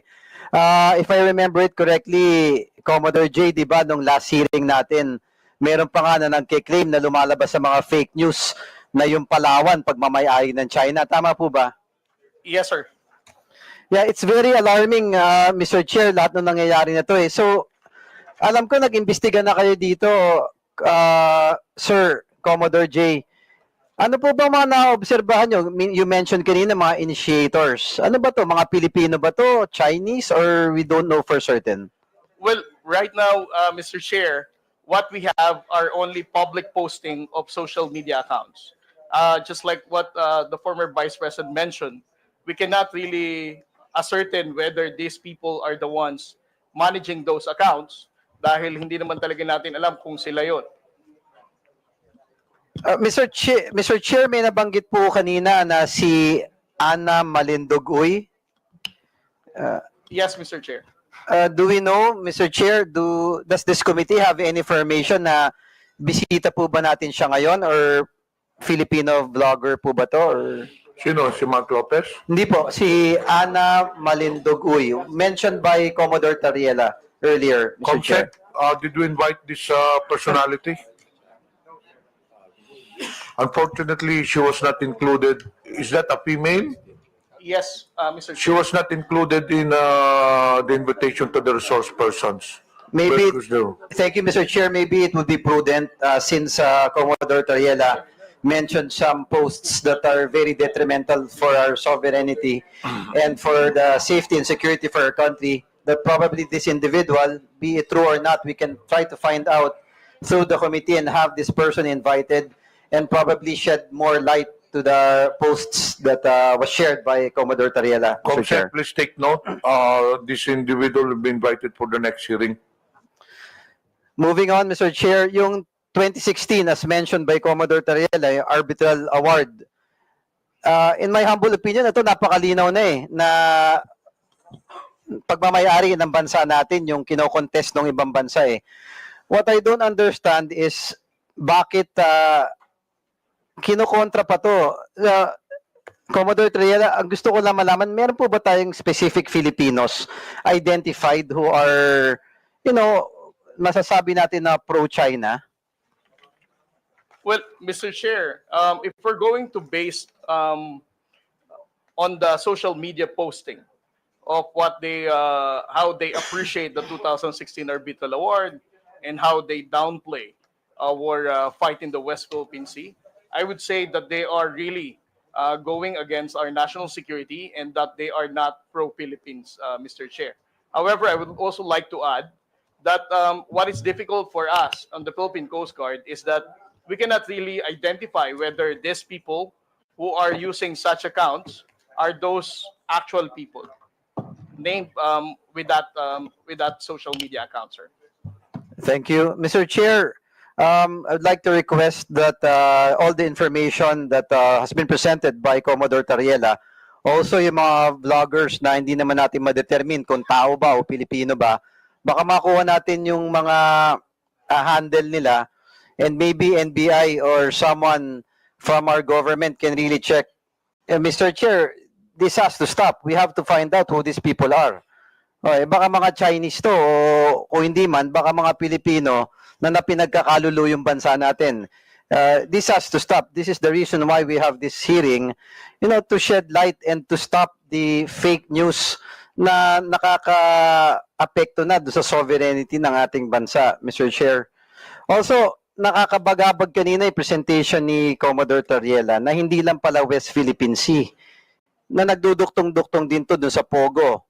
O nadinidepensahan pa nila, na naduduktong pa doon kay Alice Guo, na allegedly, na spy, na, ang narrative nila all about pro-China eh. So Mr. Chair, na again, kay Commodore Tariela, kung hindi naman kalabisan sa inyo, please give this committee a copy of all the information that has been gathered by on your side sa Philippine Coast Guard, and we will try to dig deeper and find out who these people are and put a stop to it. It will also give guidance to us on the laws that we will be making to determine, Mr. Chair. Ito na nga yung pinag-uusapan last hearing tsaka ngayon eh. With what Congressman Rog was saying earlier, na importante talaga na naka-register yung mga tao sa account ng mga social media eh. Anyone can simply make an account, gagawa ng false claims kung ano-ano, tapos ini-influence yung mga Pilipino. But I do believe Filipinos are very smart at walang Pilipinong tunay na magkakalulo. Ang hindi ko maintindihan, kung meron man, ano bang reason nila? Is it political? Or is it because of monetary gains? But there should be no Filipino na dapat ipagpapalit mo yung bansa mo para sa mga idol nyong politiko o para lamang sa pera, kapalit ang sovereignty at security ng ating bansa. This has to stop. So again, Mr. Chair, may I manifest that we really have to find out who these people are. We will not stop. The committee will not stop. And again, ako lang, simple manifestation, Mr. Chair. To Filipino vloggers, minsan nakikarried away tayo sa mga nababasa natin o napapanood. Last hearing, tinanong ko yung mga vloggers natin, sinabi naman nila na walang naniniwala sa kanila na ang Palawan parte ng China. Yun ang pinapakalat online eh. Ako yayayain ko lang yung ibang vloggers natin, no? I know masipag kayo mag-post o gumawa ng iba't ibang content. Why not do a content that will protect our country? Why not do a content, meron kayong mga following eh, meron kayong mga taong naniniwala sa inyo. Isn't it prudent enough for a Filipino na kung gagawa ka na lang ng content mo, it's to fight for our country. Sometimes nalulungkot ako kay Commodore Tariela, tinitira pa ng ibang tao na tuta daw ng Amerika. Tapos yung Amerika minsan tinitira na yun daw may gusto ng gulo. No. Let's try to dig deep. Sino ba nanggugulo sa Pilipinas? Sino ba ang pumapasok? Sino ba ang agresor? Mr. Chair, enough is enough. Kami sa Tondo, mga batang Tondo, hindi kami papayag sa mga taong ganyan. So Mr. Chair, again, I appeal sana sa mga kaibigan nating vloggers, if you are true Filipinos, let's all work together. O i-prove natin na maka-Pilipino tayo at makabansa tayong Pilipinas. Labanan natin ang negative news ng China and let's stand for our country. One flag, one country, and one Filipino. Thank you, Mr. Chair. Thank you. Mr. Chair, Honorable Pamante. Gusto ko lang pong tanungin si Commodore Tariela kung sino yung mga vloggers na. Can you identify those vloggers now? Isa lang ba o meron pang iba? Can you identify them? Well, Mr. Chair, I cannot attribute it to the person, but what I can quote are the name of their handle account, social media handles. I cannot attribute it to a person, but I can attribute it to a social media account. So, ano ibig sabihin? Because as I said, Mr. Chair, hindi naman natin alam kung sila talaga yung may-ari na account, but alam ko na yung pangalan na account. Like for example, si Mr. Rugando Sasot, we don't know whether it is really him who is managing his social media account. The same thing with Ana Malindog Uy or Ado Paglinawan. Those names are known to be writing about pro-China narrative. Well, Mr. Chair, why, Commodore, why don't we ask the NBI or the DICT to identify? Why? Why don't we ask them? Now, you keep on telling us about these things, and you're not telling us who the people are. So why don't you ask the NBI or the ICT to identify those people who they are? Because they can be identified. Oh, it's up to you because you're the one being bashed in this case. Perhaps even your statement here can even be treasonous. Why? Because these are Filipinos who are actually siding with China. Oh, saying things that are against our own sovereignty. So, Mr. Chair, I would like to ask to Commodore Tayela to ask the NBI and the ICT to finally identify these people. And if you do that, Mr. Chair, we're going to invite them here, so they could be able to shed light to what they're saying. And also, let them realize that this committee is now crafting a bill that will regulate these things. Akala ba ng mga vloggers natin, malilibre sila lahat sa mga bagay na yan? No. There should be certain regulations on this, Mr. Chair. Do you know why? Because freedom of expression is not absolute. Are there any further questions with regards to this issue from the members? Mr. Chair, I would like to ask Commodore Tayela if he's willing to ask the NBI and or the ICT or the Department of Justice to finally identify these people. Yes, Mr. Chair, on the part of my office, I will be forwarding the report and the post of those known social media influencers that we have identified that are countering the factual narrative of the Philippine government when it comes to the West Philippine Sea. I believe we have the presence of the NBI resource persons. Andito po bang NBI? Ano mo nga yung anong pwedeng gawin doon? Good afternoon, Mr. Chair. Good afternoon to the members of our Congress. Actually, Mr. Chair, some of the personalities which was mentioned during the lecture of Commodore were already verified by our office. So, ang pagkakaintindi ko po kasi during his explanation is that he cannot attribute yung mga accounts doon sa real identity ng mga may-ari. And we can provide some, but for those other accounts po, totally dummy account po siya. And we cannot identify kung sino yung mga ano po niya, totoong nagmamayari. But for some of the accounts that were mentioned, there are real names and identities that were already identified by the NBI, and we could furnish this committee of those identities. Thank you, Mr. Chair. I suggest, Commodore, you coordinate with the NBI na lang regarding this matter. Yes, Mr. Chair. Are there any further questions regarding this issue? Mr. Chair, Yes. thank you very much. Commodore Tariela. So, kamakailan, nabalitaan po namin at nakita namin sa telebisyon na muling nagkaroon ng enkwentro sa West Philippine Sea. Pwede mo po bang maikwento sa amin ang nangyari? Yes, sir. Mr. Chair? What transpired in the past 2 days, Mr. Chair, is that last April 5, the Philippine Coast Guard monitor the presence of China Coast Guard 3302 at a distance of 82 to 85 nautical miles off the coast of Palawig, Zambales. And because of that, the Commandant of the Philippine Coast Guard, Admiral Ronnie Hilgavan, directed BRP Cabra to challenge the presence of the China Coast Guard vessel. And last April 6, what happened, sir, is when the Philippine Coast Guard vessel was challenging this 99-meter vessel, which is relatively larger than the 44-meter vessel that we have, carried out a dangerous maneuver, attempting to, as if they are going to ram a smaller Coast Guard vessel. But thanks to the seamanship skills and the professionalism of the Coast Guard sailors of the Philippines, we were able to prevent from being rammed by the China Coast Guard. And just yesterday, sir, again, the China Coast Guard 3302 did another dangerous maneuver, attempting to ram the aft, which is the behind of the Philippine Coast Guard vessel, when we were also challenging them yesterday at a distance of 92 nautical miles off the coast of Capones Island, sir.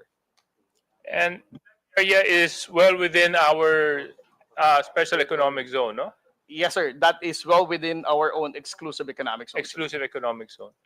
And ako, Commodore, nung napanood ko po yung video sa TV, the news, talagang nakaramdam ako ng konting galit kasi nakita ko yung isang dambuhalang Chinese vessel na palapit ng palapit habang pilit naman tumatakbo yung atin. Kasi nga baka mabangga at mukhang babanggain talaga. At buti na lang kamo, magaling yung ating mga seafarers nakaiwas. Kung hindi po nakaiwas, ilang kayang Pilipino maapektuhan kung dumating po sa punto na nabangga? Well, we have to understand, sir, na ang barko na to is almost double the size of our BRP Cabra. So you can just imagine the impact nung bilis nung barko na yon sa pagbangga ng mas maliit na barko natin. Parang to describe it, parang isang Wigo na Toyota na kotse binangga ng isang 6x6 truck. So that is the reason why the Philippine Coast Guard has to run away for them not to be rammed by the China Coast Guard. Kung sakali pong nabangga tayo, definitely ang mga crew po ng Philippine Coast Guard vessel ay nasa harm's way na po. At tayo po ngayon siguro ang nagpapanik, how can we be able to rescue our Coast Guard personnel, sir? At tunay pong nakakakulo ng dugo nung nakita ko po to kasi atin po yung lugar eh. Diba? Atin po yung lugar. At dito po sa hearing natin ngayon, napakahalaga po na ma-address po natin yung mga fake news na lumalabas laban sa issue ng West Philippine Sea. Because what I fear, Commodore, is due to the fake news, this might lead to Filipinos being misguided when it comes to properly understanding the issues of the West Philippine Sea. Do you agree with me when I say this, Commodore? Yes, sir. I definitely agree with you, sir, that we need to address fake news and disinformation. Dahil kung tataas po ang bilang ng mga fake news and disinformation na yan with regard to the West Philippine Sea, mawawala na pong saysay ang paghihirap ng Armed Forces of the Philippines at ng Philippine Coast Guard na itinataya po nila ang buhay nila para po sa West Philippine Sea. So sa isang bahagi, Commodore, would you agree with me when I say that maaaring isang strategiya to na ginagamit ng isang banyaga laban sa Pilipinas para magkaroon ng confusion sa ating mga mamamayan sa paglaganap ng fake news laban sa Pilipinas sa usapin ng West Philippine Sea? Yes, sir. I definitely agree with you, sir, that most likely this is a state-sponsored misinformation tactic para gibain po ang pagkakaisa ng ating pong bansa pagdating sa pagtindig sa issue ng West Philippine Sea. Okay. Thank you very much. Now to our vloggers present. Mr. Chairman, can I get a show of hands kung sino-sino po sila nandito ngayon? Actually, we will proceed on that. Tapusin na lang natin yung kay Tariela. Yeah, patapos na po ako, but critical lang po kasi sa akin yung mga vloggers dito. The social media personality that was mentioned by Commodore Tariela, George Paglinawan, is here. May know where George Paglinawan is? Oh, yan. If you have any questions. He was Sir, mentioned by if I may. Commodore Tariela kanina. If I may, Mr. Chairman, I am George Ahmed Mr. Paglinawan. Chairman, I think I have the floor. Okay. Yeah. So anyway, Mr. Chair, I just wanted to ask first. I don't have any particular questions to Mr. George. Yung gusto ko lang malaman yung mga vloggers na nandito ngayon. Pakitaas nga ulit yung kamay ninyo. Hindi ko kasi kayo kilala isa-isa eh. Kanina kung susubaybayan po natin yung takbo ng hearing, makikita po natin na napakahalaga po ng papel na ginagampanan ninyo sa paglaganap ng balita at sa mga pangyayari sa ating bansa. And in a certain way and in a certain form, you influence the manner of thinking of certain Filipinos. No? And I'm sure you agree with me that when I say the Philippines is a sovereign country. Now, I just want to find out from the vloggers present, do you condemn what China is doing in the West Philippine Sea? Yes or no? Can you raise your hand? Can I just, all of you? All of you? Yung mga nasa dulo, hindi ko po masyadong, sorry malabo kasi yung mata ko. Are those vloggers as well at the end? Yes? Do they also, do you also, are you also raising your hand? Yes? Okay, so you also condemn what China is doing in the West Philippine Sea. Is this correct? Yes, okay. If so, then, Commodore Tariela, you mentioned na maraming mga disinformation, fake news na lumalabas patungkol sa usapin ng West Philippine Sea. Can you further elaborate on this? Yes, sir. Just like what I mentioned a while ago, sir, no? There are 7 types of narratives that they're saying. Una, wala tayong legal basis. Second, dinidiktahan lang tayo ng Amerika. Pangatlo, Pilipinas ang gumugulo sa West Philippine Sea. Pang-apat, ito ay hindi ito priority ng ordinaryong Pilipino. At pang-lima, ang mga spokesperson natin are actually receiving bribe from the government and even the US government. Okay. So, is Mr. Mark Lopez present? No.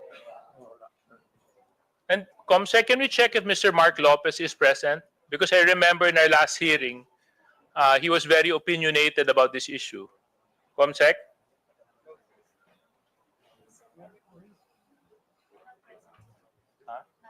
Not present. Okay, not present.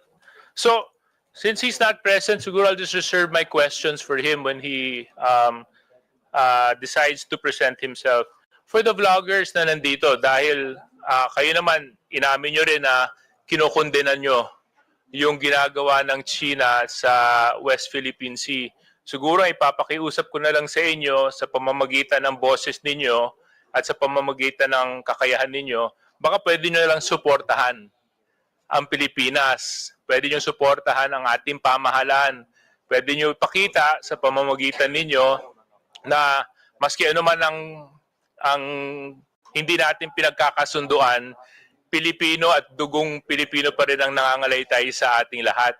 At yun po ay dapat pinaglalaban natin. I think for our armed forces right now, this is very important that we show that the country is in full support in protecting the rights and the sovereignty of our country. That's all, Mr. Chairman. That's the only questions I have for Commodore Tariela. And baka pwede pong humabol ng isang pakiusap. Alam mo, campaign period ngayon eh. Kami mga kandidato nakikiusap. Baka pwede ko ipakiusap sa inyo. Sana maging boses din po kayo sa Twitter, sa Facebook, sa TikTok o anumang medium ang ginagamit ninyo na let's support the Philippines and let's support our claim to the West Philippine Sea. Maraming salamat. Mr. Chair, Yes, Honorable Abante. gusto ko lang pong sabihin kay Commodore Tayel sa kayong NBI, no? Because you mentioned na these are dummy accounts, di ba? Dummy accounts po ito. And you also mentioned that it's possible that they are being used by the Chinese, no? To speak against the West Philippine Sea. So, Mr. Chair, gusto ko lang pong i-manifest dito, kung dummy accounts yan, walang pinagkaiba yan nung panahon ng hapon. O, yung makapili na mayroong bayong, mayroong bayong hindi nagpapakilala. Oo, walang pinagkaiba yan sa mga makapili. Kaya yung mga vloggers natin dito, na mga makapili, palagay ko, merong kalalagyan din yan. Siguro, no? NBI. Meron din, ano? So, it means that you could be able to really identify those makapili today. No, NBI. Kaya, no? Mr. Chair, if I may. Yes. Yes, Your Honor. As long as makumpleto po natin yung mga verification. But still, we depend on the information na kayang ibigay sa atin ni Meta as well as yung kayang ibigay ng mga telco sa atin na information. Kasi ang point po natin dito for purposes of identifying attribution is that we could determine kung sino yung gumawa ng account. Yun po ang ating basis po. Well, the fact na, Mr. Chair, that our bloggers are here with us today, hindi po ito makapili. Mga Pilipino po ito that they're appearing with us today to be able to help us craft a legislation finally, to be able to put a stop to this fake news, especially those people who are using dummy accounts. Finally put a stop to it, Mr. Chair. Yun lang po gusto kong sabihin.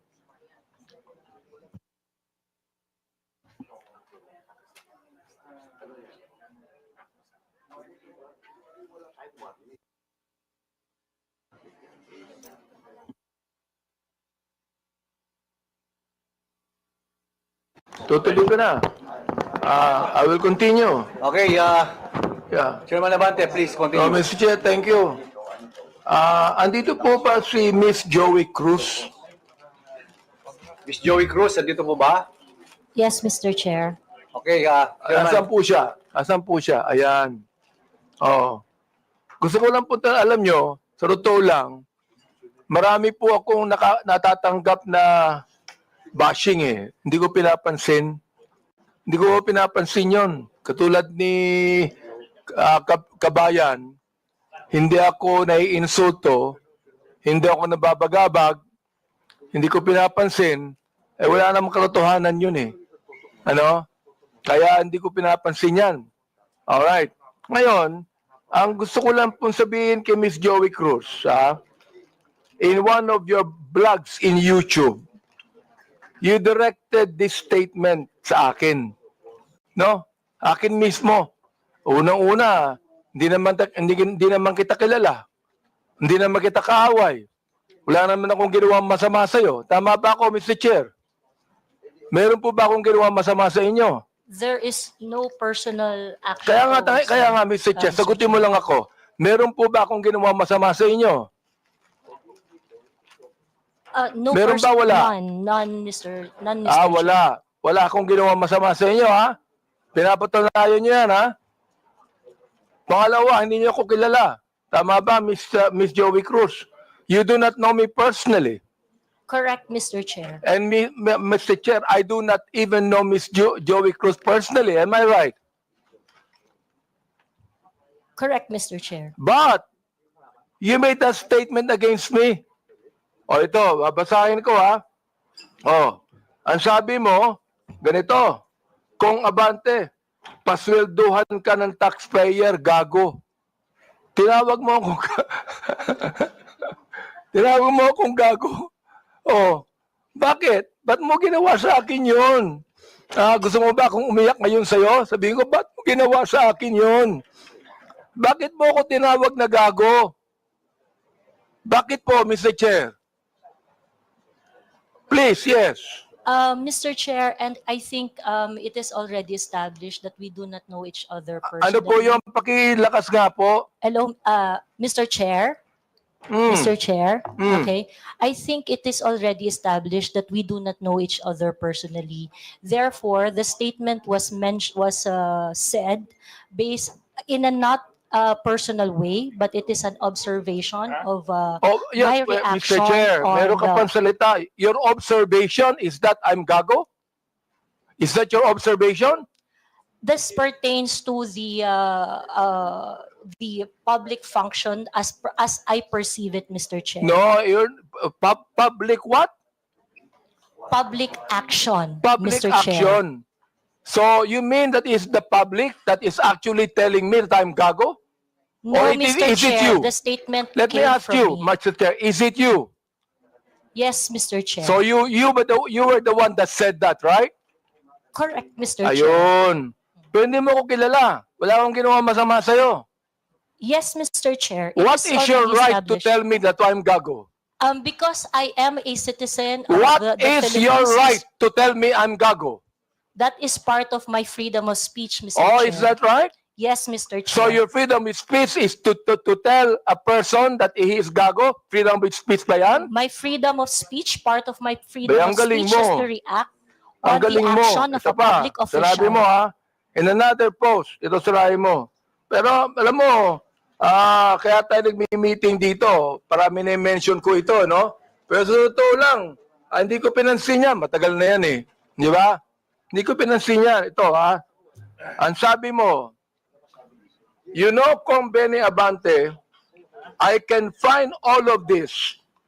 Isasampal ko ito sa pagmumukha mo. Is that still freedom of speech? Mr. Chair, I am not very familiar. Yes on or that no, post. Mr. Chair? Is that still, you think, freedom of speech? When you said, isasampal ko ito sa pagmumukha mo. Mr. Is Chair, that freedom of speech? yes, Mr. Chair. Ganon. Oo. So, ibig sabihin, ganito. If I tell you right now, sasampalin kita, freedom of speech yan. That's part of your freedom, Mr. Chair. Pag sinampal kita, hindi na freedom of speech yan. Of course, sir, it's overt Hindi action na. already. Yes, Hindi sir. na, no? Yes, sir. Oo, ang galing. Mahusay ito. Oo, magaling ka. Oo. Ang sabi mo, I'm going to be Hindi ko masabi to, Mr. Chair. F-U-C-K-E-D. Prepared. Binanggit mo yon? Mr. Chair, Bakit naman? Mr. Chair, Ano may ba I nagawa know kong when kasalanan that post sa'yo? was posted? Mr. Chair, Oh. Mr. Chair, so that I can answer intelligently on the question You of, can, Mr. Chair, may I know you can the date answer of the intelligently, I but cannot what you answer. said here, is that intelligent? Let me ask you, Mr. Chair. Nung sinabi mo, you know, Kong Benny Abante, I can find all of this, isasampal ko ito sa pagmumukha mo. Is that intelligent? Mr. Chair, I cannot intelligently answer if I do not know when the post was posted. You don't know, Mr. Yes, Chair? Mr. Chair, I think in a day I post maybe 50, Well, you know, 50 posts in a day. I would like to understand, It Mr. means, Chair. Mr. Chair, that you can post something today and you forget that tomorrow. Am I right? That is correct, Mr. Chair. That's very Ah. likely. So, pakiklaro nga, Mr. Chair. Ano yung isasampal mo sa pagmumukha ko? That is why, Mr. Chair, for me to intelligently answer your question, I need to know when it was posted. Well, we are going to get the date when this was said. Thank you, So, Mr. you would Chair. be able to know. Thank you. Kaya, pinapa-confirm ko lang yung statement na yan eh. Ibig sabihin, do you believe, hindi ko na sabihin ang freedom of speech. Do you believe that this falls under protected speech? I'm so sorry, Mr. Chair. May you please repeat Do the you question? believe that this falls under protected speech? Mr. Chair, like I said earlier, I would like to know first the context of the post. But rest assured, Mr. Chair, that when I post in my platform, I make sure that it is a reaction on the news or public action. As a political observer, I always practice. Miss Cruz, is this a political statement? You were saying a political observer. Is this a political statement? Do you believe that using profanities, insults, and malicious accusations online represent fair and respectful, intelligent discourse? Except as part of your statement, Mr. Chair, the malicious imputation you said, I accept that. The rest that you said, yes, it is part of the healthy public discourse. It is part of what, Mr. Chair? Healthy public discourse. Therefore, pag binanggit natin using profanities, insults, and malicious accusations, that is, anong tawag mo doon? Part of the healthy discourse, Mr. Chair. Healthy discourse. Healthy discourse ba yon? Yung Yes, Mr. profanities, Chair. Yes, Mr. Chair. insults, and malicious statements, healthy discourse sa'yo yon. Yes, Mr. And that's the Chair. reason why, Mr. Chair, that we should now actually craft a legislation to put a stop to Miss Joey Cruz, who seemed to be intelligent, and a woman using profanities, malicious insults, saying it is healthy. Yes, Mr. Chair, I stand by my statement. Everything you said, except the malicious imputation, which I do not do, is part of a healthy public discourse. It is part of my freedom of speech. In fact, it is recognized under the Universal Declaration of Human Rights Act that I It is should be able recognized to where? express my opinion without Miss interference. Joey Cruz, I am the chairman of the Committee on Human Rights, and this is not recognized. Profanities, insults, and malicious words are violation of human rights. You violated my human rights. Mr. Chairman, Mr. Chairman, Corrupt. Mr. Chairman, may I inquire, sino po yung sa tabi ni no resource person? Please identify yourself. Are you the lawyer of Yes, Your Ms. Honor. Cruz? I'm Attorney Mark Anthony Manuel. I'm the counsel for Ms. Cruz, Your Honor. Have you entered your appearance here? Yes, Your Honor, please. So Mr. please Chair. be reminded that you can only give legal advice your client and you ask the chairman. Yes, Your Honor. Please sit not in the resource person at the back. You are not allowed to sit. At the back, you sit at the back. Yes, Mr. Lawyers are not allowed to sit beside the resource persons. And please be advised that as permission by the chairman. Yes, yes. Also sit at Mr. the back. Yes, Mr. Do Chair. not sit beside your client. And rest assured that I am only advising my client as And to then, her so legal ask the rights. chairman the permission before you give the advice. Yes, Mr. Chair. Also sit at the back. Thank you, Mr. Chairman. Thank you, Mr. Chair. Attorney, please comply. Are you through, because no, actually, Mr. Chair, I'm just starting. wait, we are still on the issue of, I would like to finish the issue on Tariela, then we can go back to your interpellation. Honorable Junicio, are you still asking questions? You're done. Honorable Tariela, do you still have any statement to make? Nothing more left from me. Okay, we'll now proceed to the next item on the agenda. This is with regards to the issue on social media personalities. Mr. Chair, if there are no other congressmen that have questions for our resource person, Commodore Tariela, maybe we can excuse him because he has more important issues at stake, which is national sovereignty. So, kung wala na po magtatanong sa kanya, baka pwede na po natin siya ma-excuse sa hearing na ito. You are hereby excused since there are no more questions. And more on that, there are some resource persons here that I believe wala na mga question ng mga congressman. May I ask if AMLA resource persons are here? Attorney Arpon, Attorney Titanco. From the members, do you have any questions to AMLA? There are none, so you are hereby excused. To COMELEC, pakitaas pong kamay. To the members, do you have any questions with COMELEC? None? You're also excused, all the resource persons in COMELEC. Dun sa mga broadsheets, you're already excused. Dito sa kay Miko David, Digital Marketing Association of the Philippines, I think you can stay put since we will be discussing next the social media personalities. Okay, we'll now proceed on the issue on social media influencers or personalities rather.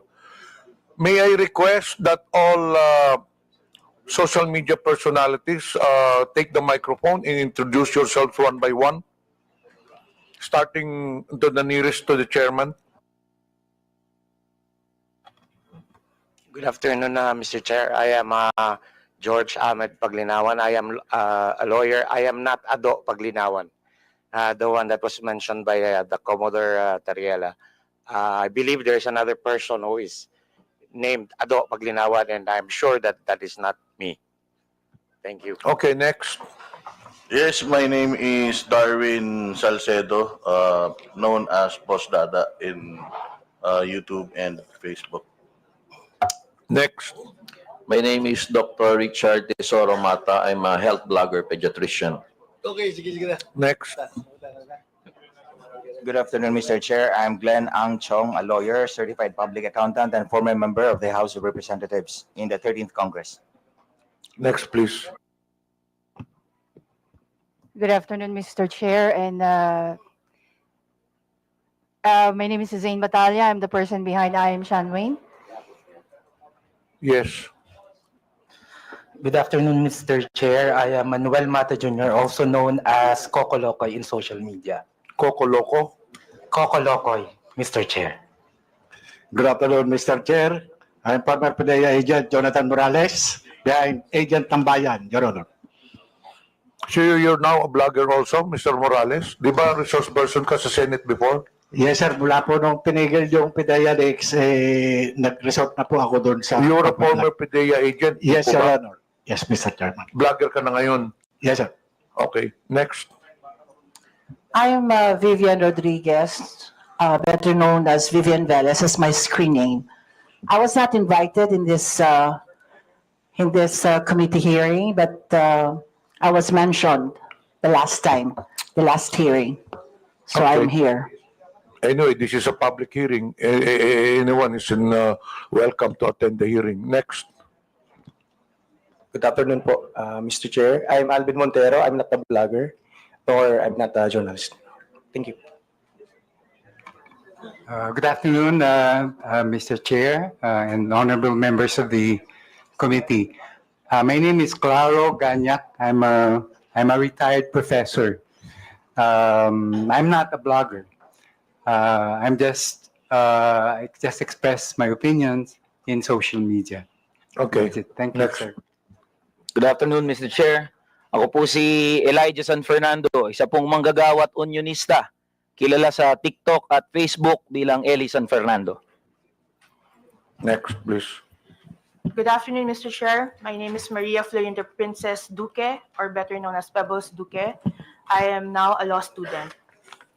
Next, please. Good afternoon, Mr. Speaker. Mr. Chair, sorry. I'm Dr. Ethel Pineda Garcia. Okay. I think there are some vacant seats. Pwede na pong kunin yun. Yes. I am Trixie Cruz Angeles. I am a lawyer. Next, please. May I continue, Mr. Chair? Wait, meron pa yata dito sa... Kompleto na po ba ang mga social media personalities? Who is Vicente Cunanan? You're also a social media personality? Okay, so you can now proceed with your interpellation. Thank you, Mr. Chair. Again, Ms. Cruz, do you believe that freedom of expression is not absolute? Yes, Mr. Chair. You do. Of course. I'd like to ask the other bloggers if they also believe that. Yes, Mr. Chair. You also believe that? Okay. Sir, Now, there's always a limitation. Ms. Cruz said, yung kanyang statement sa YouTube, no? Na profanities, insults, malicious is a healthy discourse. Gusto kong tanungin yung mga vloggers natin, do you agree with her on that? Yes. That profanities, insults, and malicious accusations is a healthy discourse and a part of the freedom of expression? We would like to ask every blogger to answer me yes or no if they believe in that. Mr. Chair, can I be recognized? Yes. Mr. Chair, no other than the highest court of the land has repeatedly said na hindi po masama ang pagmumura, lalong-lalo na sa mga pampublikong opisyal, especially kung ang pinatutungkulan po ay yung official functions nila. Not the person, but their official functions, Mr. Chair. So yun po ang paninindigan, lalong-lalo na po namin bilang mga manggagawa, dahil kahit meron pong TikTok, Facebook o social media, sa komunidad po, yan ang lengguwahe ng mga manggagawa at ordinaryong Pilipino na nagagalit. Hindi po kasalanan ng mga vlogger o ng mga gumagamit ng Facebook, TikTok, X o kung ano pa mang social media platforms kung bakit merong ganito na mga pagmumura o profanities. Ito po ay lengguwahe ng mga manggagawa at ordinaryong Pilipino na Mr. nagagalit. Mr. Elijah, hindi ko binabagit yung lingwahe ng ordinaryong Pilipino. Ang binabanggit ko, lingwahe ng vlogger. Hindi ka ordinaryong Pilipino. Mr. Chair. Tatandali lang, kasalala pa ako eh. Alright. Hindi ka ordinaryong Pilipino. Tama, mali? Ordinaryong Pilipino ako, Mr. Chair. Hindi ka ordinaryong Pilipino. Vlogger ka eh. No, I'm a manggagawa ako, Mr. Chair. Lahat pa ng ordinaryong Pilipino, vlogger? Mr. Chair, manggagawa ho ako na may platform ho. So, ordinaryong Pilipino ho ako, Mr. Chair. Mr. Chair, point of order. We have our rules here. I think the resource person cannot answer without being recognized by the chair. Sorry, Mr. Chair. Okay, to all reminder to all resource persons, let the interpolator finish his line of questioning in his statement, and resource persons can only talk when the chair recognizes them. Okay. Nabanggit mo kanina na yung profanities, yung insult, yung malicious accusation, kung yan ay sinabi sa kanyang, ang tawag doon, functions bilang public official, okay yon. Yung sabi mo, di ba? But not on a personal basis, correct? Yan. Yes, Mr. Chair. Sabihin natin, naniniwala ako dyan. Pero, hindi naman niya sinabi yan sa akin on my public functions, official functions. It is a personal accusations on me. Mr. Elijah. Mr. Chair, can I be? I cannot speak on behalf of Ms. Joey, Mr. Chair. Inaano ko lang yung sinabi mo. Yes, Mr. Chair. Okay. Now, I'd like to ask Ms. Joey, Ms. Cruz, are you insulting me on my public official functions, or it is a personal accusation on me? It's not a personal accusation, Mr. Chair, and I think we have agreed early on that we do not have any personal relationship. So Yes, that that's is right. just- Pero ito, ang sabi ni Elijah, okay lang yon kung yan ay sinabi in my official functions as a public servant. Alam mo ba yung official functions ko? Yes, Mr. Chair, and Alam mo. So therefore, hindi ka naniniwala sa aking official functions, kaya tinawag mo akong gago. no, Mr. Chair, the observation that I uttered to describe your performance of your official action, that is my observation. That is what I felt. Well, inobserbuhan mo ba yung aking official function? Yes, Mr. Chair. Inobserbahan mo since I won in 2019? No, Mr. Chair. I closely monitored your performance as a congressman in the 19th Congress. And you hated me for that? No, not really, Mr. Hindi, Chair. gago. Just in the Binagit mo 19th sa akin, Congress. gago. So you hated me, Mr. Chair. Ano ba ibig sabihin nun? Binanggit mo, gago ako. Binanggit mo, isasampal ko ito sa pagmumukha mo. Binanggit mo, I'm going to be... Hindi ko babanggit eh. Okay. If you prepared, binanggit mo yun eh. Oo. Therefore, you hated me. Hindi pwedeng sabihin mo sa akin na you love me. Is that the person that you said that you love me? I love you, and because of that, isasampal ko ito sa'yo. May I respond, Mr. Chair? Yeah, go ahead. Sige, Okay. Mr. Chair, go ahead, Chair, respond. At the very most, I do not like your performance as a member of the 19th Congress. But hate is such a powerful word because we established earlier that we do not have any personal relationship or any Kaya nga, personal Mr. Chair, affiliation. binanggit mo, binanggit mo yung human rights. Yes, Binanggit mo Mr. yan kanina, Chair. di ba? Correct, Mr. Therefore, Chair. Mr. Chair, you violated my human rights. Why? Because when you said those profanities, those insults, yung gago, yung isasampol ko ito sa pagbubuka mo, you violated my human rights. You did. May I respond, Mr. Oh, Chair? Teka, Mr. Chair, hindi ako nagagalit sa'yo. Okay? At wala akong pakialam sa'yo. Kahit na anong sabihin mo, okay lang sa akin. Alright? Pero itong ating pinag-uusapan ngayon, merong kinalaman sa mga legislation na aming gagawin later on. That is why I am asking you right now. Sapagkat napakahalaga nito. Kapag binabanggit mo, if you're saying that using profanities, insults, and malicious accusations online represent fair and respectful discourse and a healthy discourse, therefore you're telling us that the freedom of expression is not is absolute. You can say anything you want, and that is freedom of expression. Yun ang sinasabi ko, Mr. Chair. May I respond, Mr. Chair? Pag binanggit mo, if you said that freedom of expression is not absolute, therefore, there are certain things that you cannot say. Yun ang ibig sabihin nung freedom of expression is not absolute. May limitation yun.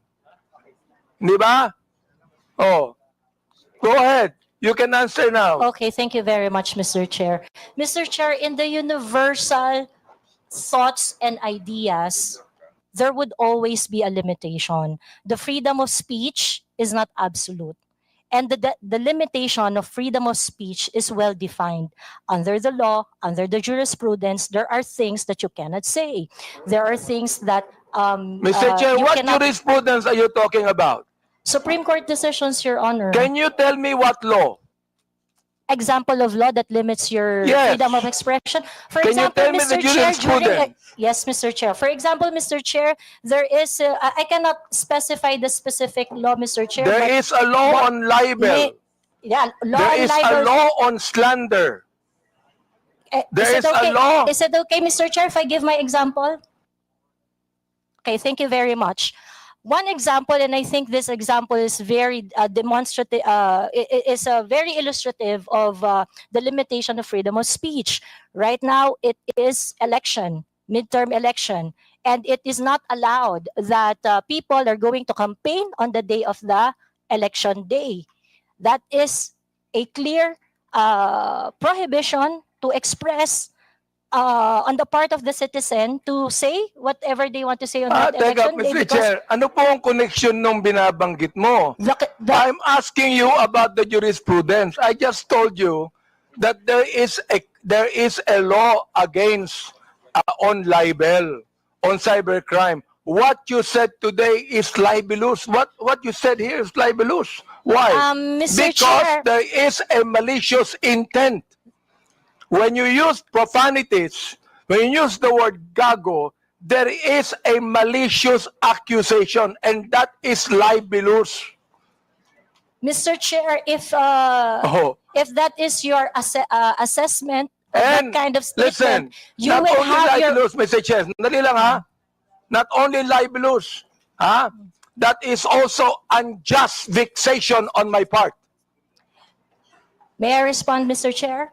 Go ahead. Okay, Mr. Chair, if you think that you are violated by my exercise of my freedom, you would have your right and No, be no, in court Mr. Chair, so that don't so worry. that the maliciousness of Mr. that Chair, statement don't can be worry. I'm sorted not out going in the to charge you proper in court. authority. Don't worry. I'm not going to charge you. If I charge you in court, matatalo ka eh. Pero hindi. Oo. Unjust vexation to. Alam niyo ba yon? Ha? Are you a lawyer or not? I am not a lawyer, So Mr. therefore, Chair. you should know this. The thing is this, pero wag kang mag-alala. Hindi ako magdidemanda sa'yo. Do you know why? You're not important to me. Alright? Ang dahilan lamang, kaya natin ginagawa ito, para magkaroon kami ng idea kung anong legislation ang nais naming gawin. Pero ikaw, you are not important to me. Alright? Oo. Thank you, Mr. Chair. Yan. Kaya, wag kang mag-alala. Hindi ako kailanman magdidemanda sa'yo. Alright? Oh. Eh, tumatawa ka pa eh. Thank you, Mr. Chair. Natatawa ka sa akin eh. No, Mr. Chair, I am Oo. expressing my gratitude, Mr. Chair. Ganun ba? Mr. Chair, tumatawa ka and you're expressing your gratitude by your sarcastic laughter? I am not laughing, Mr. Chair. It's just a natural smile, Mr. So Chair. gusto kong tanungin po, itong ating vloggers na ito, kayo po mga vlogger natin, do you agree with what Miss Joey Cruz said? Every one of you could be able to answer if you agree. I have a lawyer there. Attorney Trixie.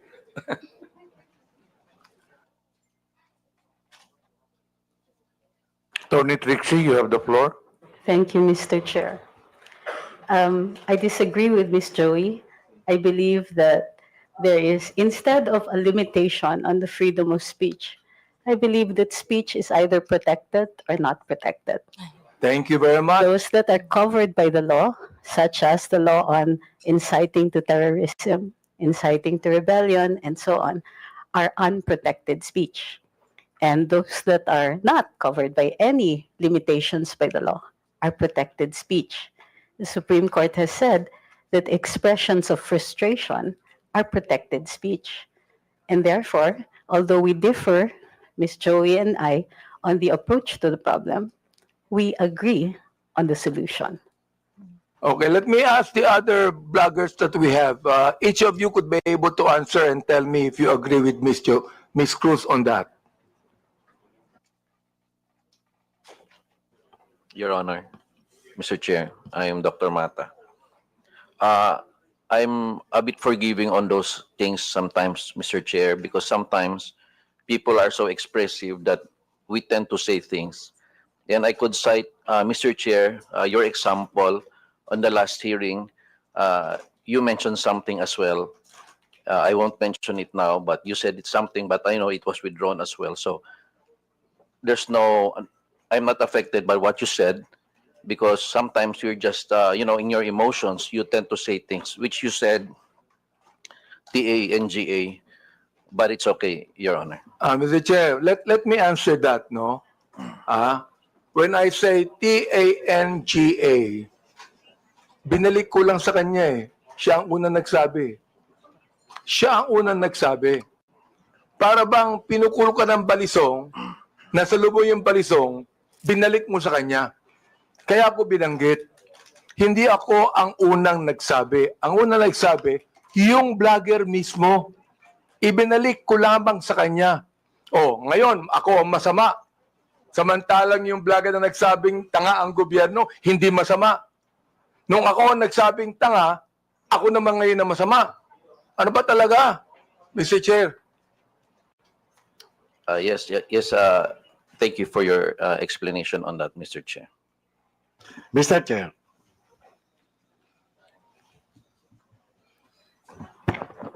Yes, was that, Mr. Chair.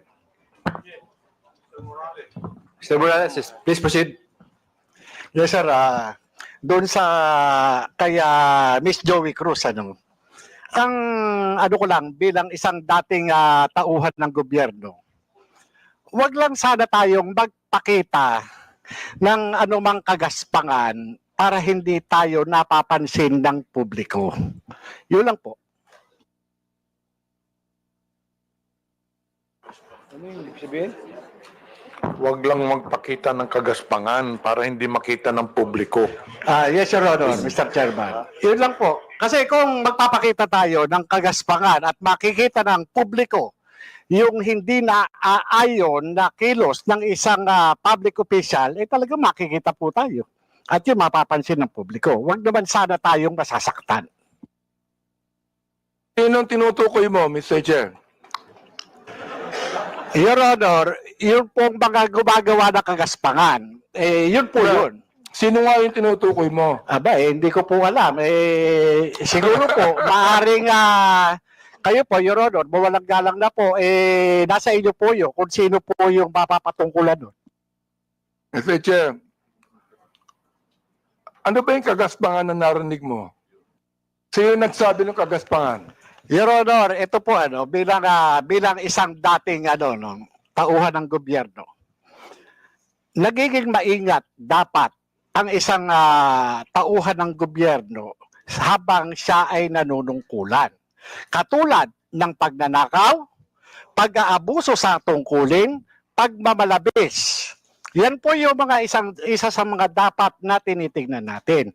At kung tayo man ay tauhan ng gobyerno, dapat ginagampanan natin ng buong husay, buong giting, tulad ng mga alagad ng batas na handang ialay ang sarili niyang buhay para lamang doon sa sinumpaang tungkulin. Mr. Chairman. Mr. Chair, tama yung binanggit ni Mr.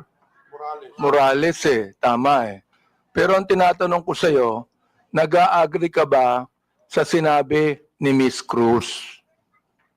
Saang particular, Your Honor, Mr. Chairman? Hindi ka pa na nakikinig sa akin Bira naman buhay ito. Pagpaumanhin niyo po, Your Honor, at nangati po yung aking binti, maaring hindi ko po wala kang napansin. karapatang magsalita kung hindi mo narinig lahat ng mga sinabi. Yun pong narinig ko. Very clear Meron po akong narinig. Very clear, Mr. Chair, ang sinabi ko. Kanina, pinag-uusapan natin yung lahat ng mga binanggit ni Miss Cruz. And I'm asking you now, kayong mga vlogger, oo, mga objective naman kayo, di ba? Ano ang palagay nyo rito? Palagay nyo ba na itong malicious, ito ulitin ko para malaman mo, itong malicious, profanities, at insults, accusation na ibinigay po ni Miss Cruz, ay kasama po yan sa tinatawag nating protected discourse o kaya naman healthy discourse or freedom of expression?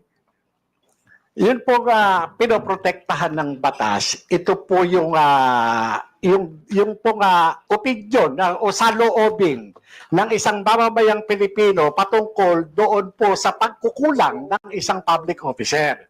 Yun po hindi pinoprotektahan ng batas. Ito po yung pag-iingganyo ng paggawa ng illegal o labag sa batas. Yung pagkukulang, Mr. Chair. Kung walang ginawang illegal, may karapatan ba siya? Kung walang ginawang illegal, Your Honor? Depende po Depende po sa napapansin at po sa nagbibigay ng opinion, Your Honor. Miss Joey, meron po ba akong ginawang illegal? Meron po ba? Nothing that I said in the Yun, vlog. wala akong ginawang illegal. Meron ba akong ginawang immoral? There are things that I may not agree.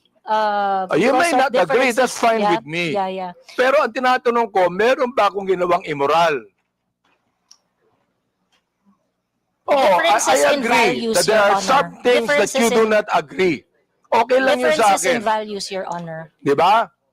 Pero wala akong ginawang immoral o illegal. You said that yourself. So therefore, anong ibig sabihin ng profanities, insults, and malicious accusations you gave to me? Yun ang tinatanong ko. May I answer, Your Yes, Honor? go ahead. Okay. First of all, Your Honor, I would just like to take exception once again that I never agreed to anything, any statement that is malicious as part of freedom of speech. It's not. What I said are not malicious. Those are observation on my end. And the profanity is part of part of my expression of discontentment, disgust, because my expectation for a public officer is not Therefore, met. Mr. Chair, when you're saying that a public official who is not doing anything illegal or immoral, and you said something malicious, insult and profanities, Again, that is your observation. And you have the right to say that. Again, Mr. Chair, I am taking exception on the malicious statement. My statements are not malicious because my statements are always pertaining to the exercise of the public duty of the officer I am responding So to. or therefore, when you reacting said to. gago, that is not malicious. That is not malicious, Mr. Ah, Chair. okay. That is not malicious, ha? Yes, Mr. Chair. Oo. Pero ako, Miss Cruz, kahit kailan, hindi naman kita kilala, hindi ko alam ang ginagawa mo, wala akong karapatang tawagin kitang gago. And I respect your opinion, Mr. Chair. Not my opinion. That is my belief. I Iba yung respect your opinion, belief, Mr. iba Chair. yung belief. Okay. I'd like to ask the other vlogger if they agree with Miss Joey on that.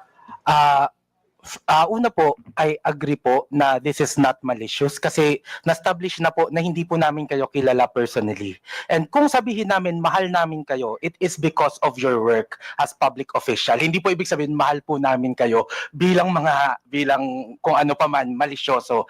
And when we say we don't like what you are doing, it is also not malicious. It pertains to your job as a government official. So I think magkaiba din po kasi yung sukatan sa public official and also private citizen. So I think it's important for us to understand the difference of and the limitation doon sa public official and sa private citizen. And I agree po. Lahat po ng sinasabi namin sa inyo, because we don't know you personally, are not malicious. It's not personal. It's about your job lang po. Sometimes, Mr. Chair, I'm not onion-skinned, ayan, kilala ako ni Congressman Glenn. Kaibigan ko yan. I'm not onion-skinned. Ang ibinabagit lamang natin dito is how do we limit this? How do we regulate this? Yun ang aming inaanong batas. How do we regulate this kind of statements? Na masyadong personal to eh. Diba? Hindi ko na nga pinapansin eh. Oo. Kung hindi lang binigay sa akin itong mga bagay na sinabi, makikita ko ba to? Hindi ko nakita to eh, Miss Joey Cruz eh. I don't even care about that anymore. Hindi ako apektado dito eh. Hindi ba? And the thing is this, kayo makakatulong sa amin for us to be able to craft a better legislation to what? To tell you that the freedom of expression is not absolute. Yun ang nais naming sabihin dito. So, yung the rest of the vloggers, if, yes, Attorney Glenn, go ahead. Thank you, Mr. Chair. While we recognize the plenary power of this Congress to enact legislation to limit freedom of speech or expression, I would just like also to exhort the members of Congress, the honorable members of Congress, to remember that the exercise of free speech, public officials should not be onion-skinned. I know hindi po kayo onion-skinned, Congressman Honorable Abante. Public officials should not be onion-skinned, and that free speech serves as a scalpel that removes the abscesses of officialdom. I quote the jurisprudence. It's a landmark decision of the Supreme Court. So we have to make a tight balance between limiting the freedom of speech and, of course, when it comes to public acts of public officials. Yun na po, Mr. Chair. May we hear the others, Mr. Chair? Go ahead. Yes, Mr. That Chair. handsome man right there. Ako po, Mr. Chair. May I be recognized po? Mr. Chair, sundan ko lang po yung binanggit po ni Attorney Trixie. about protected speech. I don't know the specifics of what Miss Joey said. Be that as it may, Mr. Chair, kung yung pong mga binanggit niya ay nakapatungkol po sa official function, then it is warranted.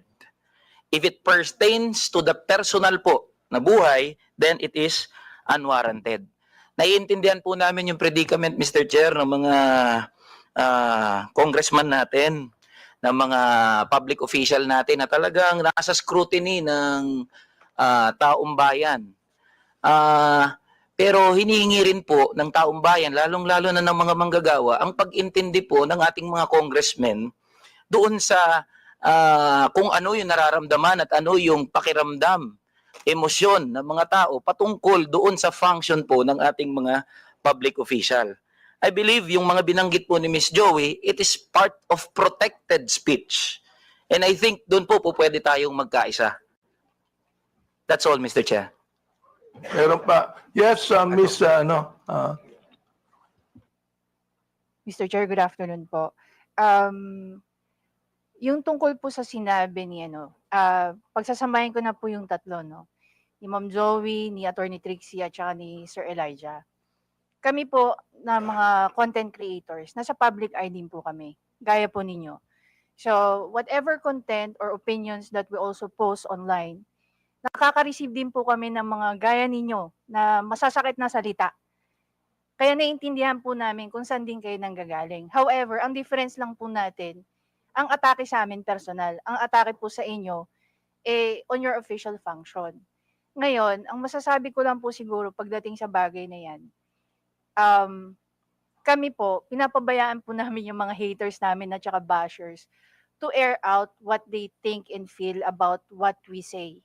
Hindi ko naman din po sinasabi na dapat ganun din po kayo. It so happen lang that sa inyo po, pagdating sa mga nasasabi nyo po, sa mga press briefing nyo po, sa press con nyo, or even sa mga pinapublish sa news, ang sa aming mga content creator, naka-anchor kami lagi kung ano lang po ang nasasabi ninyo. Mr. Chair, Ms. Batalya, Yes po. gusto ko lang pong banggitin din, no? Alam mo, natanggap ko itong mga bagay na ito since Quadcom days eh. Hindi ako binabas ng sino man bago ang Quadcom. Bakit kaya? Di ba? Share if I may. I mean, hindi ako nababas eh. Oo, ngayon lang talaga. Hindi ko alam kung bakit eh. Oo, yun ang gusto kong sabihin sana sa inyo. Di ba? Yes,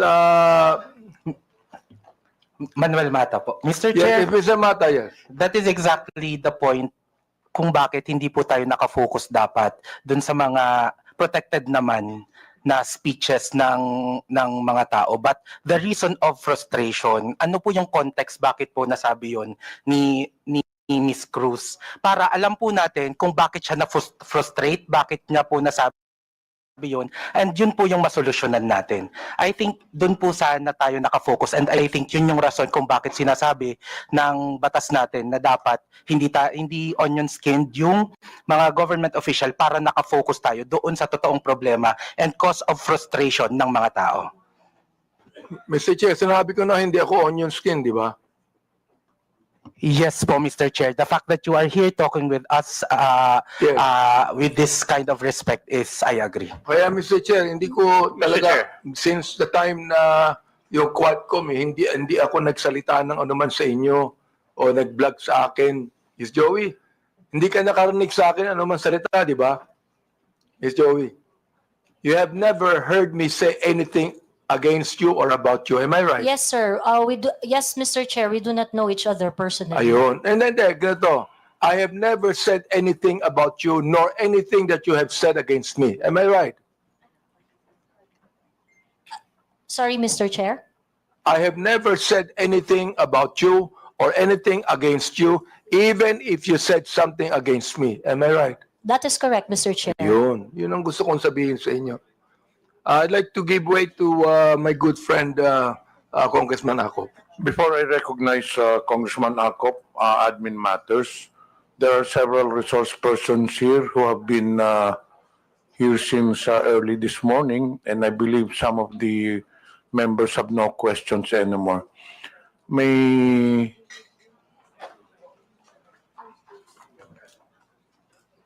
andito po ba si Attorney Kirsten Bautista? To the members, do you have any questions with regards to the Department of Justice? Meron po ba tayong tanong sa Department of Justice? Palagay ko meron po, Mr. Chair. Meron. Okay. Sa BIR, may tanong pa po ba tayo? I do have some questions to the BIR, Okay, Mr. later. Chair. Okay. Andito pa po ba ang BIR? Okay. So, hindi pa pwede po kayong umalis. Okay. Sino pa ba ang... Sa NBI, may tanong pa po ba tayo? Do you have any questions sa NBI? Kayo? Baka meron pa, Mr. Chair. Bonsa Okay. ulit.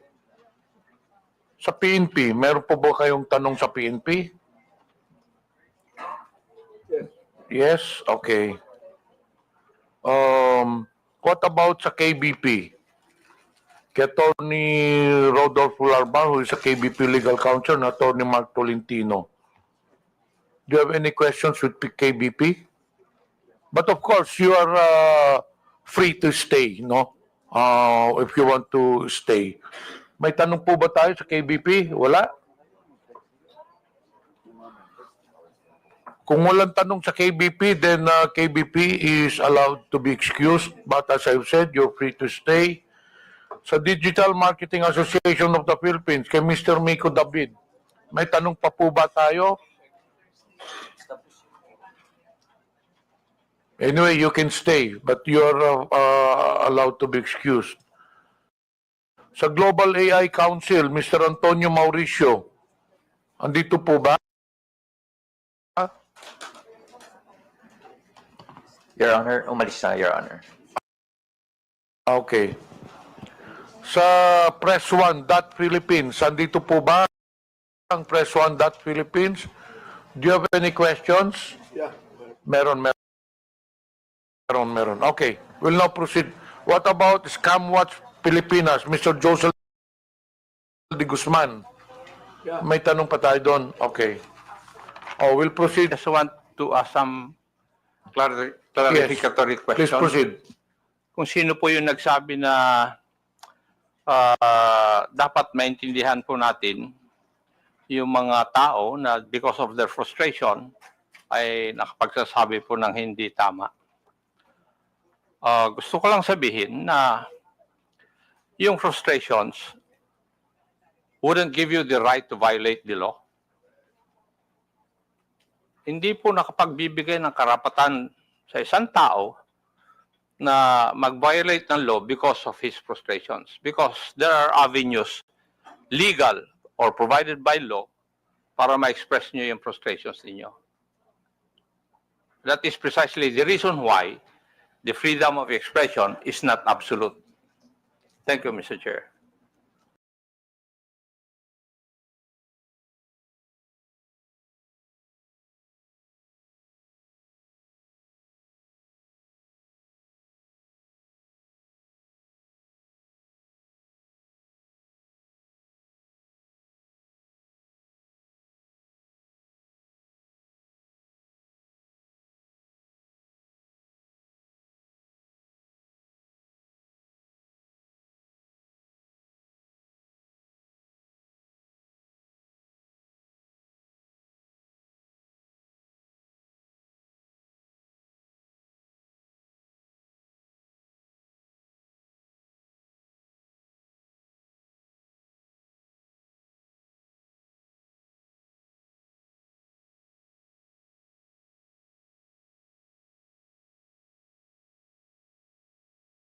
Know him personally, Yes, Mr. Chair. and he does not know you personally. Correct, Mr. Chair. So, bakit na nyo naisip na atakihin si Honorable Abante? Just curious.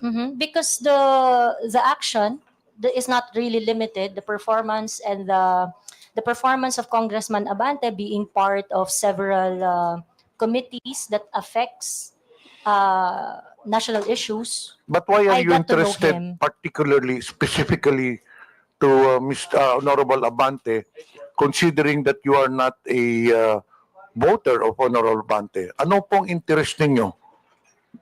The issues that he tackles in his committee memberships and chairmanships are issues that are affecting the Philippines at large. So in short, you have something against him because you have singled him out. There are 314 congressmen here, pero mukhang ang paborito mo si Honorable Abante. That is incorrect, Your Mr. Chair, Honor, paborito Mr. din niya Chair. sa Ace Barbers. Because there are other congressmen that I give my observations to, and it's not limited to Honorable Congressman Abante. So he's not singled out, Mr. Chair. Mr. Chair, palaging sinasabi ni Ms. Cruz yung observation. I hope, Ms. Cruz, okay lang yung observation. For example, like, I hate Congressman Abante. Okay yan. I do not like Congressman Abante. Okay yan. I don't agree with Congressman Abante. That's fine. Pero yung tatawagin mo kung gago at isasampal mo sa... Teka. Gusto ko nang tanungin. Gusto kong malaman, ano ba isasampal mo sa akin? Sabi mo isasampal ko ito sa bumumukha mo. So pakiklaro nga sa committee ito kung ano yung isasampal mo sa pagmumukha ko? Like I said earlier, Mr. Chair, I would like to know when that was posted, and perhaps it's very likely, Mr. Chair, That I was posted posted such. on YouTube. Mr. Chair, it's very likely, Mr. Chair, that I said something like that. We And are that's checking it now. Very likely, the one that is going to be slapped on your face is. It's very likely that I'm referring to yun nga facts. Oo It's nga. very likely that I'm referring Mr. to Chair, facts. talagang hindi ko akalain, sasabihin niya sa akin to kung ang, Mr. Chair, kung ang misis ko ang sasabi niyan, tanggap ko yan. Pero si Miss Joey, hindi ko naman po siya kilala talaga Ito pa, mayroon sasabihin ako sa inyo. Gusto kong tanungin din naman yung ating mga researcher dito ng Press One. So what do you think of Miss Cruz? What do you think of her statement? Everything that she said. Mga researcher po kayo ng Press One. Can you say something about that? Press One, can you please answer? Mr. Chair, we were confined with the facts as researchers. So I think as long as if Miss Joey Cruz is giving her opinions and her opinions alone, I think it is beyond our capacity it is beyond our capacity because she is entitled to her own truth. But again, if it's something to do with the known facts, I think we can debunk what is being said. Ayun po. Yun po, Mr. Chair. Okay, may I ask Mr. De Guzman? Yes, Mr. Chair. Well, in my opinion, Mr. Chair, it's basically as a reputation management practitioner. I think in that aspect, it's not really a matter of freedom of speech, but it's a matter of, number one, respecting for others. Number two, it's a matter of an ethical practice, whether you're a journalist or even a content creator, because basically your audience has a wide range. They are not just limited to a particular segment who would understand, unless, of course, that's the type of brand that you want to project. So you will really break those ethical rules, those courtesies, and the respect. So that's my personal opinion, Mr. Chair. Mr. Chair, can I ask the rest of the bloggers if they would like to say something? Yes, go ahead. Hello. May I? No, I don't agree with how you stated it, sir, which allegedly she said. Because, well, people can say anything they want, but if it violates the law, then it's illegal, and it still has to be determined if what she said really was illegal or what she did was illegal, And that I think that is for the courts to decide.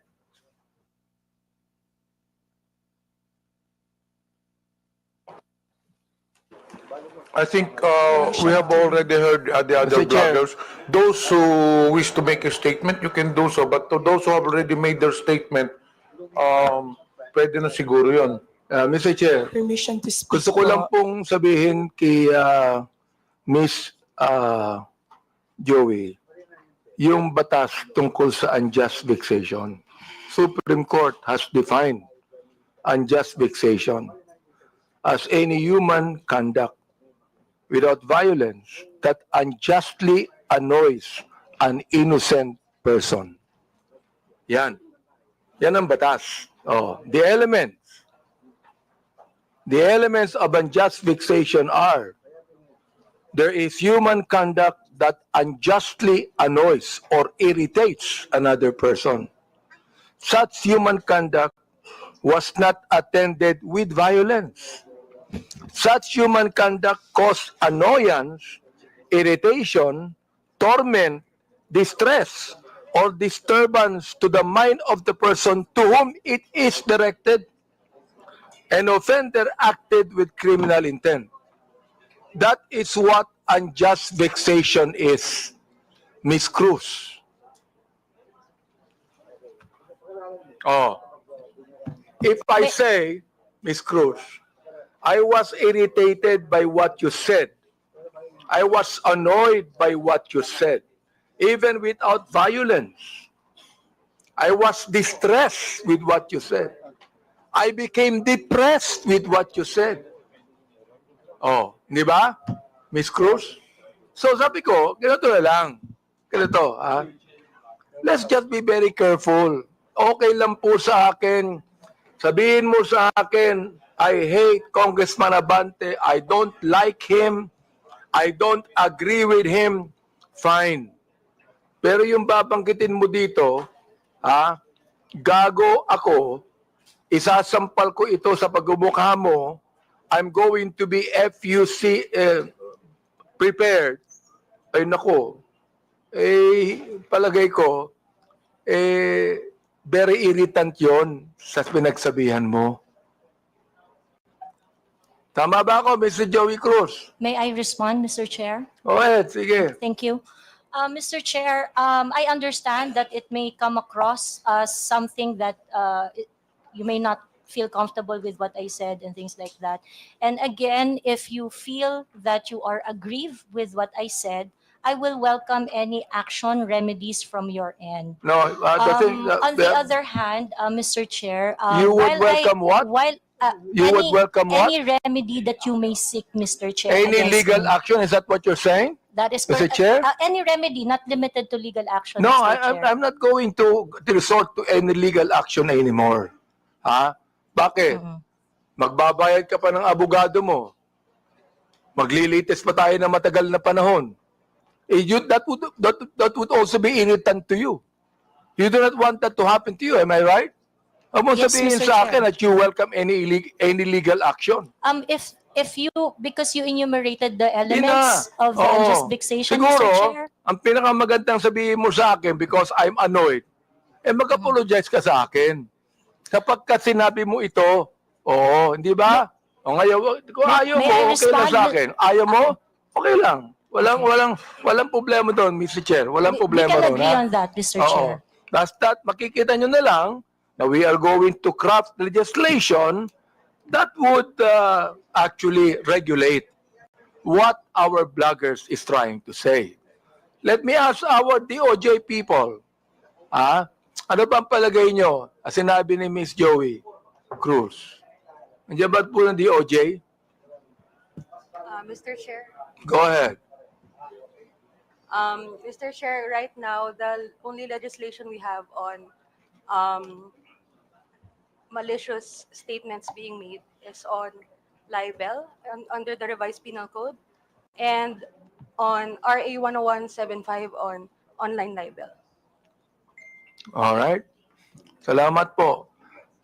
Can the NBI also say something about that, Mr. Chair? Yes, Your Honor. Well, Your Honor, for purposes of discussion, we have what we call the doctrine of fair comment. So under the doctrine of fair comment, it means that every discreditable imputation publicly made is deemed false because every man is presumed innocent until his guilt is judicially proved. And every false imputation is deemed malicious. So under this doctrine, as a general rule, when the discreditable imputation is directed against a public person in his public capacity, it is not necessarily actionable. What we are talking here is whether or not it is actionable or not actionable. But as an exemption, if the discreditable imputation to a public official is either a false allegation of fact or a comment based on false supposition, it is actionable. So dito po sa doctrine na to, it's up to the person being attacked whether he wants to file a complaint or not. If he wants to file a complaint, then evidence must be submitted in order for the prosecutors to assess the evidence as well as the court kung sasampa man dito sa korte. Thank you, Mr. NBI. I'd like to also say, sapagkat marami ring bashing ang binigay ni Ms. Cruz kay Congressman Ace Barbers, di ba? Ms. Cruz, marami rin Mr. Chair, I would just like to inform the court that there is a pending action that I have against Ace Barber. So I would like to invoke the sub judice rule on that matter. Wala namang kasong Wala namang kasong pinal No, Mr. Chair, I filed a libel suit against Congressman Barbers. kay Ace Barbers. Yes, Mr. Chair. Oo. Huwag ka na mag-file ng libel suit sa akin. Wala naman akong sinabing masama sa iyo. Yeah, we agreed. We did not say anything personally on each other. Okay. Well, in your numerous blogs, Ms. Cruz, you criticize the government and specific personalities. But you have not released any content addressing the West Philippine Sea issue or taking a stand against China's actions. Why is that? It is something that is beyond my competence, I would Okay. say. It is something that I do not know much. Although I would like to correct you, sir, that you said I did not release any content, but I actually do. In those contents, when I'm going to talk about the West Philippine Sea, the South China Sea, I talk about it in such a way that I try to figure out the issues, the facts, and ask. My platform is very interactive, and so my platform is always visited by professionals, professors, experts on their fields, real people doing their real job, sharing their 2 cents on what is going on. So whenever I'm going to talk about the South China Sea, international relations and things like that, it is always an interactive one, an exchange of idea from different point of views. Thank you, Mr. Chair. What is your, gusto ko lang tanungin, what is your current source of income, Ms. Cruz? We have a family business, Your Honor. Family business. Well, That is correct. are you monetizing your social media content or receiving compensation for your blogs? Yes, Mr. Chair. You are. Yes, Mr. Chair. So it is also some kind of a business to you. It is really not, Mr. Chair. In fact, if you're going to look at my vlog, it's very unprofessional. I do not have a studio. It is very casual. I do not have regular time. I'm going to vlog whenever. But how many followers do you have, Mr. Chair? On YouTube, I think I have around 79,000. In Facebook, I have my Facebook account with 143,000 followers was taken down a couple of days ago, and my social media accounts are usually they don't really last that long because it would usually be reported or taken Ba, down. ilan po yung social media account ninyo, Miss Cruz? I have TikTok, YouTube, and Facebook. So, ibig sabihin nun, you're getting money out of that. Parang sa'yo, that's a source of income, correct? It is a source of income, but Good. it is not a job for me because I can not vlog if I want to. Ano yun, Mr. Chair? I do not have to vlog if I want to. Mr. Chair, I do not have specific schedule when I do vlog. Sa akin, So- let me advise you, Miss Cruz. Huwag ka na mag-vlog kasi naiinis ka din eh. Naiinis ka din. Hindi pwedeng hindi ka mainis sa sinasabi mo eh. Di ba? Naiinis ka din. Mr. Chair, I'm Naasar ka actually din. Tama ba ako? Naasar not, ka rin. Nai-stress ka din dun eh. not really, Mr. Chair, because I'm a very I grew up in a household with very political orientation, so it is something that I really like So doing. Mr. Chair, did you grow up in a household where you curse each other? No, my Yun. parents are devout So you Catholic. did I'm the not only grow one who up curse in a household. I am the only one who curse in our household. You are Your the only one that Yes, curse. Yes, that is correct. Well, you know, you're a grown-up person. Sana tinuruan ko ng bata ka pa ng magulang mo. Ako tinuruan ako ng bata ng magulang ko eh. Nawag akong magmura eh. They did, Your Kaya hindi ako Honor. nagmumura eh, Mr. Chair. They did Dali lang, teach me. So, tinuruan They did ako teach ng me magulang that, Your ko ng Honor. bata ako wag magmura eh. Kaya hanggang ngayon, hindi ako nagbumura eh. They did teach me not to curse, Your Honor, but they also taught me how to be your authentic self. Ganon. Okay ka. In one of your posts, you said, ito nakakaawa ang mga pulis under BBM administration. Can you elaborate on that? What led you to the conclusion that you said that? That is a series of posts on the memorandum that is circling around saying that policemen would have to react on official PNP pages. And I think it is so unfortunate that apart from the regular duties and responsibilities of a policeman, they are being asked to do such kind of menial task. I think it's something that they do not have to do. I vehemently disagree with that kind of policy. So that's why I felt I commiserate with the policemen. You what? You commiserate. Yes, Your Honor. So when you commiserate, you can tell the policeman, police patola kayo, wala kayong kwenta. Is that how you commiserate? I never said that, Mr. Chair. Nabanggit mo yun eh. Mga pulis, wala kayong nasolve na problema. Nabanggit mo yun. Kaya nga gusto ko nang tanungin, are these statements based on any verified data? Do you have a data on that? If I know the Or time they when are I simply your posted it, personal opinion?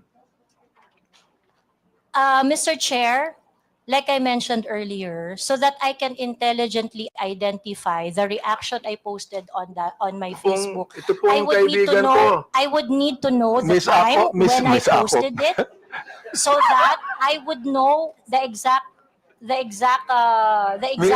Miss Cruz. news. Miss Cruz, ito pong kaibigan ko si Congressman Akop, naging general po ng pulis to eh. Oo. Kaya, pag you begin to generalize, pangit, hindi ba? Let That me is ask correct. our police people there, what do you think of the statement of Miss Joey Cruz? Thank you, Mr. Chair. Oo. Police patola ka ba? No, of course. Hindi. No. Wala Your kang Honor. kwentang pulis. Ganun ba yan? No, Mr. Oh, Chair. you tell us about that, Mr. Chair. Well, the data will probably speak for itself that the PNP has done so much. And I think that was the statement of Ms. Cruz, but the numbers will really speak for itself, Mr. Chair. Okay. Now, ito na lang, no? In your other blog, Ms. Joey, or post directed against the Quadcom, mga members tungkol sa pag-iimbestiga over bloggers spreading fake news. Itong TRICOM po namin. You dismissed them and said something along the lines of what? Sabi mo, Para kayong mga bata, tangiya nyo. Hindi ko nga masabi. Di ba? Yan ang pag pinapasweldo kayo ng sambayanang Pilipino, pinagputahan ng mga tao, including ng mga vloggers, sagutin nyo ang mga tanong. Do you confirm this statement? Yes, Mr. Chair. Why did you say that? Because in any rants or bashing or issues I raised in my Facebook, I never really got a response. So a pakiklaro clear mo nga response. yung sinabi mong pinagputahan ng mga tao. Will you please make it clear to us, anong ibig sabihin nun? Kasi hindi ko alam ibig sabihin nun eh. Yes, I will explain, Mr. Yes, Chair. please. Pinagputahan ng mga tao means pinagtrabahuhan ng manggagawang Pilipino ang nagpapatakbo ng bayang ito, ng kongresong ito. So therefore, the public officials should listen when there is a grievance being raised, petition being submitted by the people, especially when they are expressing dismay or standards not being met. Pinagputahan ng tao means pinagtrabahuhan Oo, ng so matindi ng mga tao. yung Mr. Chair, yung mga taong nagtrabaho, tinatawag mong PUTA. No, Mr. Chair. Ayun ang yun ang nabanggit mo eh. And Mr. Chair, sa Katagalugan po, ang ibig sabihin po niyan, dahil nga po ang tao ay nagtatrabaho, ang isang hardworking na tao ay nagtatrabaho ng long hours, they would always express ng frustration dun sa kanilang pang-araw-araw na challenges. So that is why ganun po ang Bulakenyo po ako, Mr. Chair. I would just like to inform so that you would also have a proper context on my vernacular. Mr. Chair, marami kong kilalang Bulakenyo na hindi ganyan ang mga salita. Kaya marami po. Marami rin po Please, ako. wag mong banggitin ang pagiging Bulakenyo mo dito. But Baka it is- sabihin po ng mga Bulakenya, lahat yan, ganyan ang salita nila. I am Please, under oath, wag Mr. naman. Chair. It is like that. Mga In disente po ang mga Bulakenya. Bulakenyo po ako, sir. So I can speak for Oh. my people. Isa ka, Mr. Chair, sa Bulakenya hindi disente. Oh, now ito ha. Last question, Mr. Chair. Yes, can you wrap it up? We still have other issues. Given your consistent use of offensive language, not only against me, against others, for example, personal insults, unfounded allegations, you cannot even verify it with your data. Do you believe your actions are still protected under freedom of expression? I take exception, Mr. Chair, Or have on you crossed the alleging line unfounded accusations Or have because you crossed the line into abuse of your right? I understand my right, Mr. Chair, and I understand that I have no right to abuse my right. Good. So ibig sabihin doon, you have no Abuse my right. good. So ibig sabihin doon, you have no right to use abusive language against a person you do not even know personally. Using profanity is not necessarily abusive, Mr. Chair. Well, you made that in a personal way. So let the people judge it, no? Because a Correct, lot Mr. of people Chair. are watching Agree. now. Let the people judge Mr. it. Chair. So siguro, yun na lang, Mr. Chair, ang mayatanong ko kay Miss Joey, siguro ngayon, magkakilala na kami ngayon, siguro magiging close na kaming dalawa. Baka kayo ng sunod na love team. Kung ako, please recognize. Thank you, Mr. Chair. May I know if Mr. Vicente Bencalo Conanan is present this afternoon? Yes, she just took her oath. Would he be the same as Miss Pebbles Conanan? Yes Same. po. Your Honor, Yes. Thank you. I have here a sinumpaang salaysay. Paige, could you please present it to her?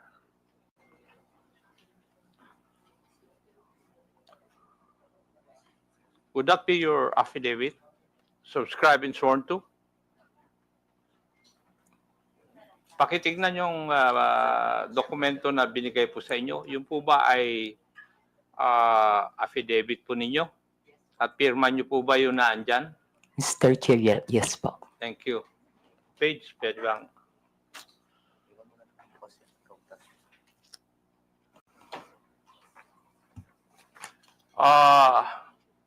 Would you mind if I just call you Pebbles in this hearing? Mr. Chair, thank you po. Okay. Hate ko po yung Vicente. Okay. Thank you. Pebbles. Pebbles, tong sinumpaang salaysay mo ba is ginawa mo ba ito ng kusang loob at wala pong pumilit po sa inyo na gawin at pirmahan ito? Yes po, Mr. Chair. Thank you. May I proceed, Mr. Chair? Ikaw po ay isang vlogger, Pebbles. Tama po ba? Yes po, Mr. Chair. At ito po ba ay full-time mong ginagawa o part-time lang?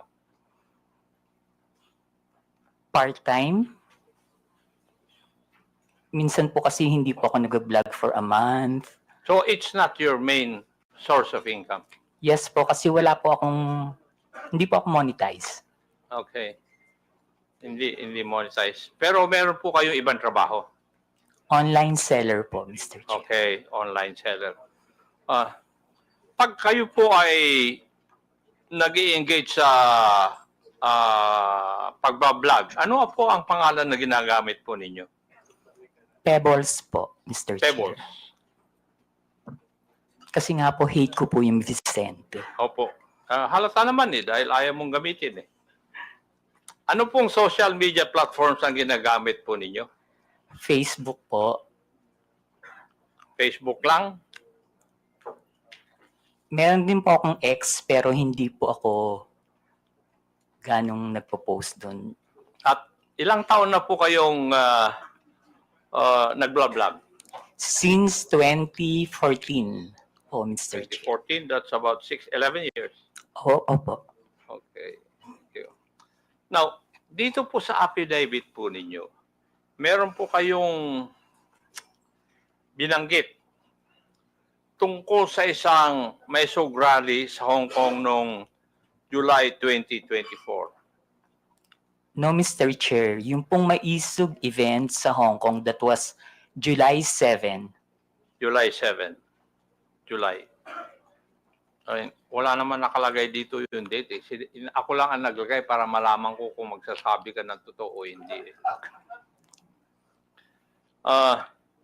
Pwede po bang ipaliwanag po ninyo sa committee ito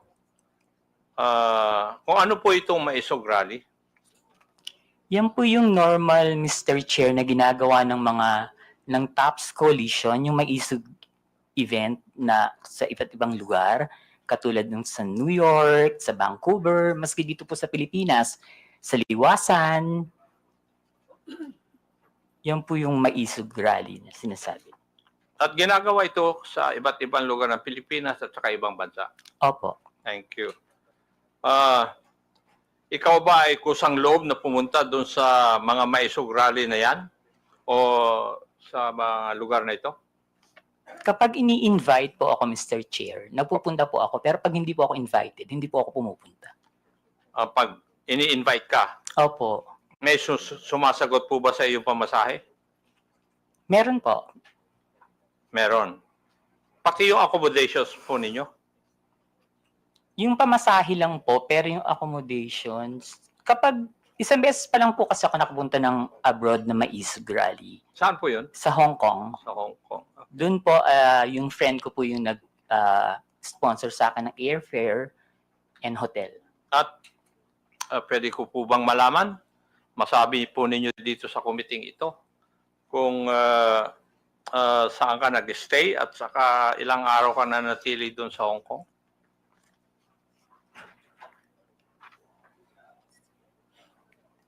July 7 po, ginawa yung event. July 6, 7, and 8 po. July 6, 7, and 8 po ako nag-stay. Pero yung pangalan po ng hotel, nakalimutan ko na po. Okay, thank you. Bakit po kayo naimbita sa private dinner na sinasabi mo na naganap no July 7, 2024? Hindi po, Mr. Chair. After po ng event, meron pong dinner Naimbita po ng kayo? lahat ng naging speaker dun sa event. So naging speaker kayo doon? Yes po. Okay. Pwede po bang sabihin nyo sa committee ito? Sino ang nag-imbita po sa inyo sa event na ito? Actually, Mr. Chair, nung pagtapos ng event, tapos nakatayo na po lahat ng mga tao, nagpapapicture yung mga umattend, yung mga followers. Ang nagsabi po sa akin na merong dinner after is si Attorney Harry. Si Attorney? Harry Roque. Si Harry Roque. Siya rin ba nag-imbita na lumawak ka doon? Hindi po, yung pong organizer ng Maizog Hong Kong. Yung nag-organizer ng Hong Kong Maisog Rally. Sa tingin mo, ano po ang dahilan bakit ka inimbita doon?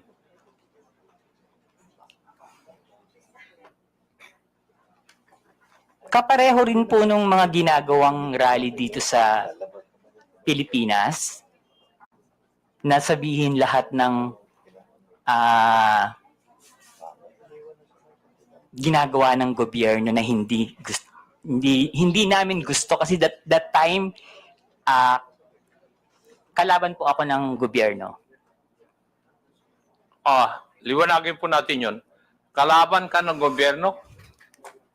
Ano Opo. po ang ibig sabihin po ninyo Ano sa po? kalaban ka ng gobyerno? Mr. Chair, Kayo po ba ay critic ng gobyerno? yes po, kritiko Yun. po. Kasi Opo, malawak po kritiko yung po. sinasabi po nyo na kalaban ka ng gobyerno.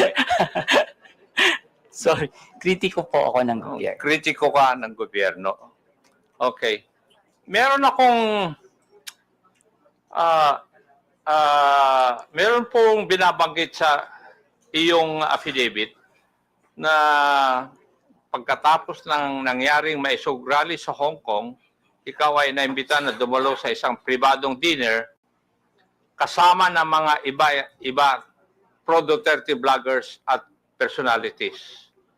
Meron akong ipapakitang litratong ito sa screen.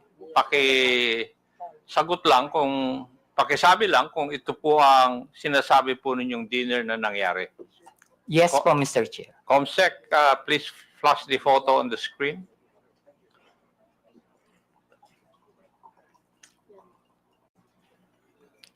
Yes po, Mr. Chair. Yan po yung dinner.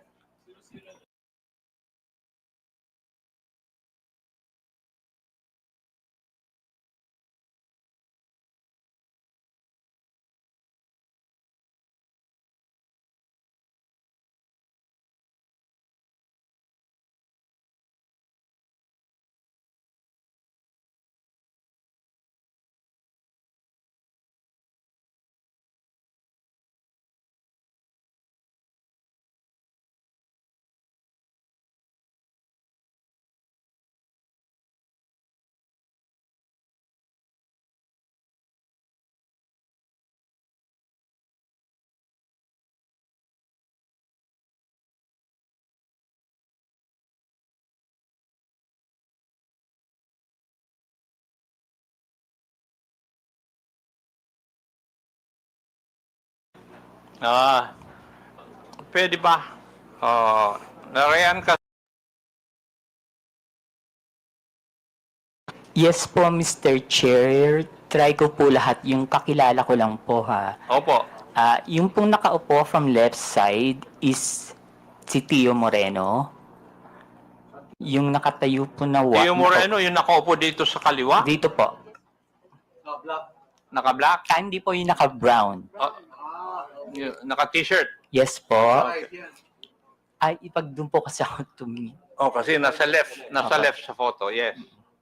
Okay. And yung nakatayo po na white is si Miss Sas Rogando Sasot. Okay. Ako po yung kasunod. Sumunod po si Miss Joey. Next si Sec Trixie, si Attorney Vic. And then yung nakaupo pong green is si Prof. Ana. Uy, Okay. yung naka-red, hindi ko po kilala. Yung katabi po ng naka-red, si Attorney Harry Roque.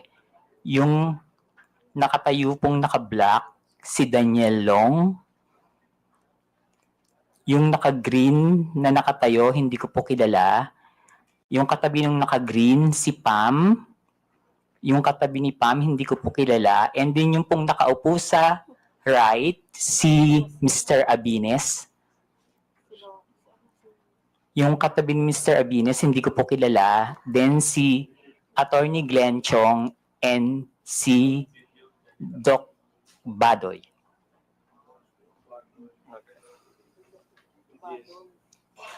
Alam mo ba, Pebbles, kung sino ang nagbayad sa dinner na yan?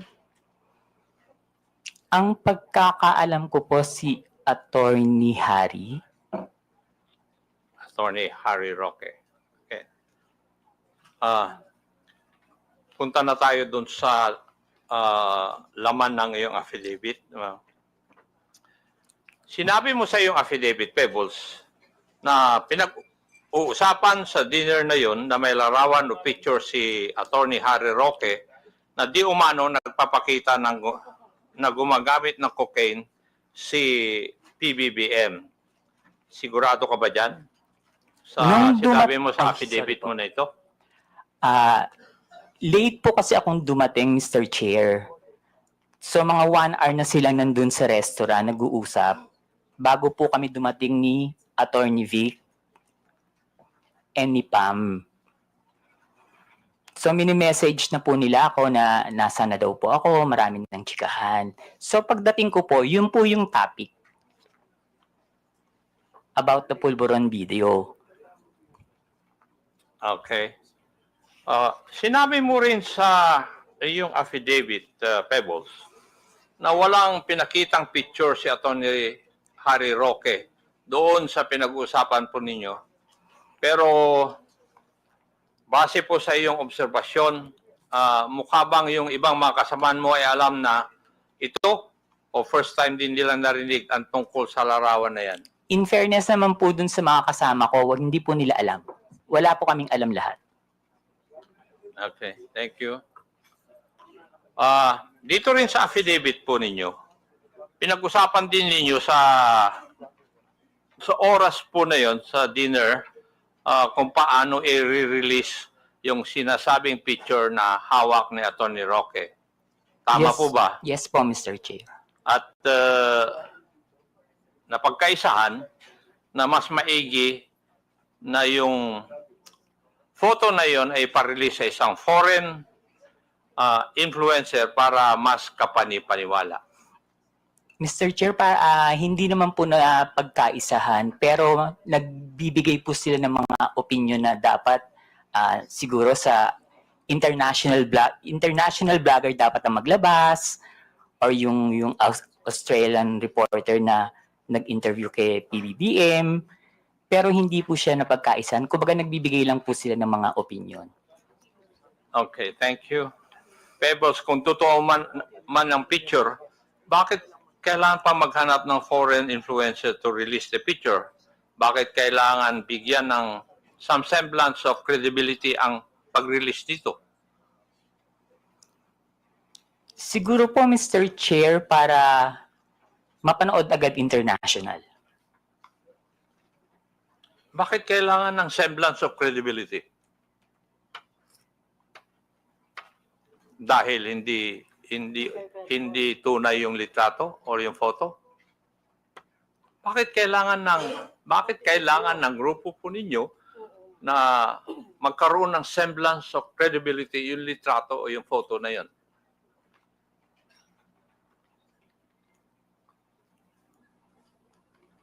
Hindi ko po... Kasi that time po, Mr. Chair, nakikinig lang po ako. Hindi po ako nagbibigay ng opinion na ilabas ng international blogger. Nakikinig lang po ako sa kanila. Wala po akong binigay na opinion na, ay, oo, sige, ilabas mo. Dapat ilabas siya ni ganito. Dapat ilabas siya ni ganyan. Hindi po ba Pebbles, having in this business for 11 years, kung kailangan bigyan ng credibility sa isang bagay, yun ay dahil yung isang bagay na yun ay alanganin. Yung bang pwedeng hindi totoo? Yes po, Mr. Dahil Chair. kung totoo yun, hindi nyo na kailangan na bigyan ng credence o credibility. Yes po, Mr. Chair. Yes, thank you. Sa iyong obserbasyon, Pebbles, sino ang nangunguna sa diskusyon nung oras po na yun? Mr. Chair, si Attorney Harry Roque po. Si Attorney Harry Roque.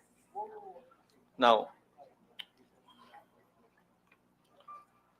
pwede ko bang tatanungin, Pebbles, at that time na ikaw ay nag-vlog, ng panahon na yon, ikaw ba ay DGS? Hindi po, Mr. Chair. Ano po kayo? Pro-Philippines. Pro-Philippines. Wala po akong pinapanigan. Wala kayo pinapanigan. Hindi po ako BBM vlogger that time, hindi rin po ako DDS. Pero sa mga vlog ninyo, sumusuporto po kayo sa mga Duterte. Hindi po, Mr. Chair. Hindi. Okay.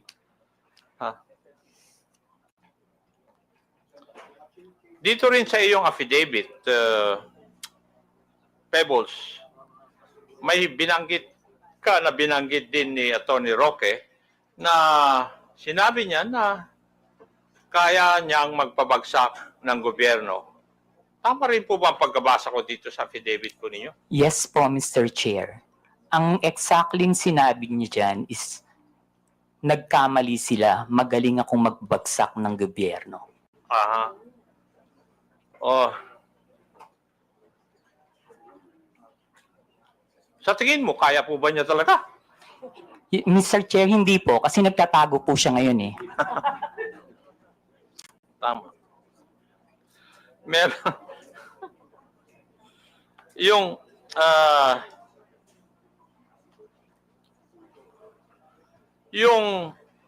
sa iyong interpretasyon, Pebbles, nung gabi na yon, kung ano man ang pinag-usapan nyo doon, specifically yung supposed photo na gumamit ng cocaine si PBM ay parte ng plano na pabagsakin ng gobyerno ayon kay Harry Roque? Sa palagay ko po, Mr. Chair, party po yun ang plano ng gusto nilang pabagsakin ng presidente. Okay. Meron po bang ibang pinag-usapan pa nung gabi ngayon? Wala na po, Mr. Chair. Wala na. Okay. Now, meron ka rin binanggit dito sa iyong affidavit, yung may sug rally sa Vancouver, Canada.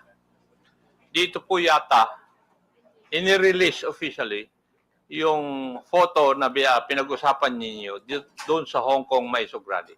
Yes po, Mr. Chair.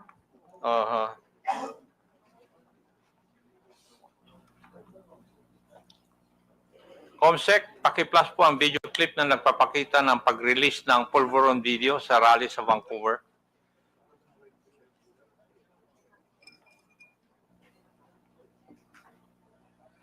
Yan ba'y epekto ng pulburon?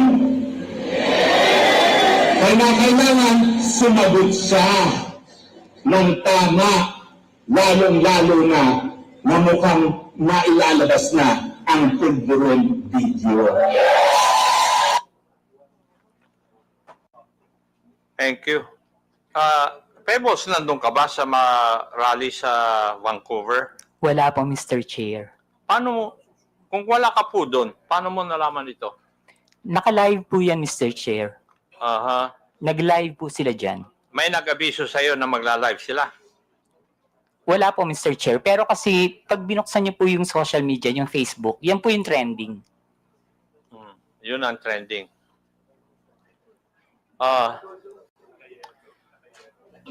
Pebbles, mapapansin sa isang video na si Atty. Roque mismo ang nasa entablado at nangunguna sa rally. Tama? Yes po, Mr. Chair.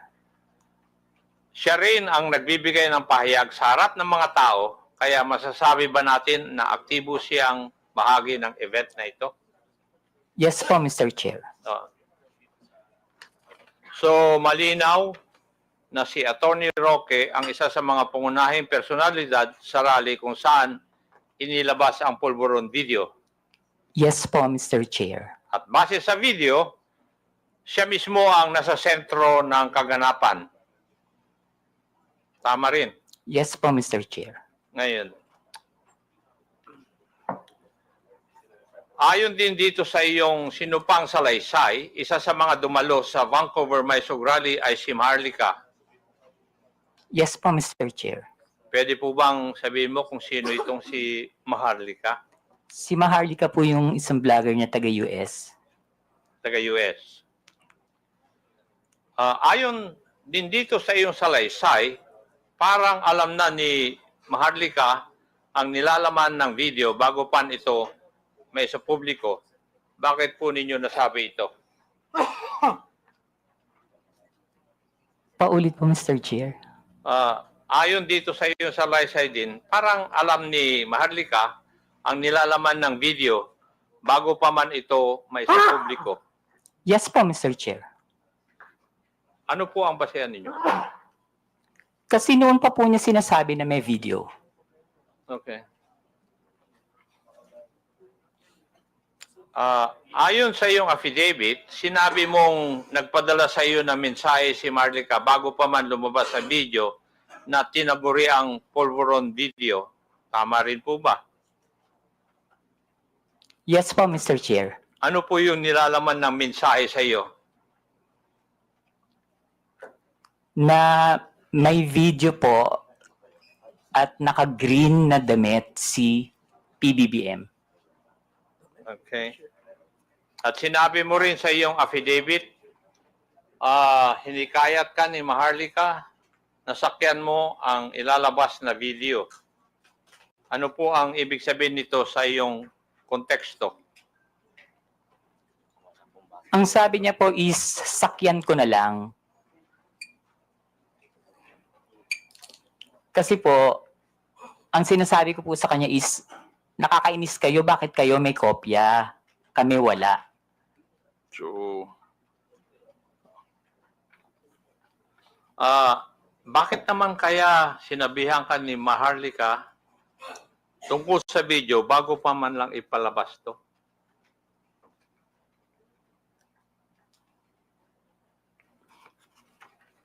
Hindi ko po alam, Mr. Chair. Kasi po, sa totoo lang po, Mr. Chair, si Maharlika, kaibigan ko po yan, pero kahit kaibigan ko siya at meron siya mga issues, hindi po siya nagsasabi sa akin kung sino yung mga puting ahas niya. At hindi rin naman po ako nagtatanong. Okay. Hindi na po ako magtatanong doon. May ipapakita akong video. Paki-plus po yung video na sinubmit ni Pebbles bilang Annex B ng kanyang affidavit. COMSEC. Ito po ba yung video na pinag-uusapan po natin na Pebbles? Yes po, Mr. Chair. At yan din ang video na pinadala sa iyo ni Maharlika noong July 22? Yes po, Mr. Chair. Ito rin po ba ang tinaguriang pulburon video? Yes po, Mr. Chair. Pwede po bang ipaliwanag nyo sa akin? Ano po bang sinasabi o nakikita dito sa video na ito? Naggumagamit po ang presidente ng droga. Okay. Meron din dito sa iyong affidavit. Binanggit mo yung isang raw version at yung enhanced version. Pakipaliwanag po sa amin. Ano po ang ibig sabihin nito sa iyong affidavit? Yung raw version po kasi, kapag tiningnan nyo, hindi nyo siya masasabi na kahit na hindi po siya talaga, hindi nyo rin po talaga masasabi na si PBBM. So, in-enhance po nila yung video para mas maging maliwanag at mas makita. Okay. Ang ibig nyo bang sabihin, na-edit yung video? Yes Doon po, sa Mr. Chair. enhanced version? Maski po yung raw video, hindi po ako naniniwala na si PBBM yan. Ano po yung inyong basihan? Kasi Chairman, po, Mr. Chairman, can I? Pwede pakiulit yung sinabi mo kanina, Miss Kunanan? alin po, Mr. Chair? Yung indisi, ano yun? Sino yun? Sa raw at saka enhanced version? Hindi po si PBBM yan. Indisi? PBBM, hindi po yan yung presidente. Thank you, Mr. Chairman. Ano po yung basihan po ninyo, Pebbles? Kasi po, Mr. Chair, hindi naman po talaga yun yung mukha ni PBBM. Noon ko po pa kasi siya kilala. And kung yung edad niya that time, kung titingnan po mabuti yung nasa video, kung 30 plus pa lang siya or 40, parang wala pa po yatang cellphone nun. Mhm. Okay.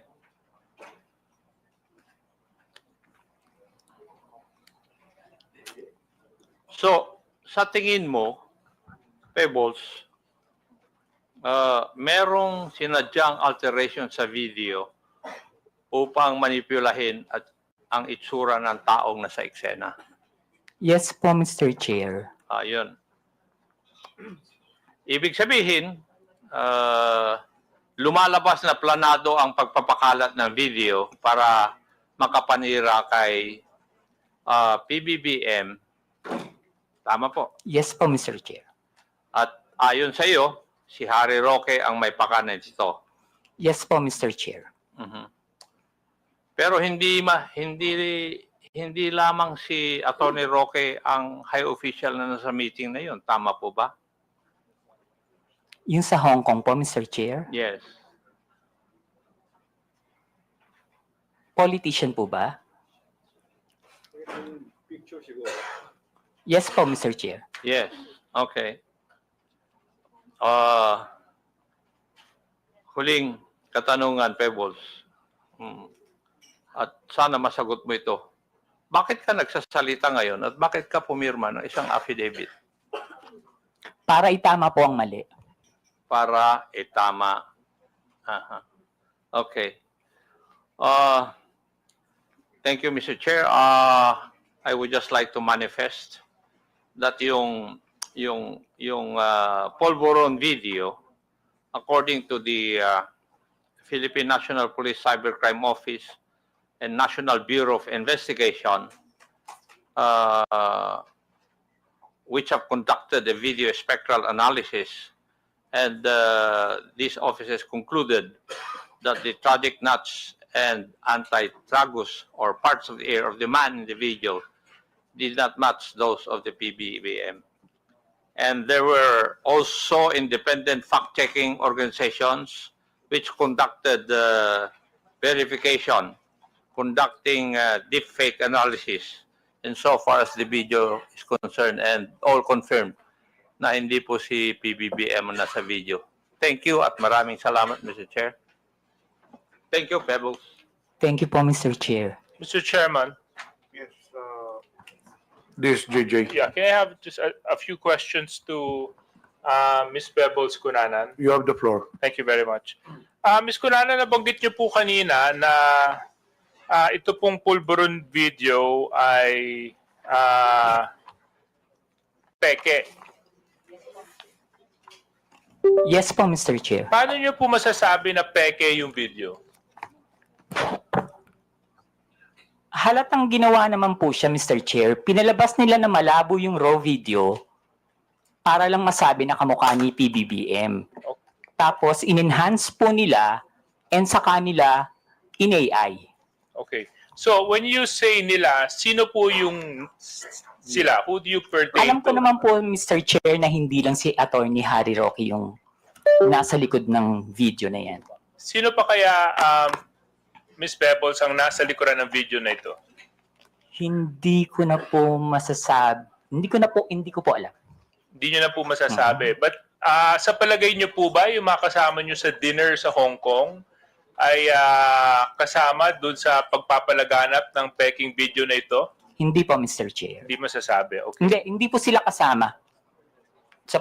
hindi po sila kasama dun sa paggawa ng video. Okay, kaso lang kasama po sila sa pagpapalaganap at pagkalat ng video. Mr. Chair, meron pong mga DDS vloggers na hindi po nag-share ng video. Ah, okay. And meron din pong nag-share. Meron din po. Karamihan po na nag-share is yung mga vlogger na yung pong yung may mga YouTube, yung mga may revenue makukuha, yung mga small-time vloggers. Ah, okay. Okay. So, kayo, did you share this video? Hindi po, screenshot. Oo. So, Miss Pebbles, no, Miss Pebbles. So, ano sa palagay ninyo ang dahilan kung bakit magpapakalat ng ganitong peking video na namukhang binigyan pa ng oras, panahon, at pagsisikap para enhance ang isang peking video at palabasin na peke? Bakit pa? Para pabagsakin po si PBBM. And how do you come to that conclusion para pabagsakin ng ating presidente? Kasi galit na po sila eh. Galit na sila. Okay. So, Mr. Chairman, this is precisely the reason why we conduct hearings like this, you know. Ito halatang halata peke. But of course, upang mag-instigate ng disgust, mag-instigate ng galit, at ipahiya ang isang nakapwesto, and for this case, our president, you know, some people would go to the extent of using AI deepfakes to alter videos and to come out with fake news that destroy the very credibility of certain individuals. And unfortunately for this case, the individual happens to be our president. And of course, that has more and greater ramifications dahil presidente po siya ng bansa. Kung ordinaryong mamamayan lang yon, siguro ang ramifications nun siguro makaka-apekto lang sa kanya yung pamilya niya. Kasi nandito, bansa na po ang pinag-uusapan natin. And this is the reason why we really need to come up with clear legislation and policies para hindi na po maulit ang mga ganitong pamemeke ng video para lang manira ng tao. Pinasasalamatan ko po si Ms. Pebbles para sa katapangan ninyo para sabihin yung katotohanan patungkol po dito sa pekeng pulburon na video na ito. There were some individuals in that photo. Can we flash that photo again?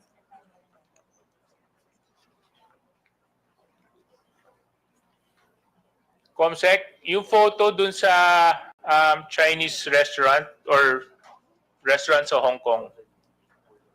Yan. Okay.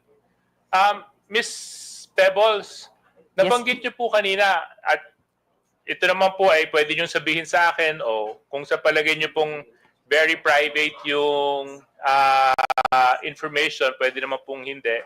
You stayed for 3 days in Hong Kong and that trip was sponsored, correct? Yes po, Mr. Chair. Do you mind sharing the details to this committee on who sponsored your trip? My friend po, hindi po siya involved sa politics. Okay. So basta inilibre ka niya para pumunta doon sa rally na ito. Okay.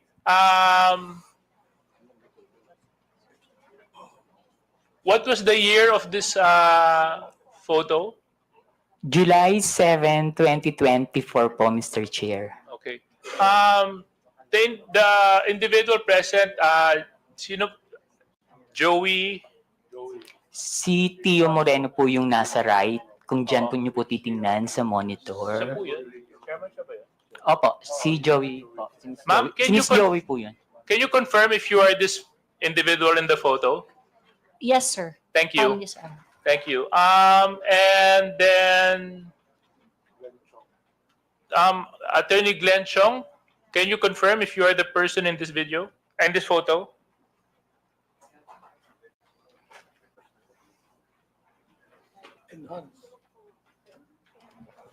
Yes. Mr. Chair, I can't see clearly, but I confirm that I attended a dinner in Hong Kong. Attorney Trixie, Yes, do you confirm that you are the individual in this photo? I am. Okay, thank you very much. Attorney Vic Rodriguez, ay hindi, wala po siya dito, no? Sino po yung nakapula? Hindi ko po kilala, Mr. Chair. Baka sa kanila po mayroong nakakakilala. Attorney Trixie, can you identify the individual wearing the red shirt beside Attorney Harry Roque? Sorry, not from this distance, sir. May I? Yes, you can come closer. Of course. Dapat pala nilagyan namin kayo ng TV dyan sa harapan, no?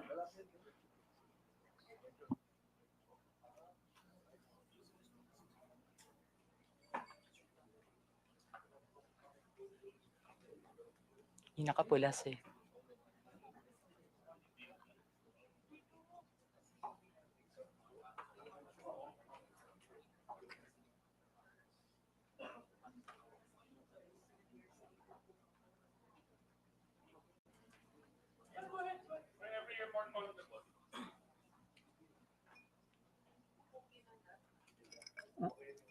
Mr. Chair, hindi ko rin po kasi siya talaga kilala.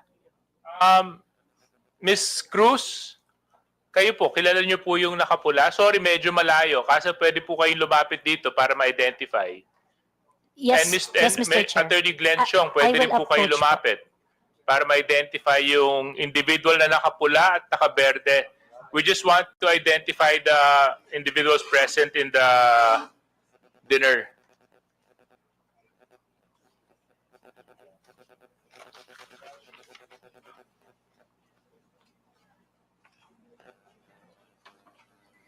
Hindi ko rin talaga siya kilala.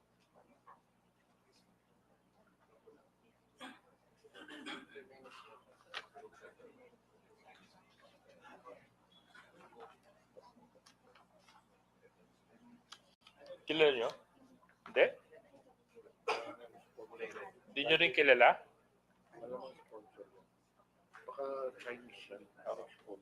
Hindi niyo kilala, ma'am? Yun na, yung nakapula. Katabi ni Attorney Harry Roque. Okay.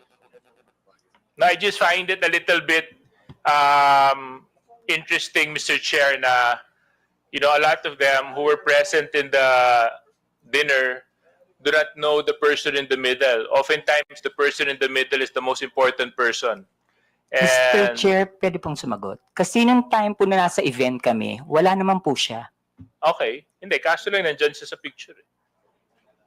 Nung dumating po kasi ako, nandiyan na po siya. Nandito na siya. O, at nung dumating ka, inabutan mo na rin yung ibang mga, Lahat po sila dyan. nandun na sila. Okay, NBI. Nandito po ba yung NBI? Oh, can you please, Comsec, can you please share the photo to the NBI? Maybe NBI can help us identify who these individuals are. So, Pebbles, thank you so much for sharing that. Actually, there's been so much talk about this whole Pulveron video and issue. We all know that it's fake, but it's been circulated. In fact, yun yung dapat kong i-raise dyan sa Meta kanina. Kasi sa totoo lang, yung Meta, isa yan sa mga platforms na nag-share ng fake videos na ito eh. So, dito po sa mga vloggers na nandito, meron ba sa inyo nag-share ng video na ito? Can you raise your hand if you did?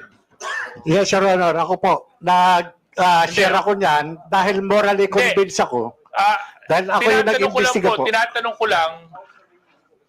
ko lang kung Apo. sino sa inyo ang nag-share. Hindi nyo na po kailangan ipaliwanag kung bakit. Gusto ko lang po malaman sa inyo Ako na po nag-share nandito. po. Okay, isa po kayo. Yes, okay, Mr. Morales. Thank you for informing the committee. And who else? Mr. Chair, I shared the video showing the video, not the video itself. You shared the video. The video showing the video, not the video itself. You showed the video showing the video. Yes. Which is pretty much showing the video. But not the video, Your Honor. Okay. Okay, sino pa Thank you, po Mr. sa inyo?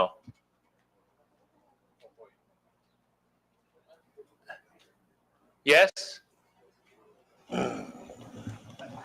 I think, Mr. Chair, I also shared the video and I am also asking for answers. Okay. So, yun lang siguro yung isa sa mga magandang learning experience natin sa committee na ito peke, deepfake ang ginamit. Medyo questionable naman talaga kung titingnan mo at first glance. Maybe we should have used a little bit of caution and a little bit of prudence and practice a little bit of responsibility when sharing this video. Kasi pwede nyo naman po ipa-verify, pwede nyo naman po malaman kung totoo o hindi bago nyo ipakalat, bago nyo ilagay sa wall ninyo, bago nyo ilagay sa page ninyo. But you were reckless enough to post it regardless of the fact, not knowing and not verifying the truthfulness of the video. Now, some of you may say we were looking for answers. Some of you may say na hindi dapat mangyari ito. Kaso lang, siguro may iba namang pagkakataon para malaman, di ba? I'm sure kung kayo po yung tao na nasa kabilang banda, hindi nyo rin po magugustuhan na gawan kayo ng deepfake video at palabasin na gumagawa kayo ng isang bagay na labag sa ating batas.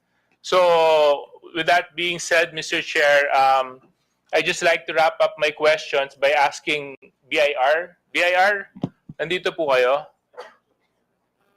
O nakaalis na sila? Oh, you, ma'am. He went out for a while. I think he had a bathroom break. Or restroom Okay, break. thank you for letting me know. So when he comes back na lang, Mr. Chair, tatanong ko lang yung BIR kung dun sa documents na hinihingi namin ni Kong Romy Acop kung na bigay na nila dito sa committee. Thank you very much, Mr. Chair. Mr. Chair, Yes. I just would like to make a manifestation also and ask the DOJ sapagkat noong nakaraang linggo, ilan sa ating mga kababayan ang inabala, pinastos, hinaras at ginulo ng isang YouTuber na nagngangalang Vitaly Dorovetsky, isang dayuhan. So, meron po tayong news clip dyan na gusto ko sanang ilabas din dito noong mga nangyari noong isang linggo tungkol sa YouTuber na ito na isang foreigner, ano po, sa atin. Vitaly Zodorovetsky, Mr. Vitaly. Meron po siyang 10.2 million subscribers sa YouTube. 7.6 million followers sa Facebook. 758,000 followers sa Instagram. At 600,000 followers sa .x, dating Twitter. O ibig sabihin, kanyang karaming interesado sa kanyang mga posts. Kaya pwede po ba na ating panoorin ng news clip na ito? Ang pambabastos niya sa mga gwardya at empleyado sa Taguig City. Merong pang CQ na tinangkang agawan ng baril. Nasa frontline ng balitang niya, si Ian Suyo. Aakalain mong isang simpleng vlog lamang yan. Ang lalaking nakaitim na t-shirt, nilapitan ng isang ginang na naglalakad sa labas ng mall sa BGC, Taguig City. I'm gonna rob you if you keep walking away. I want to give you money. No, okay. Pero ang babae, hindi siya pinansin at dire-diretso lang na naglakad. Ang foreigner naman, may pahabol pang panglalait. Okay, because you got a COVID mask, you liberal. Go get your vaccine. Pumasok ang lalaki sa isang mall at bigla niyang inagaw ang sombrero ng security guard saka tumakbo. Bukod pa dyan, isa pang security guard ang kinulit ng dayuhan at nagtangkapang kunin ang baril nito. Isa namang gwardya na nasa tabing kalsada ang binastos ng vlogger. I have a very important question for you. Can I shove this up your booty? Sinakyan pa niya ang motorsiklo ng CQ. Dumaan rin siya sa isang restaurant at kinuha ang isang electric fan saka umalis. Ang lalaking yan nakilalang si Vitaly Dorovetsky, 33 years old, isang Russian-American vlogger. Sunod-sunod ang reklamong natanggap ng Taguig City Police mula sa pamunuan ng BGC dahil sa panggugulo ng lalaki. Parang hindi po normal yung behavior nitong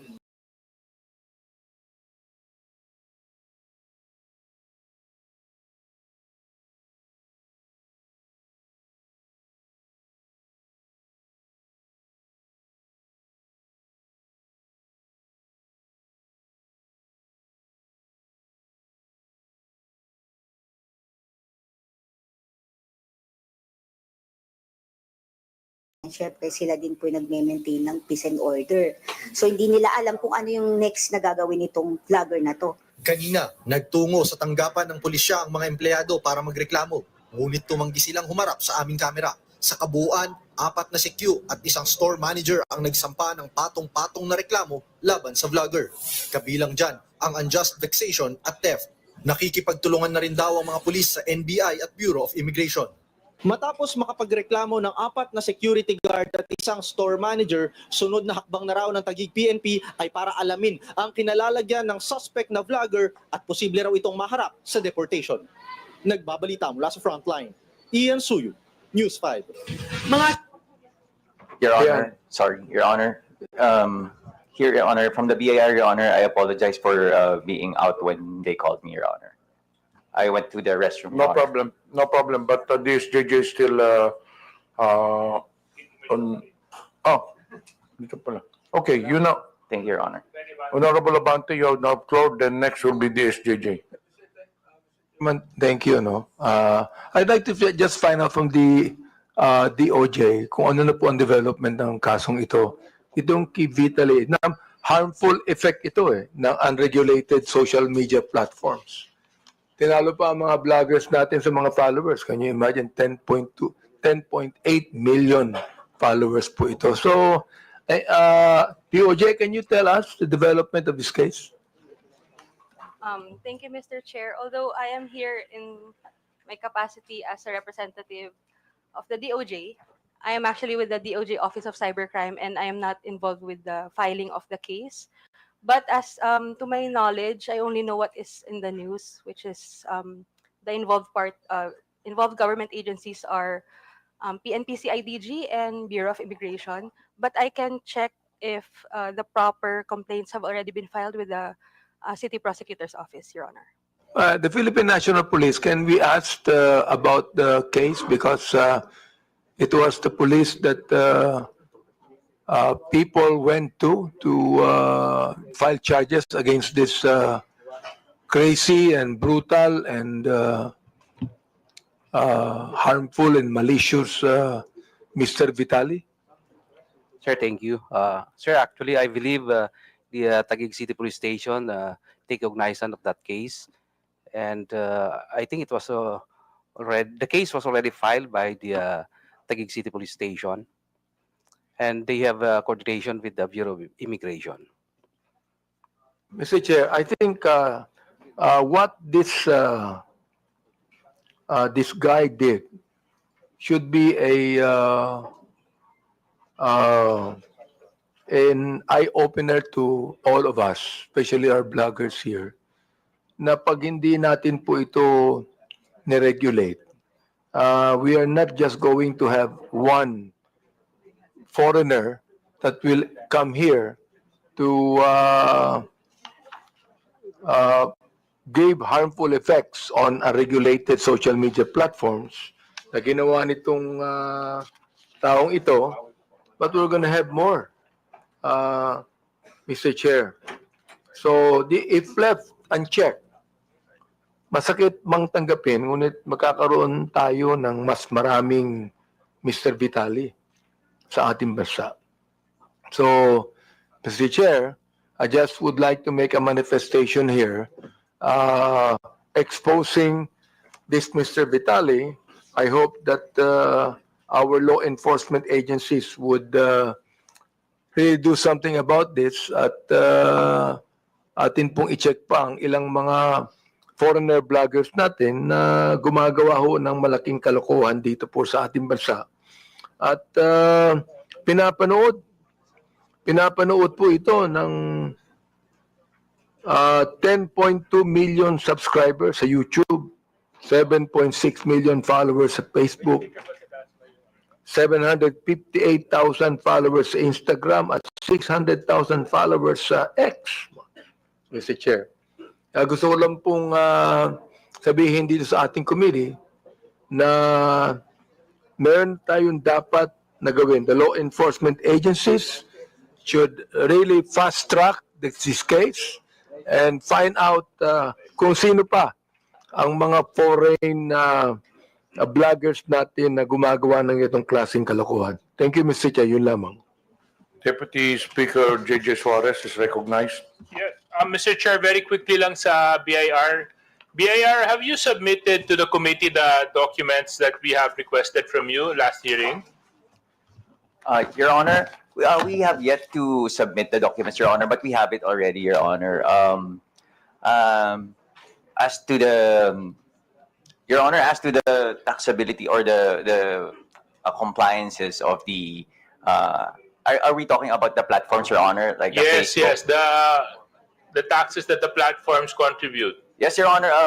As for the taxes, Your Honor, what we can say now, Your Honor, is their compliance, whether or not they complied or not, or whether or not they have a pending audit, Your Honor. But as to the submission, Your Honor, of the taxes paid, Your Honor, I do apologize, Your Honor, but as of the moment, Your Honor, without the exceptions provided in the tax code, Your Honor, we cannot provide the data based on the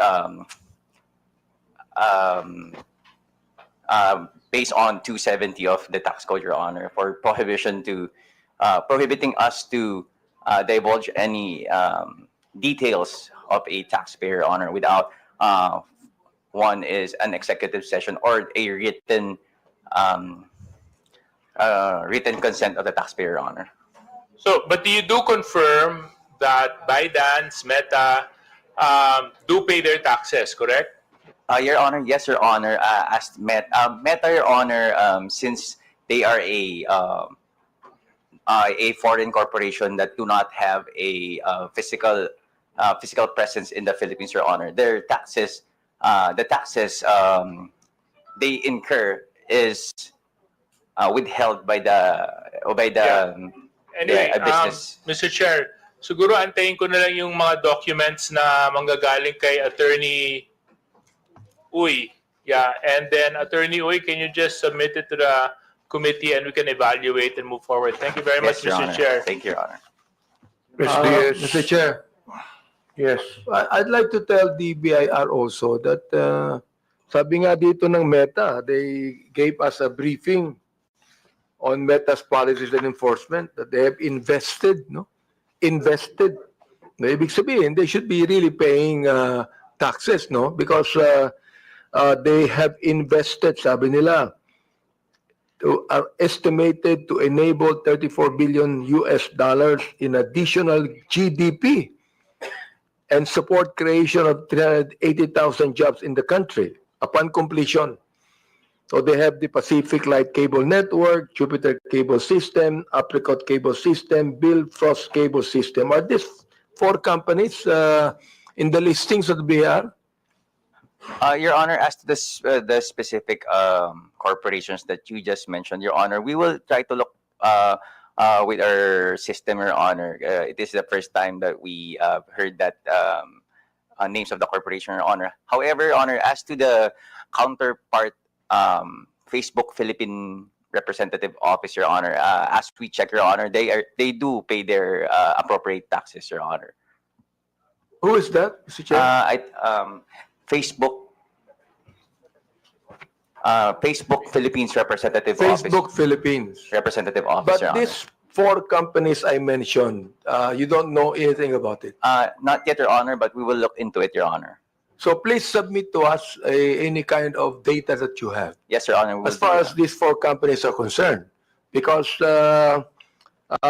they gave us a briefing and they made a statement that they have actually invested so much in the Philippines. Yes, Your Now, Honor. we know for a fact that Meta, who should be the regulatory agency for Facebook, is also engaged in business in this country. Because of this, they must pay the right taxes. Yes, Your Honor. We will comply with the request of the committee, Your Honor. Thank you very much. Thank you, Mr. Chair.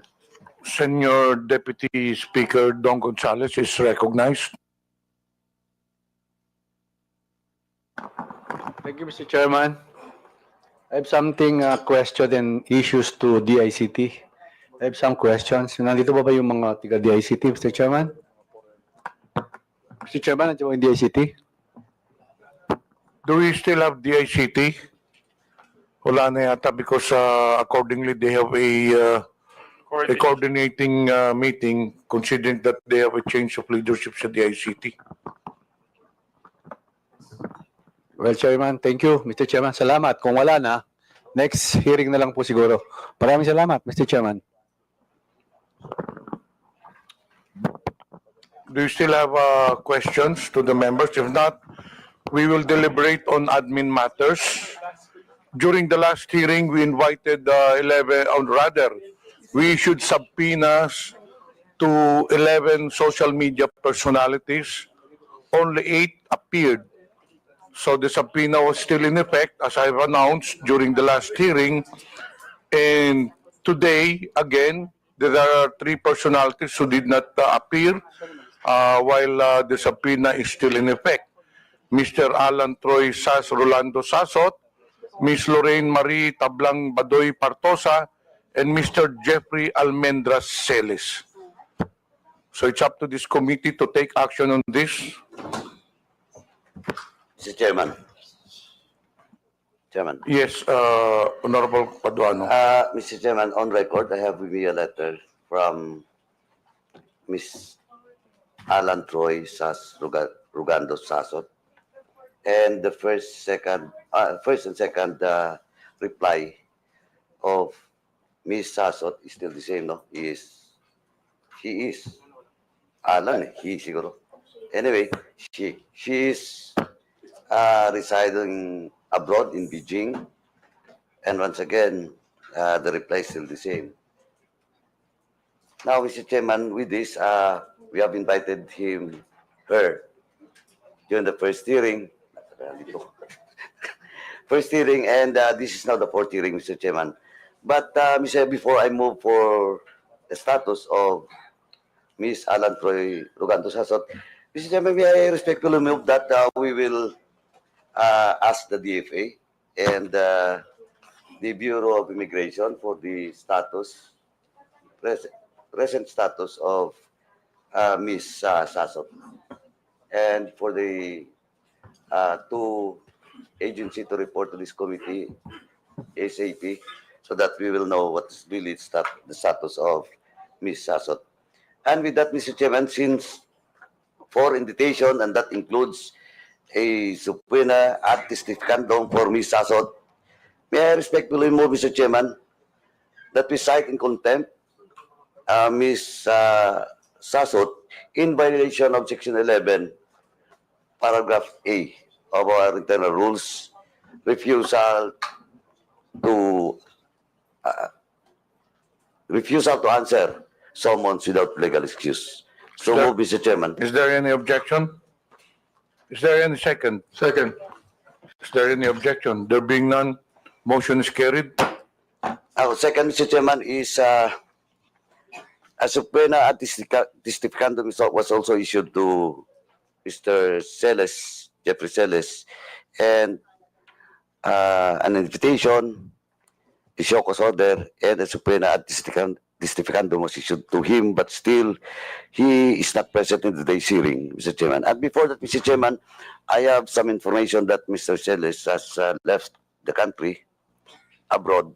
So once again, Mr. Chairman, I respectfully move that we will direct the Department of Foreign Affairs and the Bureau of Immigration to the status of Mr. Celes. So move, Mr. Chairman.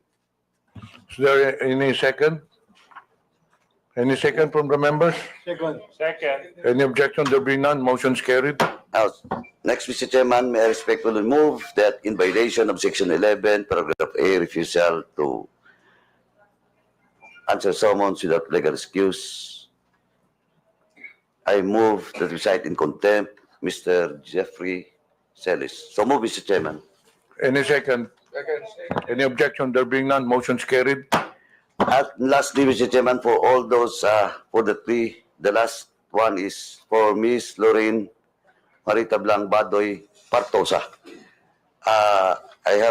We have a letter addressed to this committee with regards to the subpoena ad testificandum that was issued to Ms. Badoy. She's now in Hong Kong, and attached is the travel schedule and ticket. Before I move, Mr. Chairman, may I respectfully move that once again, may we ask the Bureau of Immigration to the travel records of Ms. Badoy. So move, Mr. Chairman. Any second? Any objection? There being none, motion's carried. Now, Mr. Chairman, may I respectfully move that we cite in contempt Ms. Badoy Partosa in violation of Section 11, Paragraph A of our internal rules for refusal to answer summons without legal excuse. So move, Mr. Chairman. Any objection? There being none, motion's carried. Now, in the case of Ms. Mary Jane Kiambao Reyes, which is why we have received a copy of her letter, is now abroad, and for the record, she was present last hearing, Mr. Chairman. And with this, Mr. Chairman, he was just invited into today's hearing, and I think the content of this her excuse letter is valid. So, me might as well invite Ms. Mary Jane Kiambao Reyes for the next hearing, Mr. Chairman. Now, in the case of Mr. Aaron Peña, he was also present in the last hearing, but now he sent us a letter, reply to the invitation to today's hearing. Nasa Davao po siya ngayon, tapos may event. No? So, since he was present last hearing, once again, Mr. Chairman, we will just invite Mr. Aaron Peña in the next hearing. Now, in the case of Mr. Ernesto Abines Jr. and Mr. Elmer Hugalbot, that was issued the subpoena last hearing, we have received a copy, a reply letter coming from both Mr. Abines and Mr. Hugalbot. And again, the reason why they're not present in this hearing is all about their financial capacity to spend in attending this hearing. That's why, Mr. Chairman, I respectfully move that we will once again issue the subpoena anti-stificandum to both Ernesto Abines and Mr. Elmer Hugalbot, and for this committee to address the issues of financial capacity of Mr. Abines and Hugalbot. Siguro, tayo na pong kumuha ng ticket so that in the next hearing they will be present. Now, Is that a motion? yes, Mr. Chairman. Any second? Any objection? There being none, motion's carried. Now, lastly, Mr. Chairman, once again, we'll just issue for all those unserved subpoena to Ms. Catherine Binag, Ms. Claire Contreras, Mr. Lord Byron Cristobal, Jeffrey Cruz, Alex Distor, Mr. Edwin Hamora, Mr. Julius Milanose Mawe, Mr. Joe Smith Medina, Mr. Cyrus Preglo, Ms. Maricar Serrano, and Mr. Kester Ramon Jan Balibalostan, for once again serve the subpoena anti-stificandum because this is still unserved, and for the COMSEC to coordinate with the SAA and SAA to coordinate with the government agency, especially the PNP, for this subpoena anti-stificandum for all those mentioned names to be served for the next hearing, Mr. Chairman. So move. Any objection? There being none, the motion's carried. May I remind the 11 personalities that was just mentioned, the subpoenas were issued to you last hearing. So the subpoena is still in effect. So I just would like to issue a warning that if you do not attend to the next hearing, then the next step for the committee to do is to cite you in contempt. And there are other 3 personalities to be issued subpoenas because they were already issued show cause order to this. 3 personalities but did not appear again. Mr. Alvin Curay, Ms. Maria Christine Cloud Curay, Mr. J. Yumang Sonsa. Mr. Chairman, I move to issue a subpoena anti-stificandum for 3 mentioned names, Mr. Alvin Curay, Ms. Maria Christine Cloud Curay, Mr. J. Yumang Sonsa. So move, Mr. Chairman. Any objection? There be none. Motion's carried. Now, lastly, Mr. Chairman, I'd just like to inform this committee that we have received a copy reply to our invitation for Mr. Mark Anthony Lopez. He was present at the hearing, and he refused to be present today for reason that he has already explained and discussed to us his participation as a blogger. But nonetheless, Mr. Chairman, for me, supposedly, he has all the time in today's hearing to explain why he should not be cited in contempt, because during the last hearing, Mr. Chairman, I already warned all those resource persons that be cautious not to issue statements maligning, attacking the ongoing investigation, Mr. Chairman. And I have a copy of the blog after the hearing. No? While I personally talked to him and warned him about a possible violation, no, for discussing and maligning and attacking this committee hearing. And I'd just like to read in toto, Mr. Chairman, the content of his blog. Point to ponder, and quote, "It was bluntly obvious that there was a concerted effort to humiliate us and bring us down on our knees, and when it was deemed a success yesterday, the Enchimadas, Talianistas, Dilawans, Peking Pula, and even mainstream media are gleefully celebrating and pouncing on our forced breakdown and takedown in TRICOM hearing. Imagine all that effort, hype, and hysteria dedicated to a puny bunch of bloggers. Ewan ko ha, pero pwede naman kami ignore, di ba? Pwede naman kami baliwalain. After all, if we indeed are fake news purveyors, the best thing they should do is fight us with their own kind of information dissemination. For the admin, let your work, policy direction, and placement speak for itself. And let your social media army hype Tell Kingdom come. Pero kami talaga ang priority at national interest. Mr. Chairman, with this blog made by Mr. Mark Lopez, Mr. Chairman, this is in violation of, once again, Section 11, Paragraph F of our internal rules, undue interference during the proceedings, Mr. Chairman, or committee investigation. So with that, Mr. Chairman, once again, I respectfully move to cite in contempt Mr. Mark